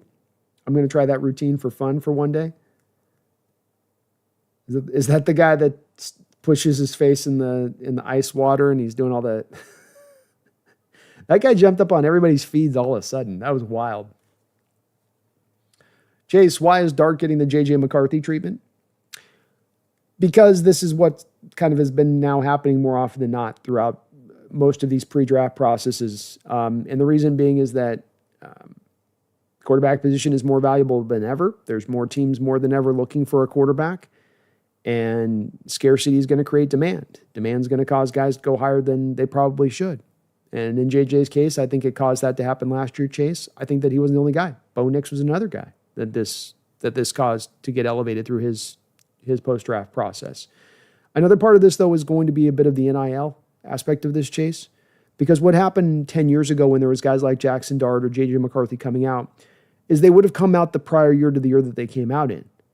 And then they would have come out with you having a lot more question marks about them, with a lot less of having multiple seasons starting at the quarterback position in college and playing well. And now you're getting this because these guys actually have a financial imperative to go back to college. And so you're getting more developed, more advanced quarterbacks,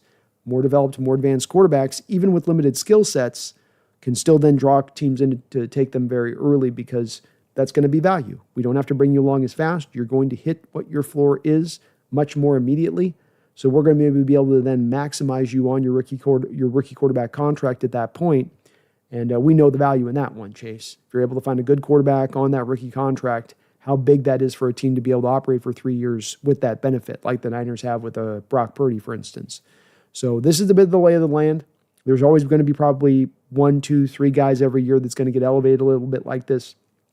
This year, in this case, it's Jackson Dart. Tyler Shock is another guy right in there behind. Jackson Dart is a guy that's really elevating at this point in time in that same kind of fashion. And so it's the combination of all of that that's sort of causing it. With Lance, Nolan has a very high ceiling, but also a pretty good floor as a run defender. He's got a good all-around game, he does.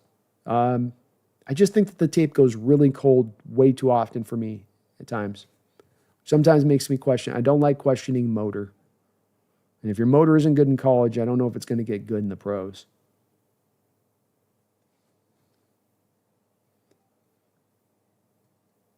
Sean says, I guess Pete reached out about K9. Yeah, I'd heard that too. It's kind of a rumor that's just sort of got created up out of the ether a little bit on that one. But we know Pete's going to be kicking the tires on many a different former Seahawks or current Seahawks. Realize Brandon's going on 9 hours. Hit the like button. It helps, apparently. I'm only 4 hours deep. Because, I would watch the B. I would love to get him. Give me some O-lineman and Besh. Yeah, man, Besh is a lot of fun. A lot of fun. Easy to root for that guy. I'm watching him play. And, give me a lot of O-lineman and Besh. I'll be a happy man come draft day. I'm a simple man, Nicholas. I got simple needs. I don't need a lot on draft day. I just need a few offensive linemen and Jack Besh. A few offensive linemen, Jack Besh, I'll be a happy man. I'll be a very, very, very happy man.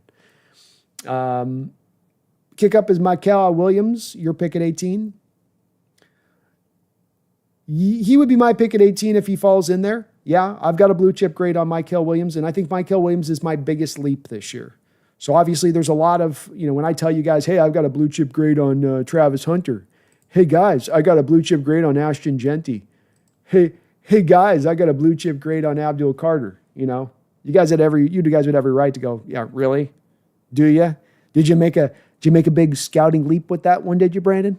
Did you have to get deep into the tape to figure that one out? Okay, so I get that. There's those guys where you go, everyone can see that one, okay? We saw that last Sunday, buddy. All right? You're not new to the scene on this one. Okay. I'll give you Michael Williams. Because this is a guy that everyone's going to point to and go, I don't get it. There's going to be a lot of pundits and a lot of draft analysts, and I don't get it. But there's a few different factors here with Michael Williams that just gets me very interested.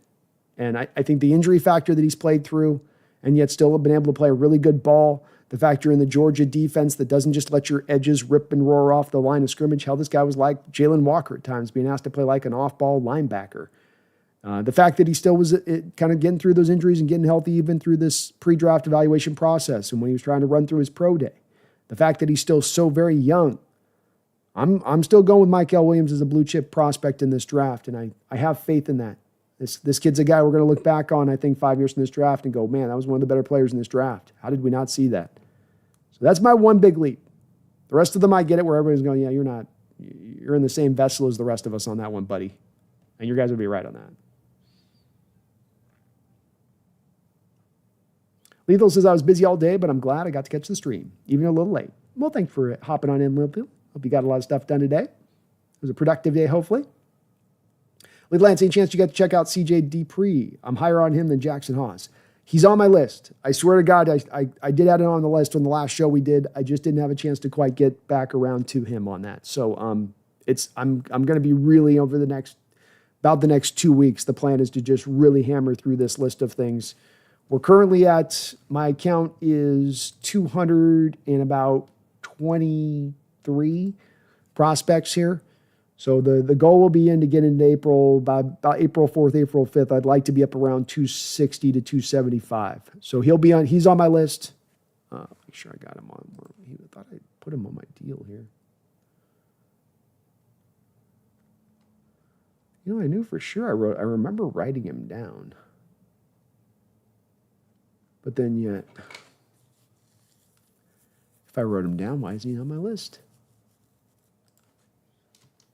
I wrote him down. You heard me clicking and writing him down last time. But okay, he's on my list for sure. So check with me on the next one. I'll try to have him knocked out by the next show. Because I'm due to double check. I got a couple of tight ends I've been meaning to get through, and he's one of those names I remember. Thank you for suggesting that. And sorry I didn't get a chance to bust through to check him out yet. To bust through and check him out yet. But I will by the next stream, for sure. I swear. JSD, where would JSN go in this draft? Or is he still in the 20s?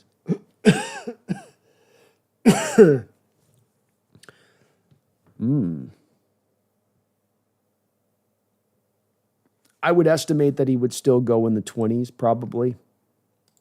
I think that there is a chance that you could see a team like the Cardinals at 16 take him. They got Dortch as their slot. He's just a guy. So there's definitely there. He is a slot-only guy, so you have to look at the teams that would be targeting just that type of player at that point. Saints maybe at number 9, maybe. But I think that with this being a draft that there are 2 outside wide receivers in Ted McMillan and Matthew Golden that are pure outside receivers at that he becomes the third rung on that at that point. He becomes the third guy to go with that. Who Grays, would you want the 5th pick in this draft or the 2023 draft?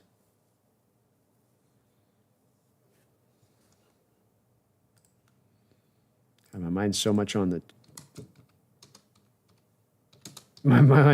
this draft right now, I can't even remember. What happened in 13? The Bryce Young draft.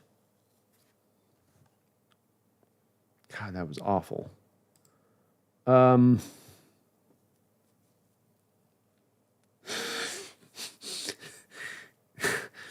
These are 2 choices that are not fun choices to make because Hoop Crazies are not too fun. These are not 2 of the funner drafts in recent memory.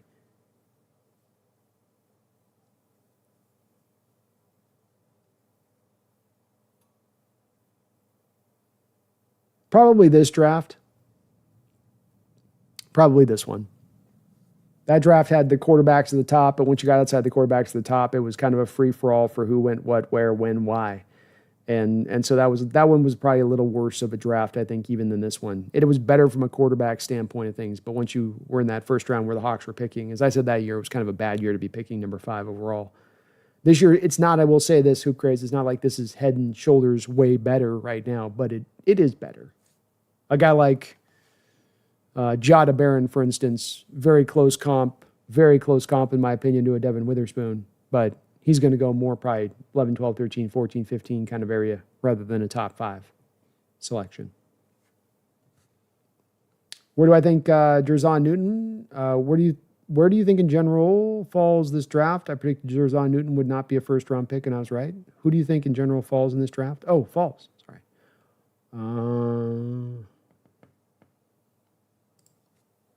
Good question. Who's our Jerzon Newton faller? Our faller in the draft.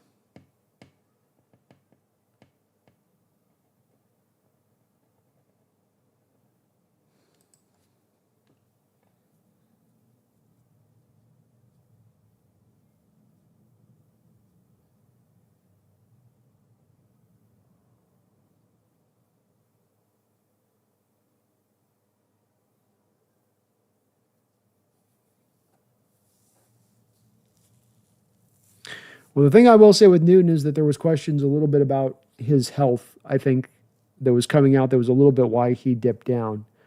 I'd say that the 2 guys, there's probably 2 guys that jump out to me. One that has a little bit of the similar injury situation would be like a Will Johnson he may end up dropping if teams are really worried about the tape and the injury situation with him. Mykel Williams is another guy I've got a blue chip grade, but could definitely drop because the production's not there and there's injury concerns there as well. Kenneth Grant is a guy that I love the talent in, but that is a nose tackle pure, and nose tackles don't tend to get selected in the top 20 selections in drafts. So a guy that could very well fall into the heart of the first round, into the depths of the first round. Something like that, I think, would be one of the three guys on that hoop craze. It'd probably be a little bit injury related. I don't know if there's a guy that just really the talent's worthy of first round, but he's going to fall.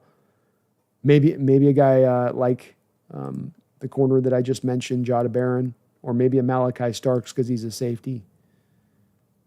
But those other guys would be more in that, I think, alignment to what you meant. Thrill House, thank you for the $2 donation. Thrill House, appreciate you, brother. Says, nobody in the NFL fandom has this or you. We love you. Well, thank you, Thrill House, man. I love you guys too. You know that, and I really appreciate all of your guys' support here to the channel, as you guys are always amazing in that respect of things. Anytime I go live, you guys always show me the love in that way, and you also show up and watch, and that's the biggest, most important part. If we did that, there'd be no reason to go live. So thank you for that, man. I love what I get to do here, and being in the draft season, it's one of the great parts about football is you just have so many different places you find yourself in. You have the free agent period, the draft period, dead period, training camp, and hope springs alive, and then you get into the season, and then you're in the war, and it's like you're in a battle week in and week out, and you're just, kind of trying to hold on for dear life, and as you're trying to, track and monitor this stuff, and so it's always fun, always keeps you on your toes covering this stuff. It really does. But thank you, man. I appreciate the kind words. And the love goes right back to you too, brother.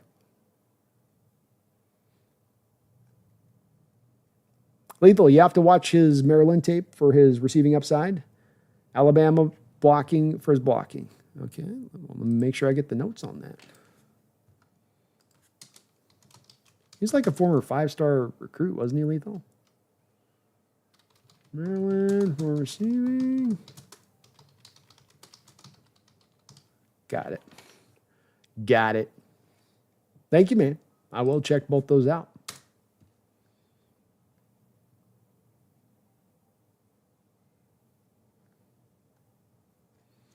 Brian says, B, nothing better than draft season. Thanks for another great show. Night, y'all. Have a great night, Brian. Appreciate you, brother. And draft season is an awesome time of year. And in football, it is a thing where, is it partly because we love this sport so much? Yeah. But what's really unique and cool about football, too, is that one great draft can take you up over the top. One great draft can have an immediate impact on your football team. Look at the year we traded Russell Wilson. Everybody's thinking we're going to win 2-3 games. No chance of getting to the playoffs. But Charles Cross, Abraham Lucas, Kenneth Walker, Kobe Bryant, Tariq Woolen. Oh, look, you got to the playoffs. That's why we have so much excitement about this time of year, because it can have that kind of effect if you get it right as a team, if you hit that thing out of the park. And it's why I love it, because other sports, baseball, throw them in the minors. We'll check in on them in 3 years and see what's what. Basketball, we drafted him in 18. He's not even played in college. We'll go back in about 4 years. Maybe he'll be decent at that point. Football, right now. Catalyst, do you guys think we'll let Woolen walk, or will he warrant an extension? My impression on this would be this, Catalyst, is that if they're not looking to move him right now, then there's a little bit of we still like what we see in this kid. It's not quite gotten to the full place where it needs to be. But rather than moving him for what's going to be really a 4th, 5th round kind of pick, we're just basically giving him away. Let's play him out on the final year of his deal, a prove-it year for him where he's trying to earn that big-time contract, and let's see if we get our hungriest version of Woolen. If he balls out, if he takes that next step in his development, maybe you're open to giving him a contracting extension. And if he balls out but doesn't quite get to where you'd like him to get to, especially with tackling, but has like 5, 6, 7, 8 interceptions, then maybe you just let him walk purely at that point.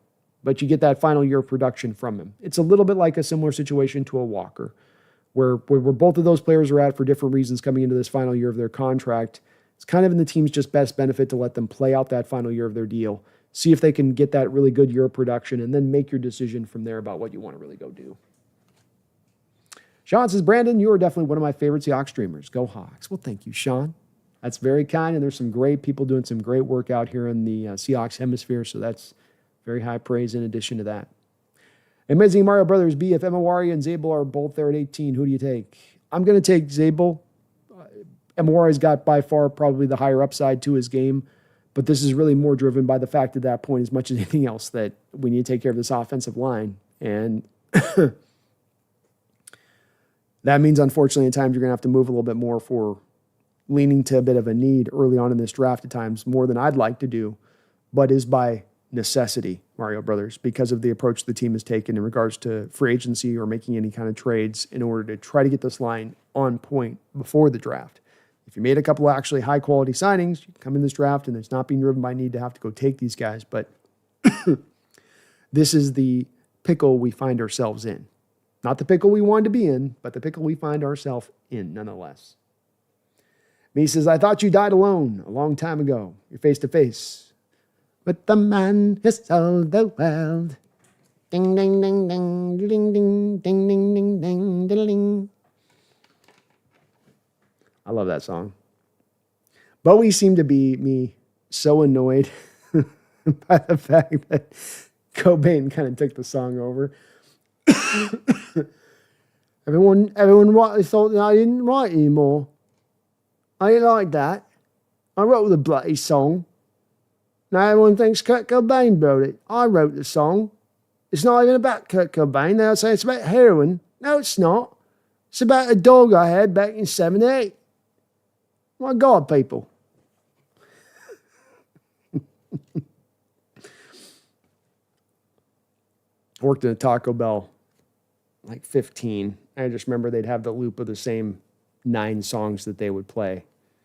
Yeah, there's that song. It was that song. And you gotta be bad, you gotta be hot, you gotta be that, and that song. And it was like the Tubba Wubba song, and then they just play those on loop. It's a good song, though. Underrated unplugged performance there by the Nirvana. It's a great song. It is a great song. David was a little annoying me.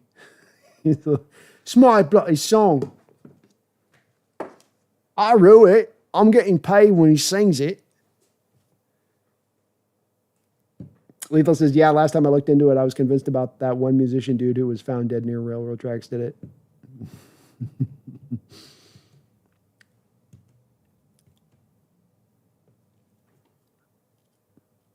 Yeah, Unplugged in New York was amazing. I wish that they brought that back. You talk about, man, they bring every other damn thing back in this day and age. We remake, rebuild, repackage, reimagine, remaster every other thing in this damn society. We can't get back to the Unplugged stuff.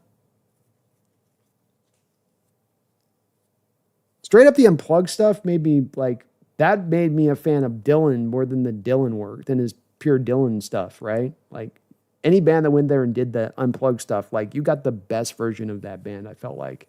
There's a couple of them that kind of missed on it, but I felt like all of them really showed you at, like, their best at that, being in that environment and having it stripped down like that. Let's go back to it again. There's probably not enough musicians left, right? I mean, not enough people that can play stuff live.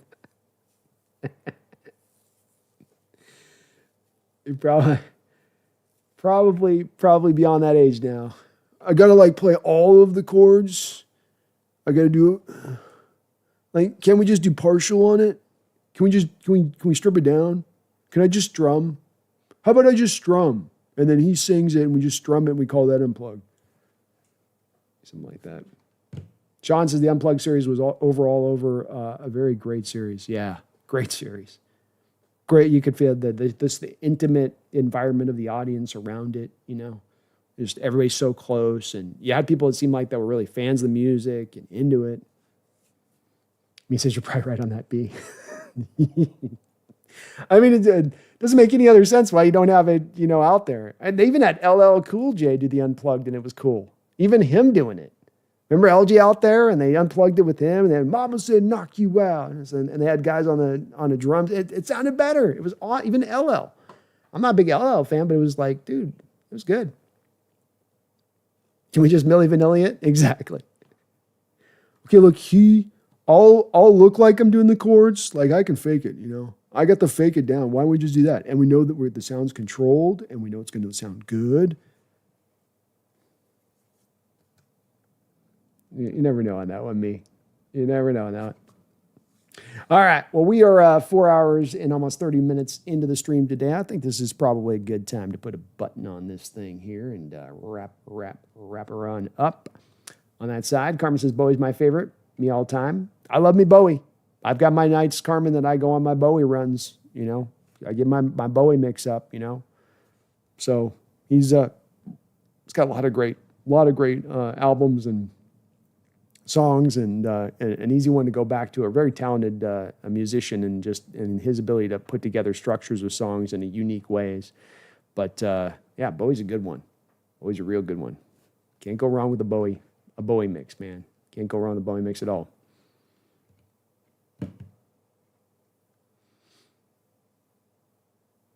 All right, well, let's wrap it up on that, you guys. If you can for me today, please do slam damn on that like button for me. Help this channel grow out. You can see it's coming right below their pumpkin there on the side of it.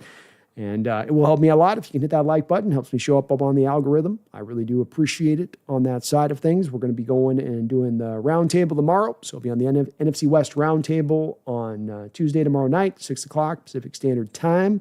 We're going to be back probably on Wednesday with the show. Haven't figured out exactly what I'm going to do on that show quite yet, but maybe we'll do like a draft sleepers or something like that here. We'll just kind of figure it out. But probably back on Wednesday, B&B show. Maybe start to get our content kicked off with some of our draft coverage with some of that. Maybe talk a little bit about the free agent period here for your Seattle Seahawks and what's been going on with that. It's been somewhat quiet here the last week and a half. And then we've got on Saturday, we're going to be doing the call-in show. So if you're a member of the channel, please do look for that link over there on the community post, as I will be posting that today or tomorrow. We'll get that post out to you guys. We're going to do it at 4 o'clock Pacific Standard Time here, 4 o'clock Pacific Standard Time here next Saturday at the Hawks Nest, and we'll be doing another call-in show. As for members of the show, we'll be doing call-in shows about once every 2 weeks, as it's been really popular there, and want to just kind of keep it going.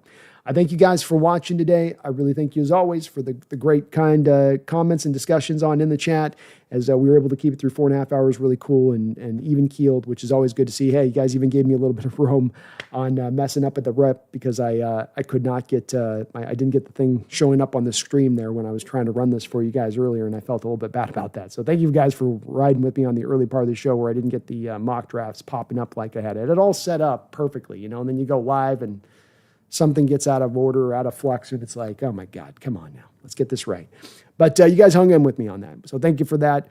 A lot of different mock draft scenarios went through here today, from going for need, going for value, doing a John Schneider kind of draft, my own personal preference of sort of, you know, moving back to like 30, trying to get an extra pick there in the second round if we can. If we come out with 5 picks in the second and the third round, cumulatively speaking, I think that would be tremendous, because I think there's a good chance that in those 5 picks, on top of having an additional first rounder, if you can pull that too, on the other flux of this, where you go, okay, 18 to 30, get your extra second rounder, you got your 3 2s, 2 3s, 1 1. You might come out of that with 5, 6 starters there in the long term, and a couple of real impact potential players in there in addition to that.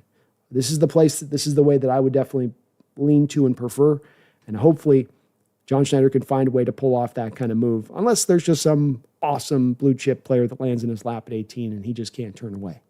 Seahawks are in the catbird seat. More picks than anybody else in the top 100 of this draft coming up into it. So a lot of different directions they can go at it. I'm going to continue to cover this in high depth, big part, even more depth than ever before, because we're sitting on so many of those picks, because this draft is going to weigh so heavily into this team's upcoming future if they want to turn into a contender.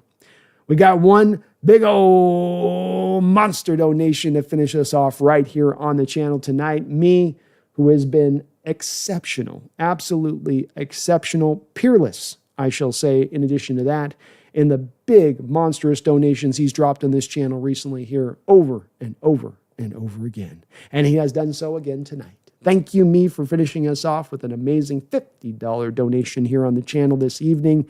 Just putting a capper on what has been a very kind stream for you guys, as you always are. I don't know if I deserve all these big donos here on the stream. I thank you guys for it. I really do appreciate it. You guys let me get to do what I do here, and I love what I get to do. It's fun chopping up with you guys every time. Me says, enjoy the rest of the night, B. Everyone in the chat, 12s, be well, and Godspeed. Well, that is a great way to finish this off here. I hope to all my 12s out there that you do be well and that God does speed. I love the patience we got in this fan base. I love that everybody can kind of see the plan and the vision, whether even if they fully are on board or fully agree with it, or they got the full confidence in John Schneider, whether that's where they're at or not. You can sense there is an optimism here. You can sense that this is a team trying to move around, trying to shake this thing up a little bit. And why are they shaking it up? Just for the sake of shaking it up? No. The hope that in shaking it up, you can get this team up into that contending state. And with all of these picks that they've set the stage for, with all of the money you've got to spend moving on into the future, this team is positioning itself rightly, intelligently, to be able to capitalize on making these smart moves. Maybe the returns aren't going to be there this next season. Maybe they will. But they will be coming, whether it is short or long term at that. I really do believe you can have faith in that. I thank you guys for watching today. I really appreciate you and me for that big, fat $50 donation, and all of the rest of you guys, from Thrill House to Randall McDaniel multiple times over, Dogzilla multiple times over, Thrill House multiple times over, Colby Jack, Jordan, all of those folks that dropped donos to the channel. Thank you so much to all of you. Boke13, thank you for subscribing to the channel as well. Finishing off right. Please do join Boke13 and subbing up if you're not already. I'll be back in less than 24 hours on the NFC West Roundtable. Pouncing over there, giving those guys a hard time, telling them that they're sleeping on Seattle. Join me over there. But until then, please don't you ever forget. By God, don't you do it. 5 picks in the top 100. Money for days in 26 and 27. You shouldn't be forgetting. But if you are, let me remind you, don't you ever forget. Go Hawks.